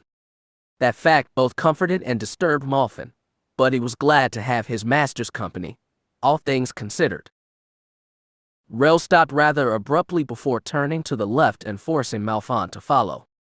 Reaching the end of a hallway with a T-shaped passage extending further on both sides of them, the two Jedi found the elevator that they were looking for. Unfortunately, it seemed to have been set in some sort of lockdown, and Rel did not know how to unlock and use it. The door itself seemed to be of a similar make to the blast doors that separated them earlier. It was a strong durasteel, but it lacked the energy shield the others had. With enough time, Rel could burn through it with his lightsaber. Wordlessly, Malfin turned to watch the three-way passage behind them while Rel got to work cutting through the elevator door. Their arrival was some unseen trigger for a trap. Several pirates, ruffians of various species with various types of bladed weaponry, emerged from doors the two Jedi had passed to get here. Knowing that Rel needed time to breach the door with his lightsaber, Malfin engaged the incoming pirates himself. Leaping into their midst with a quick force-empowered jump, Malfin swept wide with his sword, forcing the incoming brigands to halt their advance. Moving toward the human to his immediate left, Malfin locked blades with the pirate's smaller knife. Though his opponent was tenacious, it was immediately evident that the Jedi Padawan was the better duelist. Without aid from his comrades, the human pirate quickly lost several of his fingers to Malfin's blade, causing him to drop his knife. Disarmed, the large pirate fled the area while Malfin turned to face his remaining adversaries.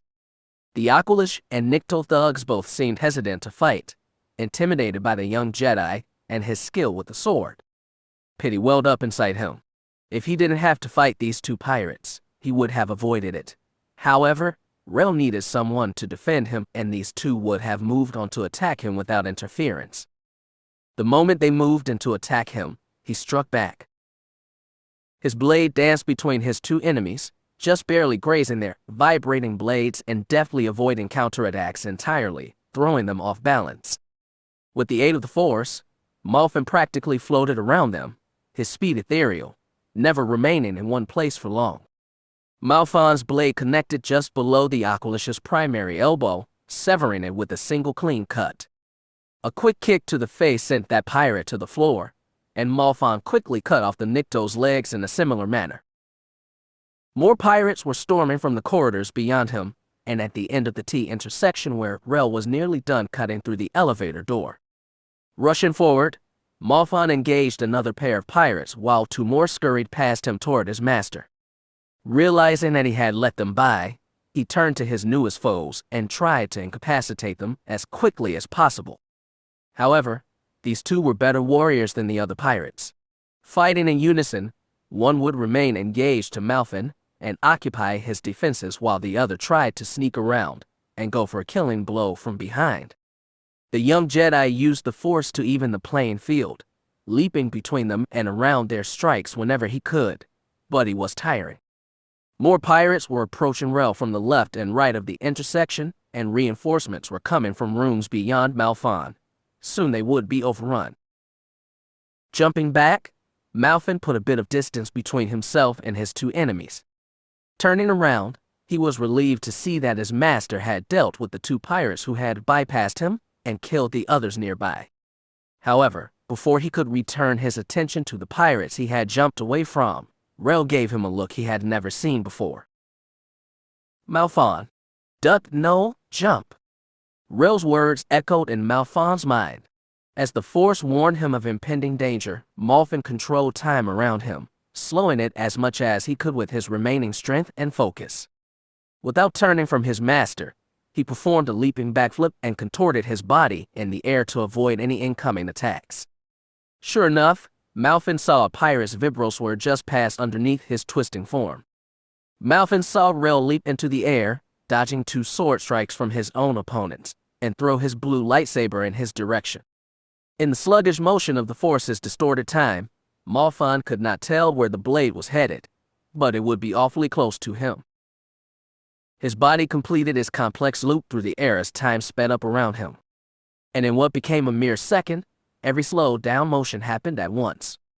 Rel's lightsaber soared through the air, spinning vertically on its way just past Malfon's ear. The blue blade cut clean through the pirate who had attacked Malfon, leaving his body in two bisected pieces that fell to the floor. However, the blade didn't stop, continuing on. It deflected a blaster bolt that Malfon hadn't seen, sending it away before it could reach Malfon's defenseless head.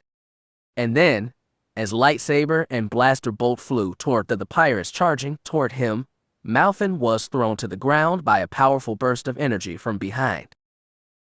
He snapped out of his dazed state a few minutes later.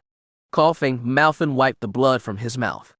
Something in his chest burned at the touch, and even attempting to stand caused him immense pain. He glanced around him, only to realize that all the pirates in the area were dead. Their bodies were scattered around, but they did not have lacerations or bruises. Gripping his side and using the wall to support himself, Malfon was so disoriented he didn't even think of checking on his master. Malfon. Turning his head, he realized that his master was on the floor next to the elevator. Malfon shouted.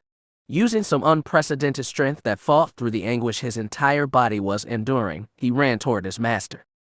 Only when he approached did he realize that Rel Hernaster had been shot through the chest.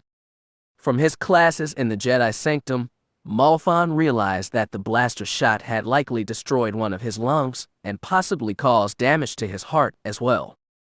At this point, it was a wonder he was conscious, much less alive. Rel said nothing and Malfon had no idea what to say. The situation was too surreal to be true, but he eventually found himself kneeling and trying to dress the wound. Master, what happened? They're better shots than I anticipated. One of them was firing at me from the left. He motioned down the hall with his head. But I was dodging shots fine. Then I saw one of their gunmen take aim at you. Didn't think you saw it. I jumped higher to get a better view of him, but they shot me anyway. You were hit trying to save me. I did save you. Don't. Rel's entire body spasmed. Killed the rest with the telekinetic burst. Don't have much strength left after that. Master, I didn't mean to. Realization dawned on Malfon, and he quickly pulled some vials of Kolto and field painkillers from his belt. Don't worry, Master. I'll give you some first aid, and we'll get you to the Grandmaster. She'll help you, Anne. With strength Malfon didn't know his master had, Rel reached up and grabbed hold of Malfon's collar. Pulling himself up, with considerable effort, Rel glared into his Padawan's eyes. "Don't you dare. I know this is it. This is as far as I go. It's just a shame I couldn't pass up the old man, though. I won't let you die. Not now. You can't. I can't. I'm not your master anymore. Take my lightsaber, my first and last gift to you. Finish the job. No, finish everything. Become what I could not. Master, I couldn't. Take my weapon. Do not stop until your powers become legendary, so I will be known as the one who trained." Malfin stared at his master's weapon, lying on the ground just beyond his reach. At Rel's urging, his trembling hands picked up the weapon and held it so his master could see it. The Jedi Knight nodded and released his student, returning to the floor. Malfin had to grip the hilt as hard as he was able to keep himself from dropping it, and his eyes were tearing up even as he knelt there with his dying master. Malfin. Yes, master. You earned your knighthood in my eyes. You are the Jedi I always hoped to be. On the day you surpass me, he will be proud. The last of the Jedi Knight's strength failed him, and he died with his last words on his lips, fading into a soft whisper and, at last, a harsh breath. Malfin gritted his teeth. He hated his master for talking like that. He hated himself for not being perceptive enough to protect himself. He endangered those around him due to his inability to see beyond himself. He hated it. Tears burned against his cheeks and under his eyes as he struggled to stand. Rel would have wanted him to mourn later, if ever. Climbing through the small hole that his master had made in the elevator door, Malfin slammed his fist into the button that would take him to the bridge. Crumpling into a distraught wreck in the corner, Malfin realized how alone he was only when his crying ceased and silence joined him for the remainder of the journey. Malfin walked up the stairs leading to the bridge. A few pirates and official guards were dead on the uncountable steps, but there were far more damaged security droids. Chances were that these were the first casualties. The droids and the guards were trying to defend the bridge from an endless onslaught of pirates, and they eventually failed. A sorry end, and one that many more officials and pirates likely endured over the course of the engagement. The enemies Malfin had seen earlier must have gone elsewhere, pursuing Master Sun Rider and Rayston. His entire body ached as he finished the climb. Leg muscles strained from earlier acrobatics and constant motion. Arms were weary from defending against swords and carrying his own weapons. Something in his chest, probably a rib or two, had been injured, causing a burning sensation every few steps. His mind was foggy, distraught at the loss of his master and the loneliness he now endured. Even the Force seemed distant from him, but it would all be over soon. He saw the Whiffet just inside the bridge the moment he turned the corner. Of course, the burly pirate also saw him, and several dozen blaster bolts flew toward him for his trouble. Malfin dove into the corner between the wall and the right side of the door, getting him close enough to the bridge without actually stepping inside. Malfin activated Rel's lightsaber and peered just beyond his cover, only to be greeted by several more rounds of blaster fire that he narrowly avoided. Pinned down, Malfin positioned himself closer to the floor in case he needed to roll across the doorway into new cover. Ah, so one Jedi pup is all that remains to challenge us. How amusing. Come, boy, drop your weapon, or else we'll kill the captives. He heard a female scream to emphasize that fact. Malfin peeked just far enough to see into the room and managed to get a glimpse of 6 pirates and their last hostage before being forced to return to cover entirely. It was a hefty Theron who held a young woman in a chokehold in his arms, and his numerous scars and unwieldy heavy repeater probably made him the leader. The handful of other hostages were in various states of critical injury and would not survive very long, and the young woman, a few years Malfin's junior, it seemed, was the only one in immediate danger. Please, she whispered just loud enough to be heard. Don't let them hurt me. You heard her, lad. Drop your Jedi weapon. The Theron growled. If I do, Malfin shouted back. Do you promise to let her go? Aye, on my honor. Malfin considered his options. He couldn't risk disarming himself entirely, but he knew that if he refused to placate the pirates, they would kill the last hostage. They outnumbered him 6-1, and it was unlikely he could take them all in a fight anyway, especially in his current condition. Assenting, Malfin deactivated his lightsaber. If they decided to betray him, he still had his vibrosword handy, but he hoped he wouldn't have to use it. I'm discarding my weapon. Send the hostages toward the door. Okay. Let's see the weapon first. Malfin sighed. He threw his weapon to the ground in front of him, and he heard the pirates laugh as it clattered across the floor. The Fearin barked something in a language Malfin didn't understand, and he heard footsteps coming toward him. Of course it was a trick. However, before he could reach for his sword to defend himself, the glow panels inside the bridge and the hallway leading to it were shut down, shrouding the entire deck in darkness. As soon as the lights went out, Malfin heard the Fearin scream in pain. Worried for the safety of the last hostage, Malfin used the Force to call on his lightsaber in the darkness and reactivated it. Charging headlong into the darkness, Malfin saw blaster fire race out from the emptiness, straight for his lightsaber. With the Force replacing the eyes that could not see, he repositioned his weapon to deflect the shots headed for him. Red blaster bolts zigzagged through the air around him, lighting up the darkness in sporadic flashes. In the corner of his eye, he thought he saw another figure, closer to the gunman than he was, who was not shooting at him. He remained stationary as he continued to defend himself from incoming blaster fire. Screams echoed around him in the darkness. Bones broke, necks snapped, and blaster fire was redirected into the walls around them. Tired as he was fortunate that none of the pirates tried to approach. He had very little physical strength left, and he probably would not have been able to fight them off in his current state. The glow panels turned back on just as Malfin rolled underneath an unexpected blaster shot.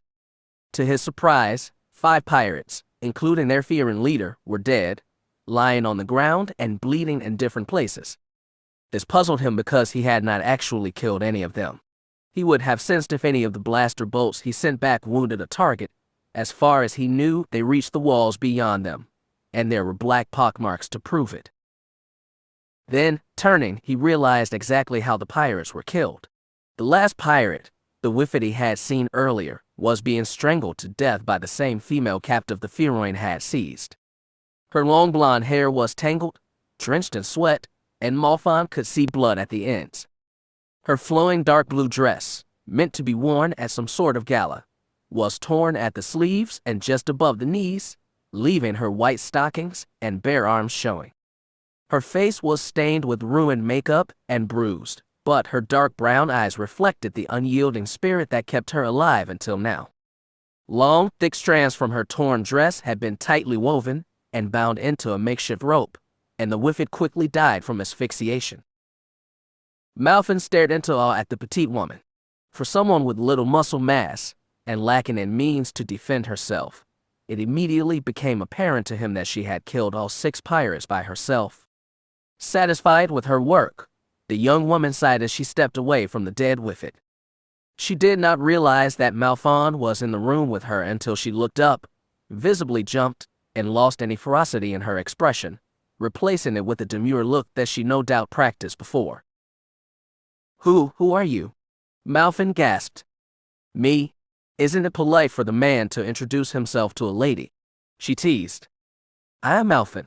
I'm a Jedi Padawan. I'm here too. Malfin looked at the dead pirates again. Rescue you. The young woman chuckled. Oh, well, my name is Junira Astel, Jedi. I must admit, I couldn't have killed them without your assistance. You served as a suitable distraction. How did you defeat them? She nodded knowingly. We're all just skin, muscles, and bone, Malfin. I simply know how to use my strengths to cripple those things. But there were 6 pirates here, and you killed them all. Someone like me tends to get underestimated. She extended her hand and, to Malfin's surprise, one of the pirates' blasters floated into her hands telekinetically. Plus, I have some help on my side too. Malfin's mouth dropped open, and he was about to inquire about the nature of Force sensitivity when someone called out the young woman's name from the stairs leading to the bridge. Turning, Malfin and Junira saw Rayston, Nomi Sunrider, and several older men clamber onto the bridge. They all looked exhausted, although the old men lacked the sweat and blood that the two Jedi had on their robes. Their flowing robes and ornate headgear were barely damaged, in fact, and it was likely that they were hardly harmed by the pirates. "Oh, Duchess, you're safe," one of them exclaimed. Malfin stared at Junira. "Dutch. Oh, my hero."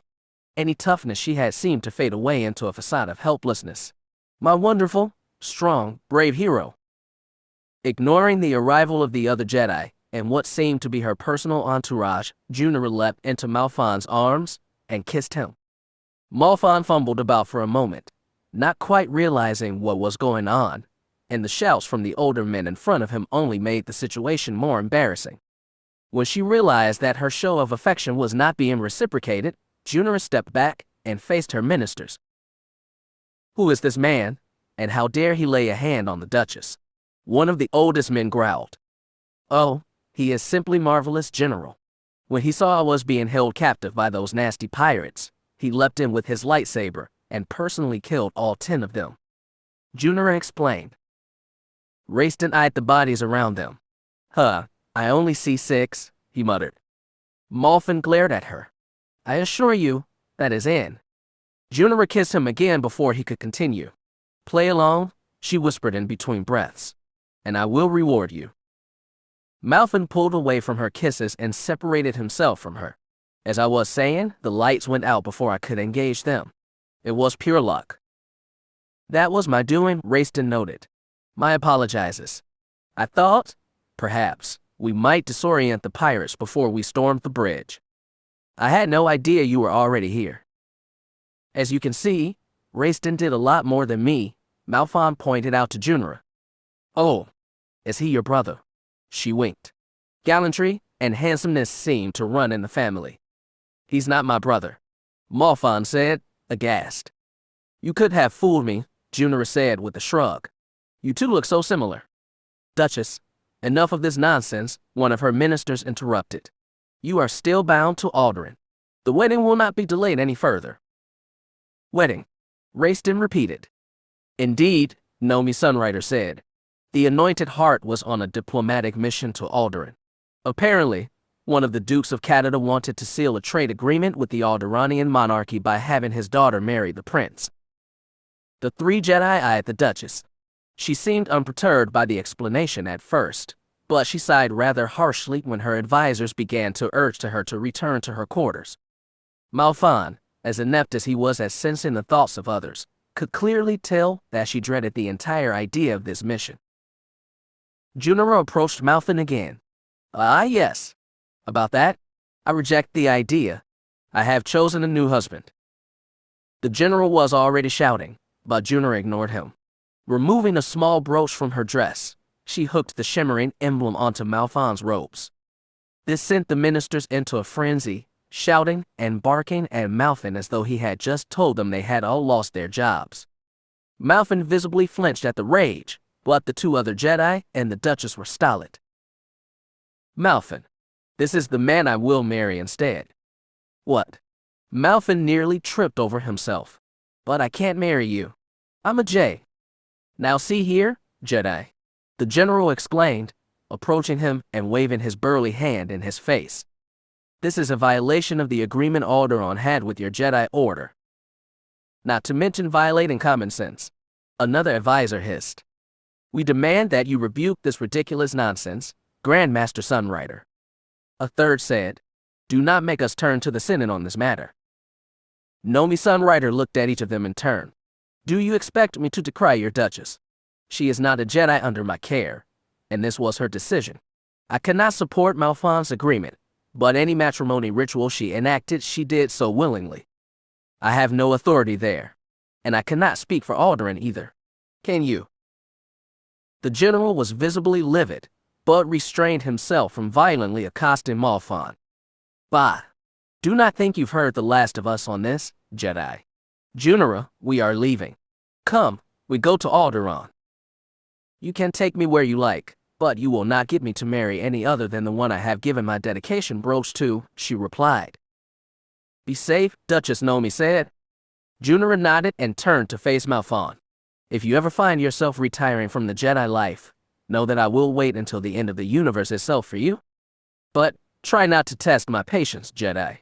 Life without official duties and a doting husband to deal with has its perks too, you know. With a smile and another quick kiss, Junira departed from the trio of Jedi with the rest of her advisors.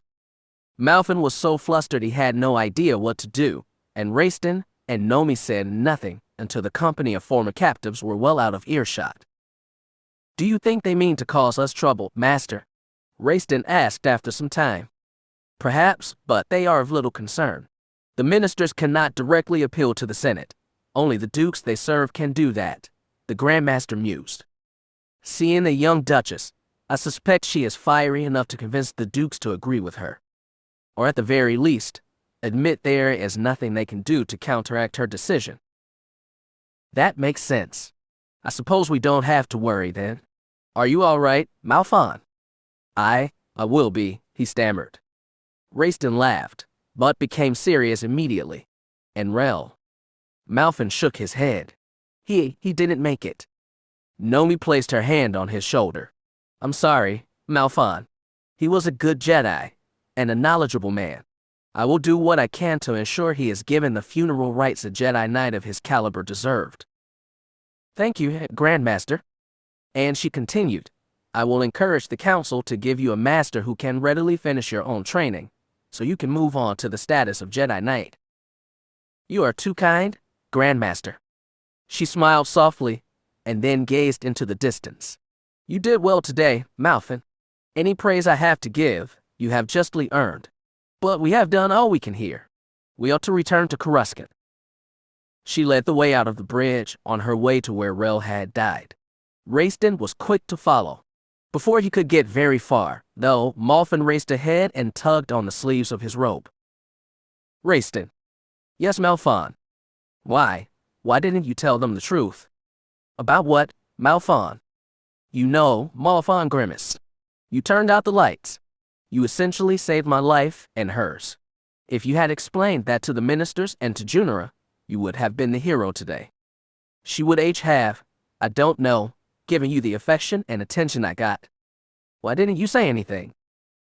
Why didn't you reveal to Junira's ministers that she lied about your actions? Raistin asked. She told me not to. And Nomi has always told me not to involve myself where I don't need to be involved. We both had our reasons. But Raistin, I've been betrothed. Malphon groaned. So you are. But a Jedi's first service is to the galaxy, not to a lover. So you shouldn't have anything to worry about, right? He chuckled. Besides, I assume she only did that to escape her political duties. She knows as well as you do Jedi cannot marry, and was only using the marital trappings of her people to escape a life under a man she had no feelings for. I guess you're right. Then let's go home, Malphon. Malphon nodded, albeit somewhat absent-mindedly, and the two Jedi Padawans raced to catch up with Grandmaster Sunrider. Chapter 9. Malphon was exhausted. Ever since his mission on the Anointed Heart, he found himself tired all the time. Sleep did not come easily, and studies were difficult because fatigue distracted him. Nevertheless, he did his best, perusing scientific journals dealing with advances in neurology and experimenting on animals using the Force. He even found the time in between sleeping and studying to spend time with his friends, in spite of his lethargy. North had been encouraged to spend more time with Raistin and the others, and he was getting used to the group. During his time among them, he seemed in a constant stupor and hardly had anything constructive to say, as though something had bound his thoughts and refused to release them. The others did not seem to notice, simply enjoying his company, but Harder was quick to tease him, as kindly as he was able, at Raistin's urging for it. Several months after Malphon's last mission, Raistin was abruptly called into the Jedi Council chambers. Presumably, he was answering for misgivings the Council had about a mission he undertook. However, Malphon had been told by North that the Council was going to knight Raistin Bennix today. Despite his own excitement for his friend, Malphon said nothing, keeping quiet until Raistin left their group. Once Raistin was gone, the group began to drift apart. Lithy headed for the sparring chambers, as she always did, but she promised to return once Raistin had been knighted. Alnera and Harda sat down by one of the smaller fountains in the eastern atrium, leaving Malfin and North to their own devices by the colonnade nearby. Raistin is going to become a Jedi Knight, North muttered, having no trouble stating the obvious. Indeed he is, Malfin replied.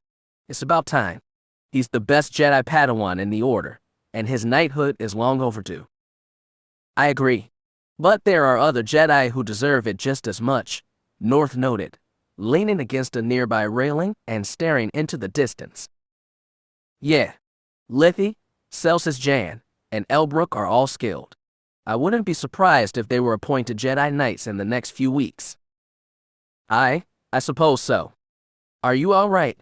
Malfin asked, sensing something was amiss. Yeah, I'm fine.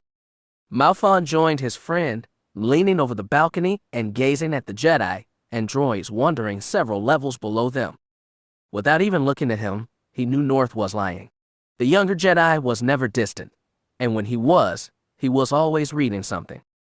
It wasn't like him to avoid the issue. What's going on, North? Malfin, I heard about the woman on the anointed heart. Your wife, right? Malfin laughed despite himself. I would hardly say that, North. It's more like an arranged thing. Pure ritual, nothing more. That may be, but you're the only one of us that has gotten into a romantic relationship. So I thought. Elbrook is more versed in the matter than I, Malfin said ruefully. I was wondering if you could give me some advice. About what? Lithy, North said after a bit of thought. It's Lithy. I really like her. Oh, that's not weird, is it? Malfin shook his head. Why would you even think that? North glanced over his shoulder. I don't know. She's older than us, and, well, I don't think she likes me. Nonsense. She doesn't talk to me. Malfin shook his head. You don't talk to her either. North was quiet for some time. What do you think I should do? About what? About her. Have you told her yet? Force above, no? North stared at him like Malfin had asked him to jump off the ledge. I wouldn't know how. I'd make a fool out of myself. Malfin turned so that his back rested against the durasteel balustrade. So you're content with admiring her and not letting her know how you feel? It's not like that, Malfin. Sure it is. What if she doesn't like me? You won't know until you ask. But what if she doesn't? You're overthinking things. Just tell her. If she likes you back, she'll reciprocate. You know she will. If she doesn't, then you just have to accept that. I couldn't live with that. I don't want. Hey, you too. Lithy's voice rang out from across the hall. Get over here. Raistin's back, and he's a Jedi Knight. Malfin smiled at North teasingly, and North returned the favor with an icy glare. Slapping North's shoulder, Malfin bid him to follow as he headed over to congratulate their friend. North lingered for a few minutes, clearing his head and collecting himself, before joining Malfin and the others. By the time they arrived, Harda, Alnera, and Lithy had finished their praises and had moved on to whimsical stories or good-natured teasing. Malfin was quick to join in the fun, while North lingered at the edge of the group and replied when necessary. Thank you all, Raistin said after the commotion had died down. You know I couldn't have done this without you. Nonsense. You could have risen to the rank of Jedi Master by locking yourself in your chambers and mastering every skill known to the Order. Lithy replied. But he'd turn out like North if he did that, Harda chortled. Raistin shook his head disapprovingly at the shorter Jedi. Despite what you may think, this has been a journey I've taken with all of you. The road from Padawan to Knight can never happen alone. Even with the necessary skills and feats, there's always more to learn. You sound more like a Jedi Master already, Alnera intoned. She's right, Malfin said with a gasp. Who are you, and what have you done with our friend? Are you kidding? He's always sounded like that, Lithy drawled. Drones on and on like the Masters, do about destinies and humility. That's not funny, Raistin said. You know I mean what I say. I know you meant it, that's the problem, Lithy replied. Raistin shook his head. You're too critical. And you're too serious? Rayston. Well, for now, let's celebrate. Harda hollered. Let's hear it from Rayston Benax, the first Jedi Knight from our ragged fellowship. There was a resounding cheer from the others, and the festivities continued despite Rayston's embarrassment about the whole ordeal. Malfin left the company in high spirits. It was very late in the evening now, and Jedi were returning from missions and retiring to their quarters, leaving the Jedi Sanctum quite empty. Malfin used to enjoy such things, as North was a student of the past and called to read, so he was a student of the mind and called to think, and thinking was best in the silence. However, of late, Malfin's thoughts were caught up in regret. It made studies difficult, enjoyment scarce, and was probably contributing to the fatigue he was experiencing. He felt alone in every waking moment. He missed Rel. He still had Rayston and the others to talk to, sure, but it wasn't the same. They were wise, but not as wise as a master could have been. They were encouraging, but nothing quite matched the compliments from a master. Everything he did reminded him that he had lost his master due to his carelessness, and now he was in this journey alone. Anger, depression, and fear were commonplace thoughts. What had he done? Nomi-san Ryder had promised him that he would receive an able Jedi as a teacher, and he believed her. He knew, as the head of the Order, she could appoint him the greatest Jedi Master in the Jedi Order. She, perhaps, would take over his training personally.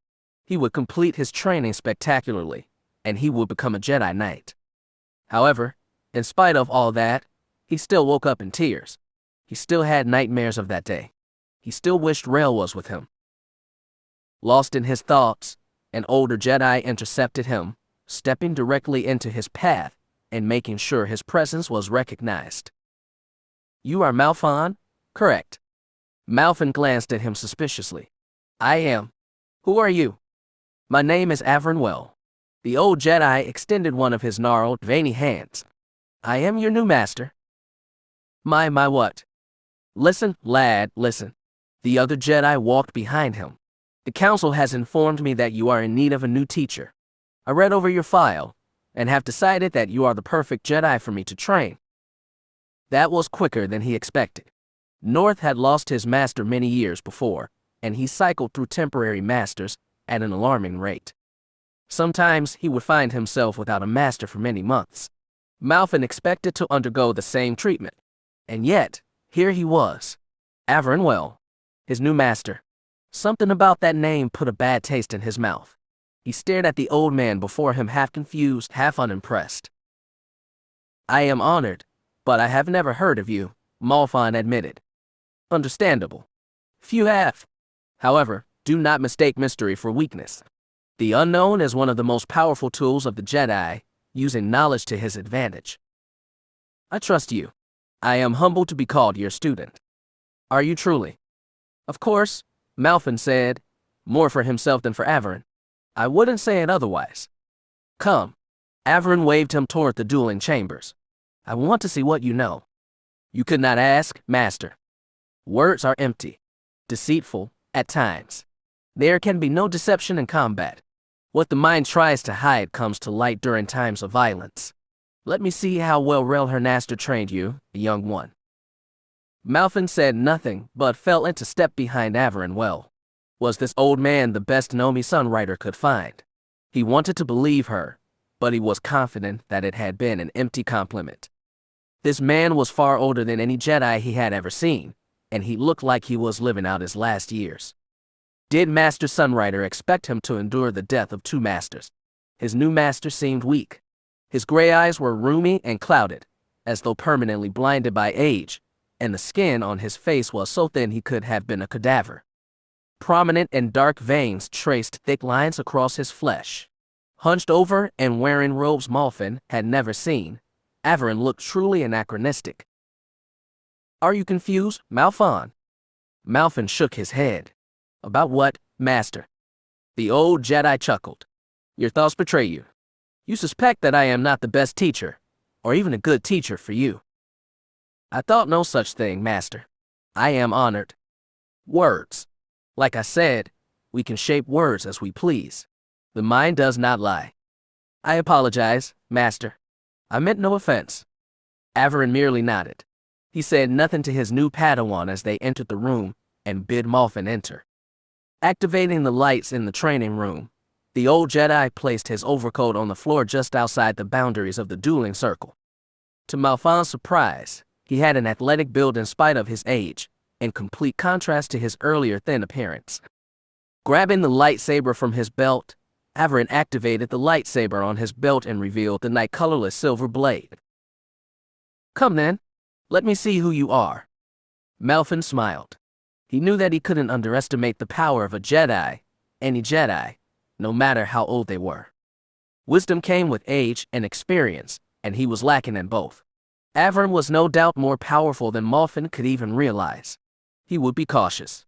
Taking his own lightsaber and Rel's weapon from his belt, he activated both of their blades in a basic flourish, and held them at his waist. Averin said nothing, but he waved his lightsaber around him to invite his Padawan to continue. Malfin moved forward in an instant, using the Force to close the distance between himself and his master in the blink of an eye. His blue and green blades slammed into the soul silver one, sending sparks flying into the ground. Dancing around the old man with all the speed he could muster, Malfin aimed at common weak points: wrists, thighs, waist, neck. However, no matter how he tried to strike at the old Jedi, he could not penetrate his defenses. Averin's single blade was holding back both of his. The thought angered Malfin more than it should have. Averin said nothing, but his face seemed to reveal disappointment. It was as though he knew Malfin should have been better than this. No matter how perfect Malfin's cuts, how quick his parries, or how elegant his slashes were, they were missing something. It was as though he lacked the most fundamental aspect of lightsaber combat, and he was utterly incapable of understanding it at all. The look on the old man's face was one of abject hopelessness. His Padawan was failing his expectations, and there was no way he could recover from this failure. The more Malfin considered it, the angrier he became. This was his best. Rel, Rayston, Lithi, and others had trained him to this point. He had practiced on his own and mimicked the best qualities of other duelists. As a Padawan, no more could be demanded of him. And yet, Averin well demanded more. What did he want? Malfin could not become any better like this. This was his potential. As a Jedi learner, he had learned from the best. Was the best not enough? One of his lightsabers escaped his grip as Averin slashed at his left wrist. The attack had been so quick, he had not even had a chance to defend against it. Battering against the old Jedi's defenses with one lightsaber, Malfin tried his best to recover. However, he had no chance. With two lightsabers, he had been disappointing. With one, he was an absolute disgrace. Averin's face said that and more, and it was not long before Malfin's arm had been grazed just below the elbow, and he lost his other lightsaber as well. "I see," Averin muttered, deactivating his lightsaber. "You are skilled." "Master, I'm sorry," Malfin bowed low. "I didn't mean I am better than that. Let me try again." Averin shook his head. "That is enough for now. I have seen all I need to see. Tell me, who else trained you?" "Trained me, Master." "Yes? Your ability does not wholly reflect Rel Hernister's skill. Not entirely. You have the vestiges of others in your form. Who else taught you to fight?" "I learned from many Jedi, Master," Malfin replied, confused by the question. "Elbrook Naldrofus, Rayston Benax, Lithia Rain, Northeus Olsen." "You learned from Padawans?" Averin asked, bemused at the response. Yes." Averin nodded slowly. "I see. That will be all for now, young one." Malfin bit his lip. He wanted to defend himself further, but he was unwilling to argue with his new master. Taking his lightsabers and nursing his light burns with his hands, Malfin left Averin well in the training room and left without a word. "They what?" Harda asked. Lithi nodded slowly. "The council wants my master and me to travel to Arcajeth's Praxium on Arcania. I am to complete my training there, and then attend to missions in the frontier. And I am to be sent to Atrath. What are they thinking?" Alnera wondered aloud. "They are good academies, but none of them can match the facilities here on Coruscant," Harda noted. You've both proved yourself able Jedi. Why would they send you two so far from the core? The company of Jedi Padawans sat in silence for a moment. They were all here, sans Rayston, who was off attending to a mission on annexes. Malfin looked at the Jedi around him. They had received the news earlier today. At the Jedi Council's behest, many Jedi Padawans were being sent to satellite Jedi facilities around the galaxy. Lithi and Alnara were the only two Jedi in their group departing the core, but Harada was to travel to Corellia for training there. Elbrook was being sent to Elfarides to train, and his two friends and underlings, Rogos and Gilith, were staying here. North probably would have been sent off too, but he was in the process of switching Jedi Masters, and he needed an actual teacher first. There's been a steady influx of students lately, Lithi said after some time. Quite impressive, considering our order took many casualties during the war. They're probably short on Jedi Masters here on Coruscant, and they need to move some students around. I suppose, but there's rumors going around that Jedi Knights are being shuffled about as well, Malfon replied. Mostly for training purposes, I'm sure. Can't have too many Jedi Knights here, Alnara said. The other academies are rather undermanned, though, North spoke up. I would think this would place a burden on them. Maybe it does. We can't say for sure. All we can do now is listen to the Jedi Council and do as they tell us, Lithi said. Just promise us you'll stay in touch. Yes. Harada asked. We would never lose touch with you, Alnara said. We'll come back someday. Here's to that, Malfin said with a smile. Lithi grabbed her empty knapsack and departed from the company in silence. It was about time for her to gather her meager belongings and get ready to depart. Alnara hugged North, Harada, and Malfin before taking her lightsaber and bags and leaving them as well. After some time, Harada acknowledged that he had to leave and attend to his things as well, and he said his goodbyes as well. With them gone, it was just Malfin and North sitting alone amongst the gardens of the Jedi Sanctum. There were no other Jedi around, and only the running water elsewhere in the gardens could be heard. Malfon, North said, voice hoarse. They're gone. I know, was all he could say. Do you think we'll see them again? If the Force wills. That is not exactly encouraging, North said with a sigh. Are you worried about Lithi? Malfin asked. North nodded. Don't be. She'll be fine. I'll take your word on that. Trust me. Malfon placed his hand on North's shoulder. You'll have a chance to see her again. I know, but. I have no idea how you know that, North admitted, but it's rather encouraging. Don't be sarcastic with me, Malfon said, faking his anger. I'm not, North replied, equally as serious. Anyway, since Elbrook is gone too, what say you and I take a chance to train? We haven't fought each other in a while, and I'm eager to see how you've improved. Not very much, North said sheepishly. Malfin grinned. You won't know until you try. And I'd rather not. Don't be like that. Let's go. Malfon headed for the training center. North delayed himself for a moment, evidently deep in thought, but he eventually jumped to his feet and chased after Malfon. It was just the two of them for now, but Malfin was determined to continue getting better. Even if North was his only sparring partner, the two of them would fight, use the Force, and train until they became the finest Jedi Knights the galaxy had ever seen. Chapter 10. Malfin steepled his hands and rested his chin atop them. The small Jedi transport they were in rocked to and fro as it traveled through the atmosphere beyond, but he took the shaking in stride. The young Jedi had learned much since that mission to save the passengers aboard the Anointed Heart, nearly 10 years ago. And of the many lessons, he realized just how little spaceflight bothered him. Their vessel could have been involved in a vicious dogfight, and he would have paid it no mind. Such was his confidence in the preserving power of the Force. At 25, Malfon was still a Padawan, but he was no longer the young Jedi, he was under Rel Hernister's care. The features in his face were more stolid now, but even behind the short beard he wore, and the creases he was developing, he could not hide the youthful vigor still present. His dark hair was longer than it had been, nearly passing the edges of his cloak's collar and entirely covering his ears. On more than one occasion, He had been mistaken for a vagrant, but such a mistake was quickly remedied by his noticeable Jedi apparel and otherwise noble demeanor. On the other hand, Averinwell looked no different than the day he and Malfin had met. The younger of the pair often joked about how surprised he was to see that Averin was still alive to train him, much to the Jedi Master's chagrin. In fact, Malfin had no idea how old Averin was, and he never dared ask, but the old Jedi seemed to be well over 100 standard years.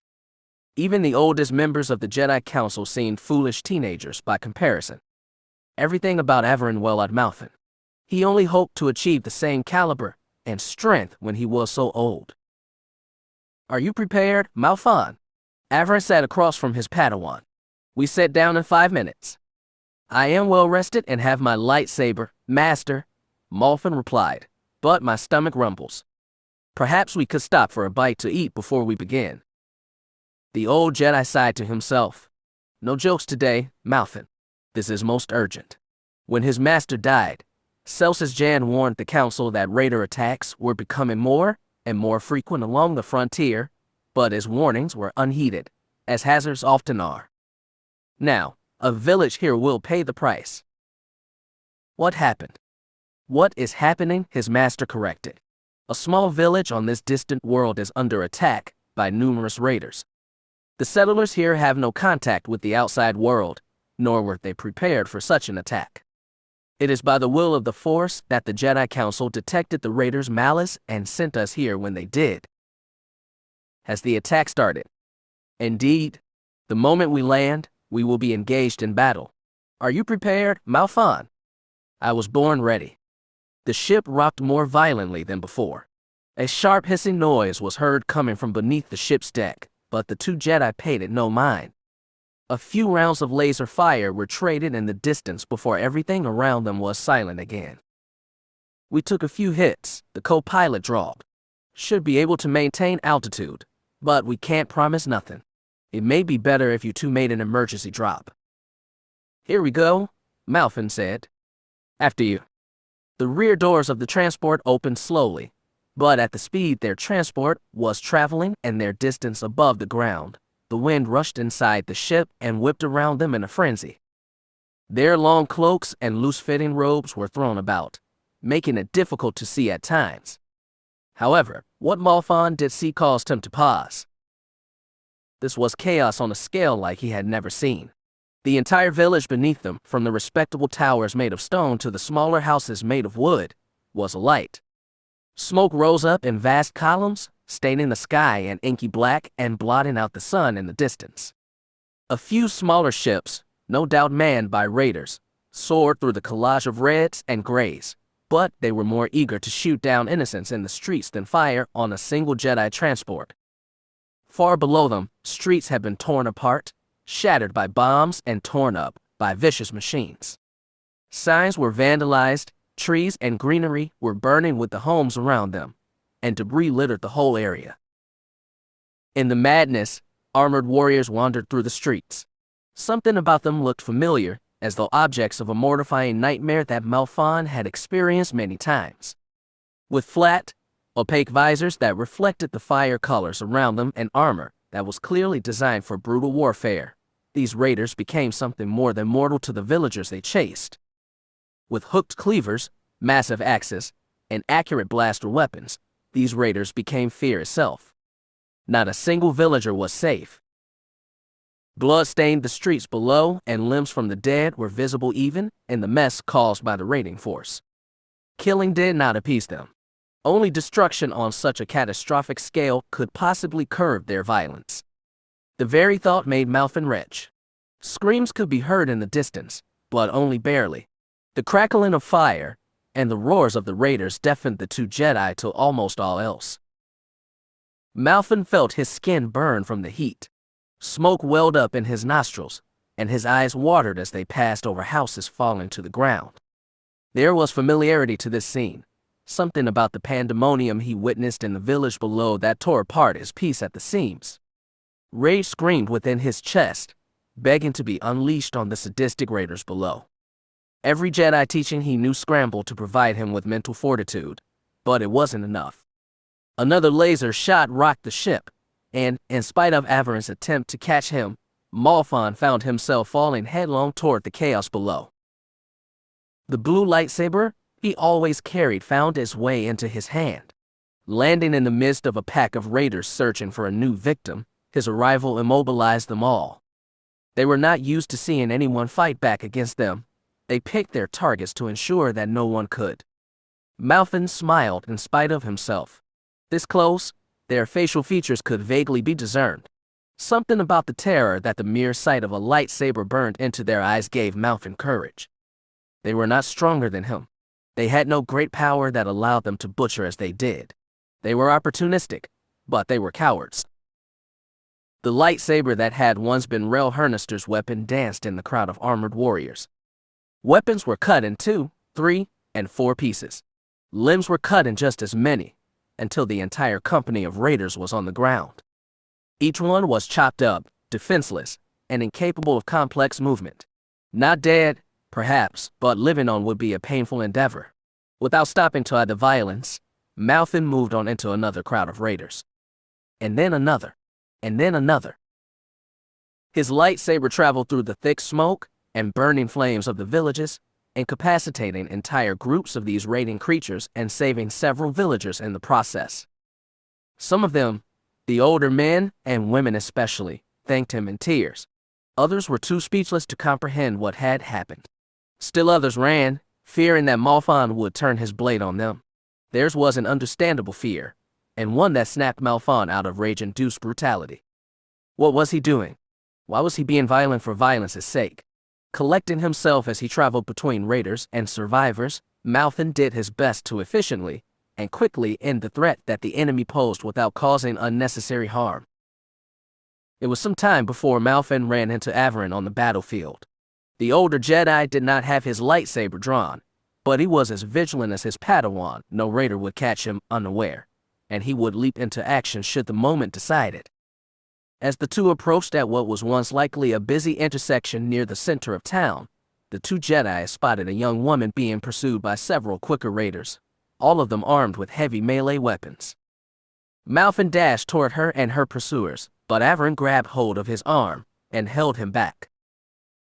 "Hold, Malphon! Hold! That woman is going to die," Malphon shouted. "Let me go, Master. She's already dead. So many in this place are already dead, Malphon. And yet, they still cling to life. There is so little hope for any of them. They are caught in a limbo, no better dead than alive." To emphasize his point, the woman was caught by the raiders. The blades of several dozen armored foes, each practically feral from the bloodlust, fell upon her. They were merciless. In mere seconds, she was nothing more than dark blood and torn pieces of flesh on the streets. Malphon allowed himself to look away, fearing that he would cry for the raiders' latest victim. "How can you say that?" he said in a harsh whisper. "I've already saved so many, Master, and they are escaping this place now. But to live after such atrocity, is such a thing worth it? Wives without husbands, husbands without wives, and children without parents. Friends lost friends, families with no homes, and all material belongings destroyed. A village ransacked and memories etched with terror. Is that living, Malphon?" "What are you saying, Master? That no one here ought to live through this tragedy." "That is precisely what I'm saying. All dead in the end, but some clinging to the last breaths of life. Let their fates be one, may they be united in death, and let theirs be an example to the Jedi and the galaxy why we cannot let these raiders continue this madness." "No, Malphon. Their lives are their own. Let them decide what to do with it. The raiders control their destinies now. No, I will save them." He wrenched himself away from his master's grip. In an instant, his lightsaber severed the hands of several of the dead woman's attackers.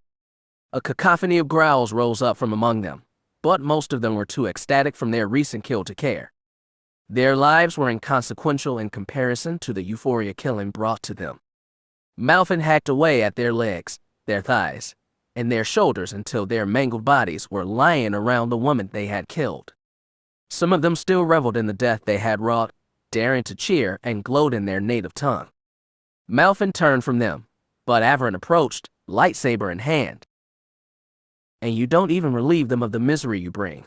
Averin's silver blade cut across the necks of several raiders, allowing them to relish in their masochism as essentially rewarding their efforts. You ought to put them down like the animals they are. They live to reflect and to ponder, Malphon countered. Pain is a powerful deterrent.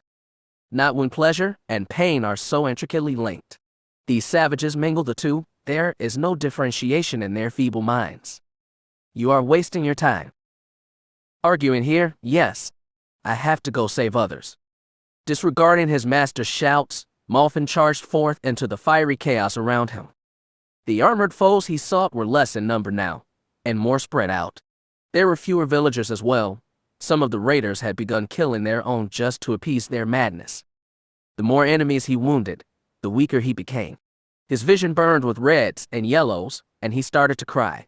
No matter how hard he tried to stop, whether from the burning smoke or from passion, he had no idea.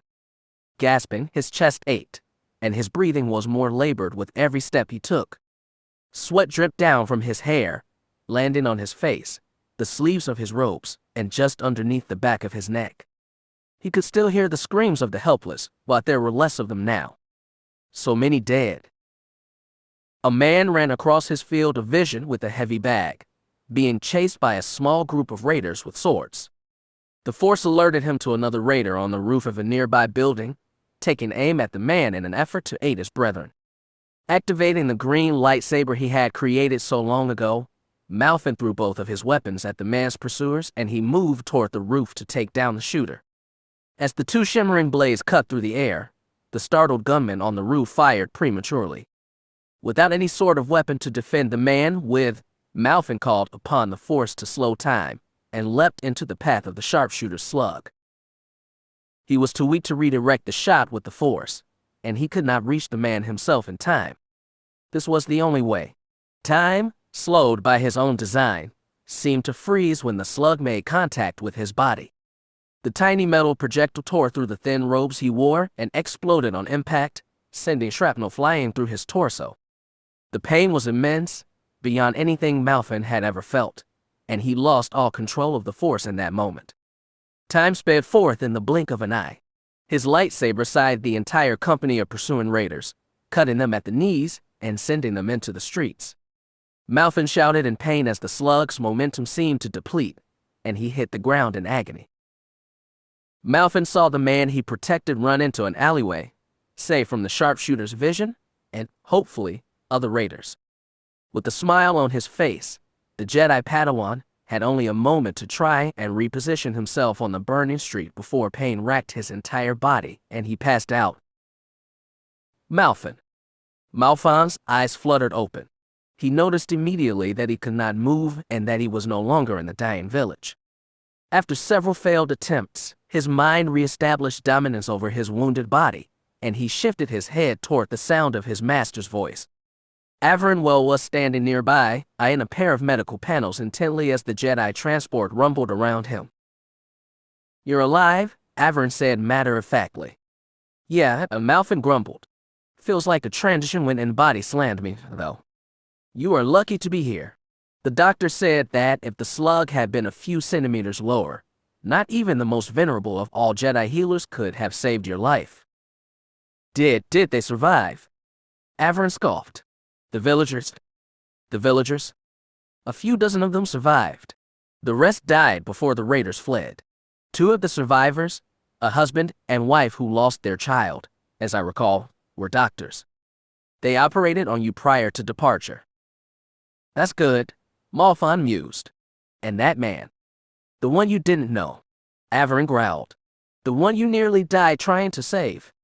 "You sound displeased," Malphon noted.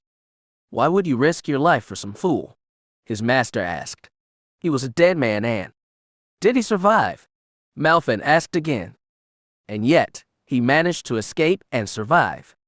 Malphon smiled. "That's good. It means that I didn't suffer for nothing." "Foolish." Averin left the medical displays and arrived at the opposite wall. "Do you think he would have done the same for you? Would you have done that for everyone there?" "It doesn't matter what he would have done, Master. It's our job as Jedi Knights to make hard choices. If I had 1,000 lives to lay down, I would have given them all to save them. You sound as masochistic as those Ruidorian brutes. And you're too cynical. They were not lost. And if we did nothing, the survivors are being escorted to the Coruscant Refugee District. They'll be crowded into a makeshift hovel with aliens they have never seen and be forced to cry, beg, and fight for the rest of their lives. Most will probably become infected by disease, suffer from lack of sanitation or nutrition, or die during pointless infighting. And if we did nothing, they would be dead alongside their kinsmen, united in death. Nonetheless, they are alive. They will command their own lives now. Poverty and suffering are their masters. Kinder than death, master. You have learned so little. Averin shook his head. We've almost returned to Coruscant. Rest until then. We shall report to the Jedi Council once you've recovered. Yes, master. Averin and Malfin parted ways shortly after they had debriefed the Jedi Council. From what little he could sense, Malfin could tell his master was seething. The Council, in their wisdom and prudence, agreed with Malfin's course of action and saving of the survivors. Although Averin said nothing, the glare in his eyes and veins that were slightly more pronounced than usual were indicative of his master's unexpressed anger. Unable to truly discern his master's hidden thoughts, Malfin left him and went about his own business. With some difficulty, Malfin pulled himself into his hover chair. As Averin had explained to him, the slug had not been fatal, but it still hurt. Malfin would be confined to this chair for several weeks, and he would not return to full strength for a few months thereafter. Even Kolto and Jedi healers would do little to accelerate the healing process. Malfin smiled ruefully. No more missions for the time being, it seemed. Malfin, what happened to you? North sprinted toward his friend with a look of abject horror on his face.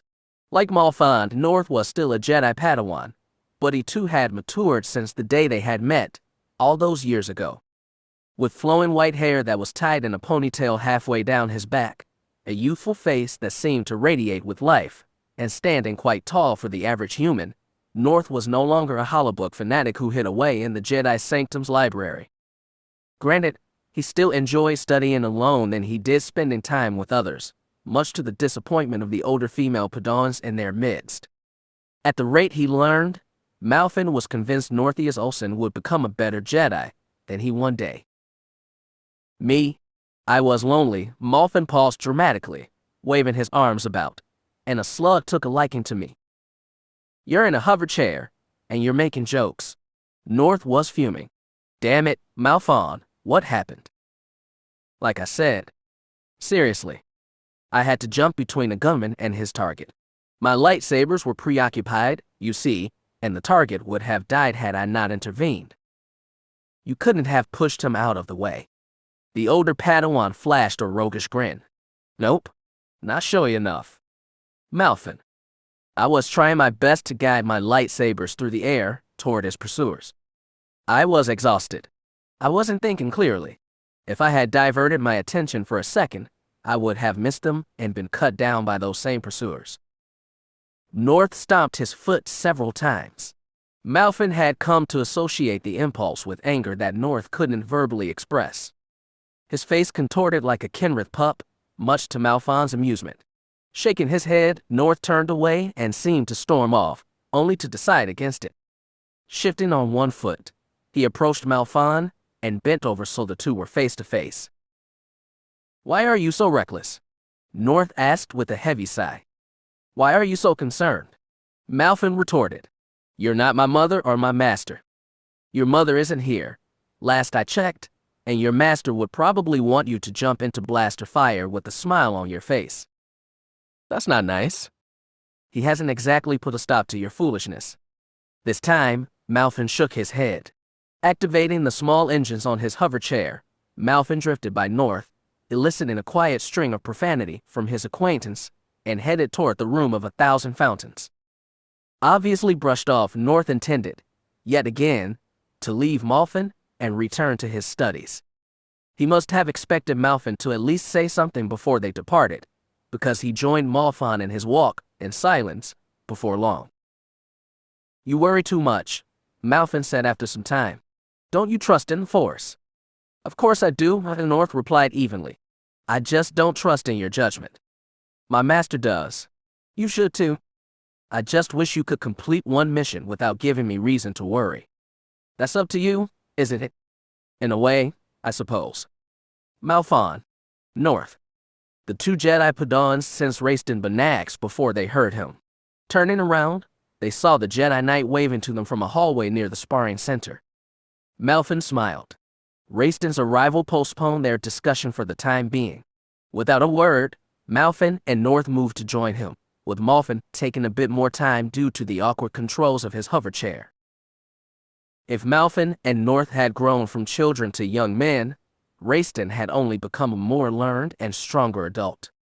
Unlike in years past, he spent little time on Coruscant, and couldn't afford to waste time simply talking and training with his Padawan friends. It was as though his life had become one long mission for the Jedi Council, comprised of smaller missions that never seemed to end. It was beginning to show in his features as well. His fair skin was darker now. He was a bit more muscular now than he was as a Padawan, and his robes were frayed from years of constant use. He was not quite a different person, but he looked like one to Malfin. Oddly, in the 10 years since he had become a Jedi Knight, he had yet to take a Padawan of his own. While none of the Council nor the Jedi Masters said anything, they were quite perturbed by his refusal to take a pupil. According to him, he was still a student in the ways of the Force and the path of the Jedi, and could not see himself training another so soon. Of course, since he was one of the most masterful lightsaber duelists and powerful Force users of the postbellum generation, no one shared his sentiment. What happened, Malfon? Raistin asked. Took a slug to the chest. Ouch. I'm sorry to hear that. How's recovery look? A few months, give or take, Malfin replied. It's not so bad, but the hover chair's going to be the death of me, I know it. I hope not. You have a long way to go yet. Raistin laughed. You staying safe, North? I'm not about to nearly get myself killed, if that's what you're asking.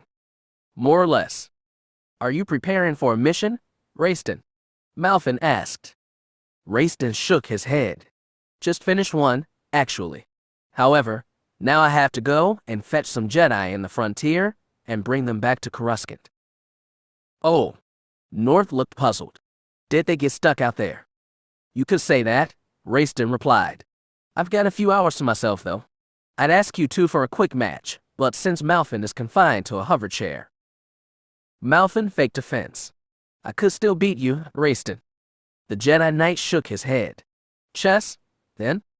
I was hoping we could avoid a chess match, North muttered with a sigh. Let's go, then, Malfin shouted. I'll defeat you both even in a hover chair. Malfon could display as much gusto and confidence before a challenge, but the outcome was a foregone conclusion. Raistin played 3 matches with Malfin and 3 matches with North. He won all 6 with ease, once again establishing himself as the champion. Despite North's insistence they find a new game, both Jedi Padawans knew that Raistin would trounce them soundly at that game too. Such was the way of things. Raistin was the best, and no one could argue against that. Since his days fighting Elbrook and his companions in the Jedi Sanctum as a youngling, Malfin had an impetuous spirit. He wanted to become better, and better than those he faced, if only to improve his own skill and satisfy his desire for perfection.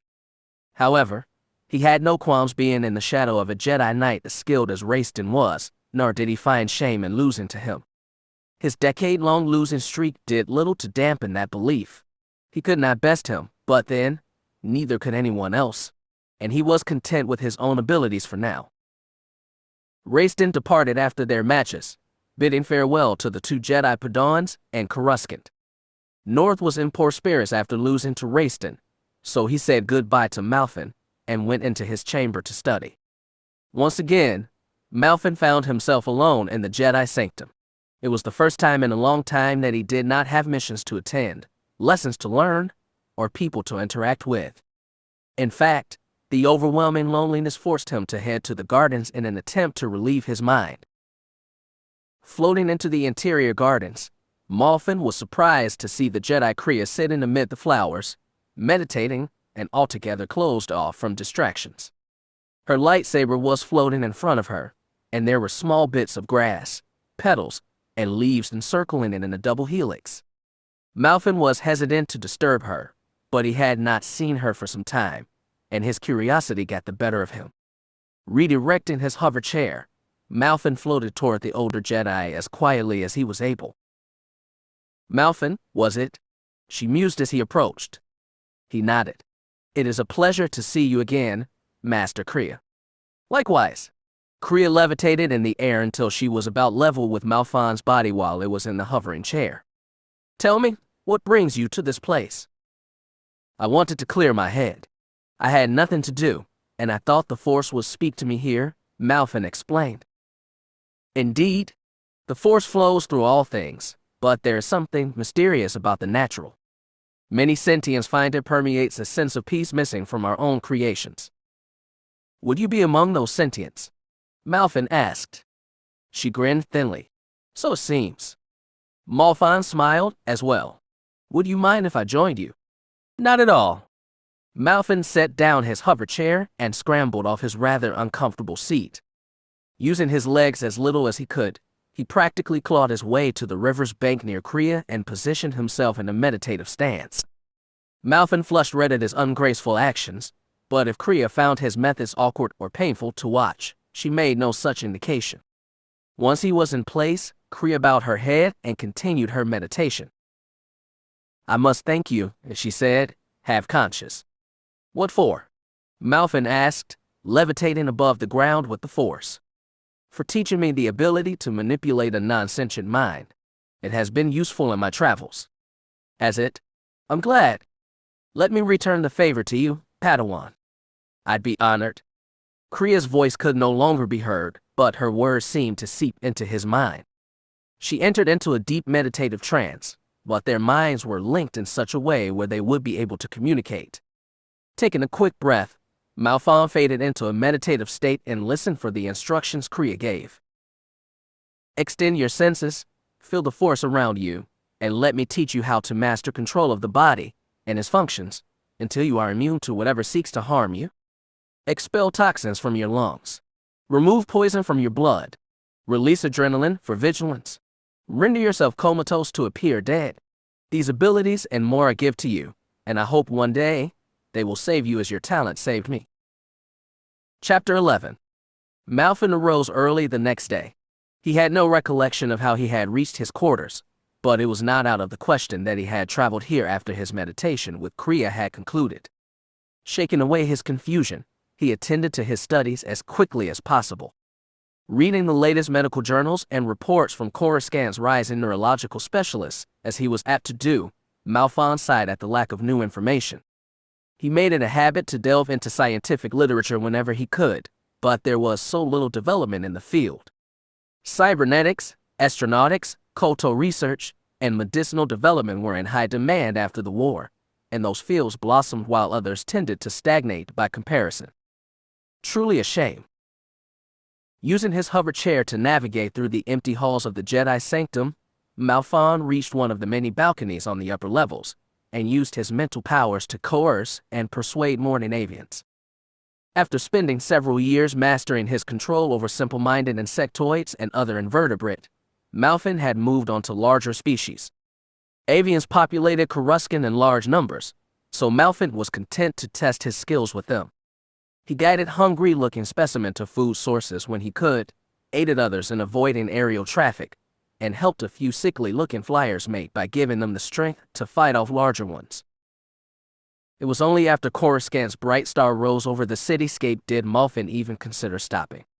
By then, the yellow-tailed summerbirds and Thransil had departed for other feeding grounds and traffic increased dramatically, forcing him inside to avoid the noise. He tried to do simple lightsaber velocities, but his body quickly protested. Confined as he was, he made do with simple stretches and forced practice. He was so caught up in his schedule, as he often was, that he forgot to eat. Unfortunately for his stomach, breakfast came several hours later, well into his training regimen, and he was quite grateful to sit down for his meal at around 1100. Malfin, is that you?" Malfin turned from scraping scales from his small portion of Drika and saw Elbrook Naldrifus walking toward him. Behind him were Gilith, Ragus, and a particularly attractive white-skinned humanoid female practically hanging from Elbrook's arm. It had been nearly 6 years since he had seen Elbrook and his companions, and he would have been happy to go at least 6 more.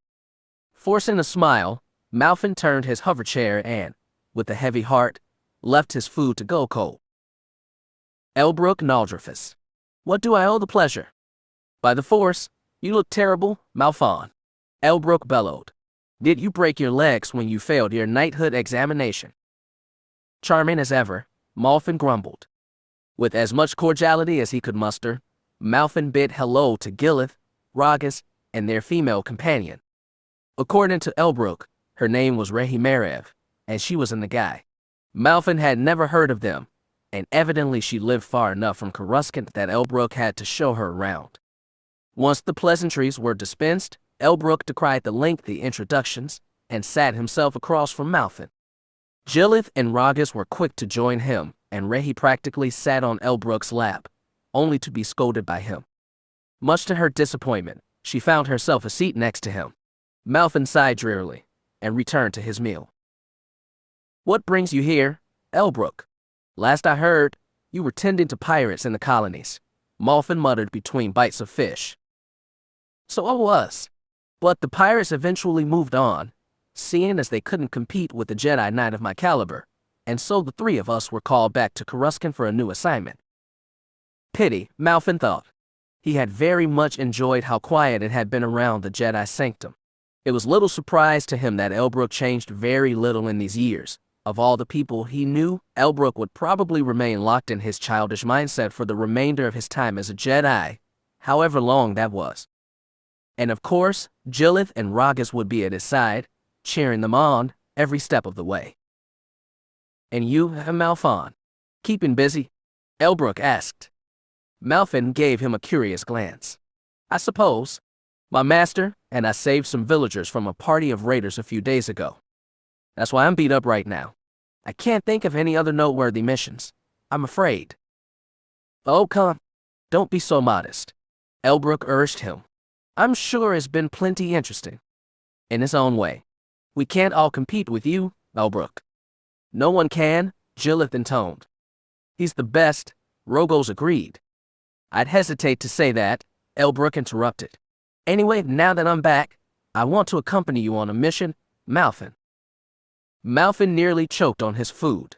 Excuse me? You heard me? I'd like to see how you've grown. And since you can't fight now, I would rather join you on a mission. Malfin was silent.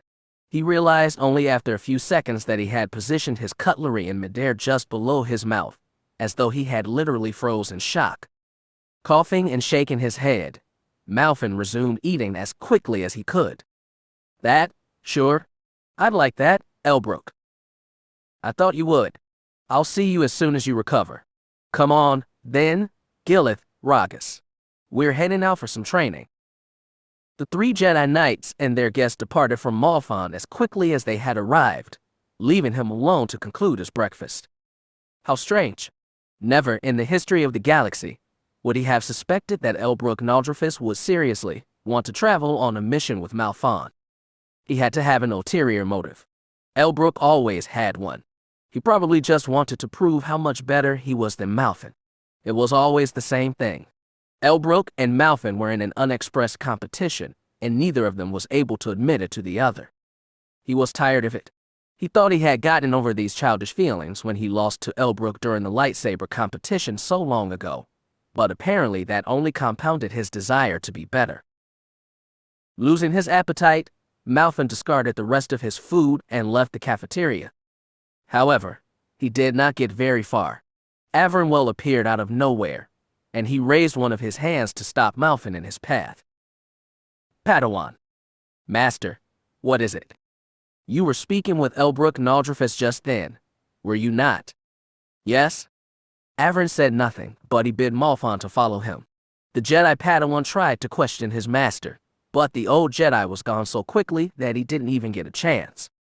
Reactivating his hover chair, Malfin did his best to keep pace with his master.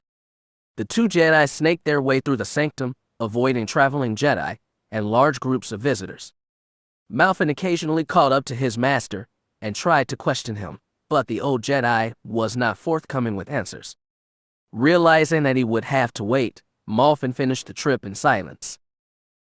Averin took his Padawan to the far side of the Jedi sanctum, where many artifacts were stored that were only accessible by those with the rank of Jedi Master. Malfin followed him past those storage rooms until the two ended up near the so-called Ultimate Chamber of Artifacts, where none but the Jedi Council were allowed to enter. A single Jedi stood guard, a Corran several years older than Rayston, with bulbous black eyes that were as unyielding as the durasteel door he guarded. "Dram, let us in," Averin said. "I am here to see the others."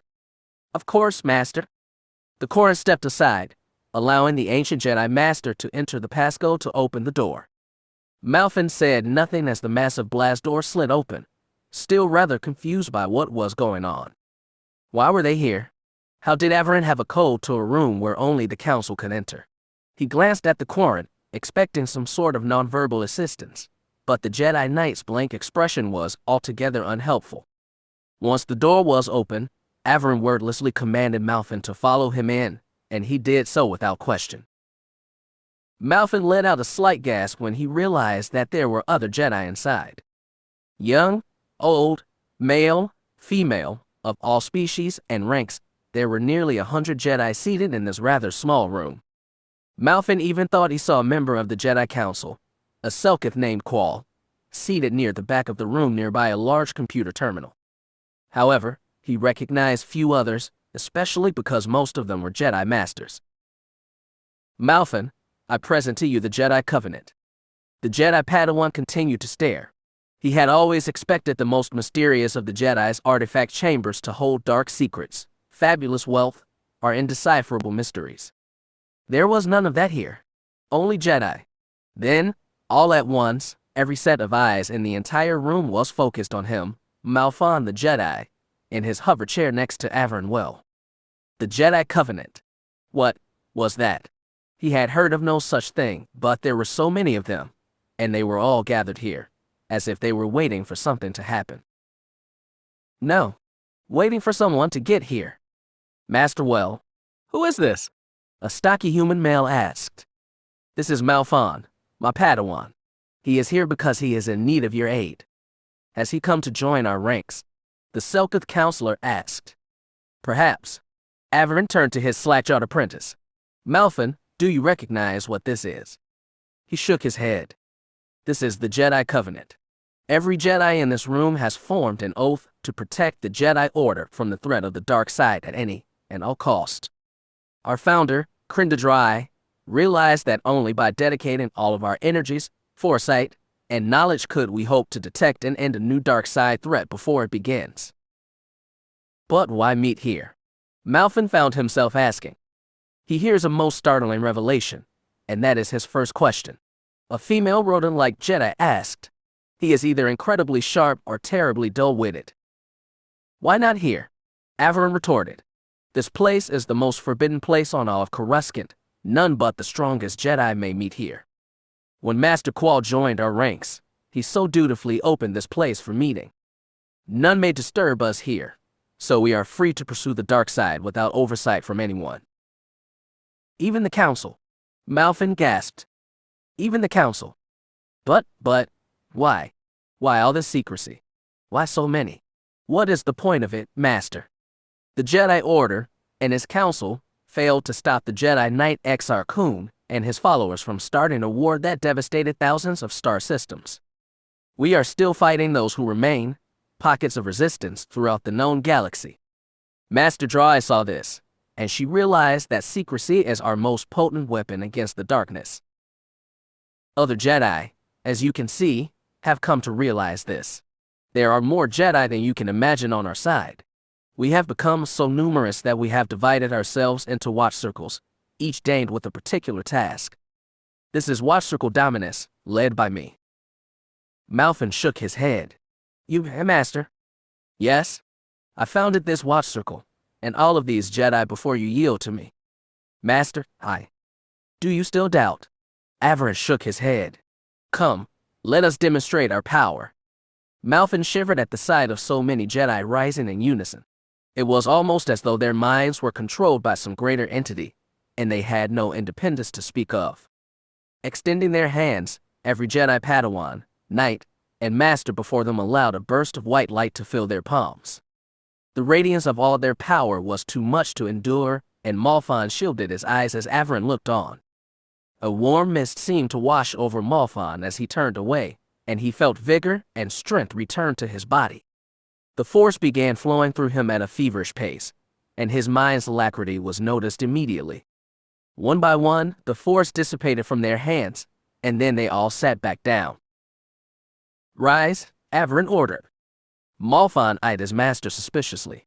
He felt stronger, yes, and he thought he had enough strength to wrestle a gang of Gamorreans and win, but he was not about to risk permanent injury by getting out of his hover chair. He shook his head. His master was crazy, as were the Jedi in this place. The best Jedi healers in the Jedi Sanctum had told him not to stand or walk, lest he aggravate his wound. There was no way these Jedi were wiser or more powerful than they. Get up. Walk. Malfin frowned. One leg, and then another found its way to the ground. There was no pain. None at all. Twisting his torso and hopping, Malfin realized that every trace of his wound was gone. Impossible, he thought. It was not possible. It was some sort of trick. The Jedi healers. The Jedi healers told you to wait 2 or 3 months, didn't they? Averin asked, staring forward at nothing in particular. Did you think their power could compete with nearly 50 Jedi fully dedicated and strengthened by the light side of the Force? Master, you will say nothing of this place, the Jedi Covenant, nor its members to anyone. Should you do so, we will be forced to send you away from Coruscant and anyone you could possibly harm. Do you understand? Malfin nodded. Very good. Then we are done here. Take your hover chair. You have lessons to attend to. Malfin stood alone in the old city of Coruscant. Using the newfound strength that had been provided to him by the Jedi Watch Circle, he had ascended the grand archway that Rel Hernister's father had built before he died. He visited here on occasion, although his trips had been sporadic of late. When he needed to clear his thoughts and the Jedi Sanctum was too busy, this was the place to do it. It was quiet here, and it reminded him of times long gone. This was a perfect place. Standing at the apex of the arch, Malfon could see for kilometers in all directions. The winds whipped across his face and through his hair, under his sleeves and around his robes. Distracted as he was, he hardly noticed the blue sky of Coruscant fade into an evening mix of oranges, yellows, and pinks. Averin Well was part of a cabal within the Jedi Order. Not only that, there were multitudes of Jedi involved in it. Jedi from the Council, young Jedi, powerful Jedi. They were acting independently from the Jedi Council, and that was dangerous. Their methods and motives were quite similar to the Jedi Order as a whole, for now. All of them desired to see the end of the dark side and bring about a lasting peace to the galaxy. However, could they be trusted? Why the secrecy? Malfin could not shake the feeling he had that there was danger in the Jedi Covenant, but he could do nothing to stop it. There was no one he could talk to about it. He had only seen Jedi from the Dominus Watch Circle. There must have been dozens more, comprised of many other Jedi. Who else, then, was a part of the Jedi Covenant? Who else belonged to their order within an order? Everyone was suspect. Was there anyone he could trust? Malfon, how did you get up there? North called from the bottom of the arch. The older Jedi jumped and, quickly recovering his bearings, looked down at his younger peer. How did North know where he was? Had the gate guard told him? Did North follow him here? Did he go searching for him, as he had done for Rel when he first came here? However North had done it, he wasn't about to send him away. I leapt on the back of a hawkbat and wrangled him until he brought me up here. Funny. I meant your legs. Ah, yes. Quick recovery. I see. Mind if I come up? Not at all. North bounded straight up, with the Force as his ally. He achieved an astonishing height in one jump. With the grace of an acrobat, he twirled and leapt through the air with impressive ease. In a mere second, he was standing beside the older Padawan. Malfon smiled at his grandiose display of his skill, and North did as well. "Show off," Malfon muttered. "Says you," North shot back. Glancing at the top of the arch, he realized that a lightsaber had been placed into a crevice near his feet. "Is that yours?" Malfon shook his head. "It was Rel's. I've decided to leave it here." "Why?" "I don't know. I think I've reached a point where I don't need to depend on it as much. Besides, it doesn't rightfully belong to me. It was his weapon, and it deserves to rest just as much as he does." North smiled. "That's a funny way of looking at it." "I suppose it is." Malfon smiled again. "Plus, I'm sure he'd have wanted to get up here and vandalize his father's monument." North laughed and shook his head. "Only you would think that." The two Jedi Padawans stood in silence for some time after that. The star Coruscant sank far behind the skyline at their backs, causing the last vestiges of daylight to fade into a nightly gray. The winds became calmer after a while, leaving the roar of aerial traffic and the shouts of inebriated citizens to fill their ears. The old city was rather still, as it often was, and very little activity happened below the two Jedi. A few ships took off in the distance, and advertisements began to light up along the night sky, but otherwise their silence went undisturbed.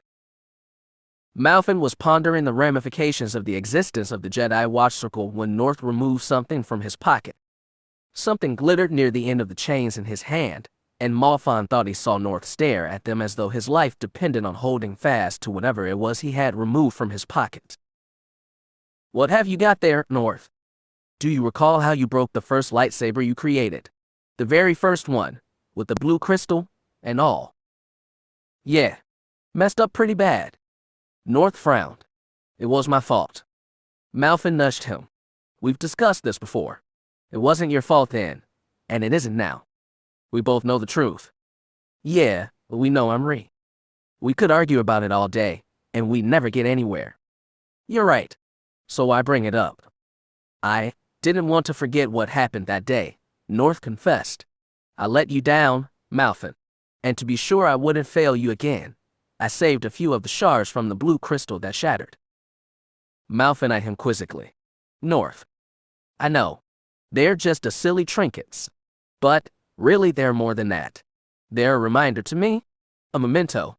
They're symbols of the friendship we've created. Good times and bad, you know." "You're ridiculous." I know I am. It's lame, but I wanted you to have one, Malfon." North held out a chain with one of the blue shards, their tiny pieces melded together by heat. "I thought it was only fair that the person who broke it in the first place would keep it, but since we can't agree." Malfon said nothing, so North continued. "You were the first and only friend I ever had, and I thought it was just a passing thing, but you've stood by me all these years, even as I failed, myself, and you. So let this be a reminder of those times, of our friendship." Malfon couldn't look at North for some time. Breathing in the night air, he didn't know how to respond. It had been so many years now, the details of their friendship were being washed away by the ever-moving waves of memory. He had befriended North for the same reason he was being praised now. Malfon had no friends, and North had reached out to him. If anything, Malfon should have been giving North something in thanks for their friendship. A token of mutual respect and appreciation. Without North, Malfon would still be a fool under Elbrook's heel. North seemed to sense Malfon's thoughts, and he extended his hand again. Malfon smiled. Whatever these things represented to North, he appreciated the gesture. He wanted to remember this too. In a single motion, he swiped the token from his friend's hand and pretended to throw the tiny blue crystal into the air. North visibly jumped and nearly tackled Malfon off the archway for his insolence, but Malfon revealed the crystal, safe in his hand, just in time. North stomped his foot and nearly kicked Malfon, but was appeased when the older Jedi tied the chain around his neck. Nodding, North bound his own along his wrist. "North," Malfon said, taking a seat on the archway. "Yeah," North asked, sitting next to him. "We're going to be Jedi Knights very soon." North laughed. "Yeah, so we have to work together to make the galaxy better." "Oh, I've seen so many people suffer, even here on Coruscant. I want to stop that. What do you suggest we do? Well, back when I was under Rel's tutelage, I met an old woman named Ethels. She was homeless, starving, and sick. I did what I could for her, but she was just too sick. She never got better, but even in her last few hours, she was thanking me for my kindness and the work I had done. I hated myself for not being a richer Jedi, or even a better healer. But, eventually, I realized that there are so many poor sentient beings just like her. Do you propose we take care of them all? North asked, somewhat facetious. Not all of them. Not by ourselves. But I think we can do a lot, just the two of us. Feeding, healing, and caring for them. What do you think? I like it. I'll do it if you lead. Malfin chuckled. Then as soon as we both become Jedi Knights, that is our goal. North clasped his hand in Malfin's. It's a promise.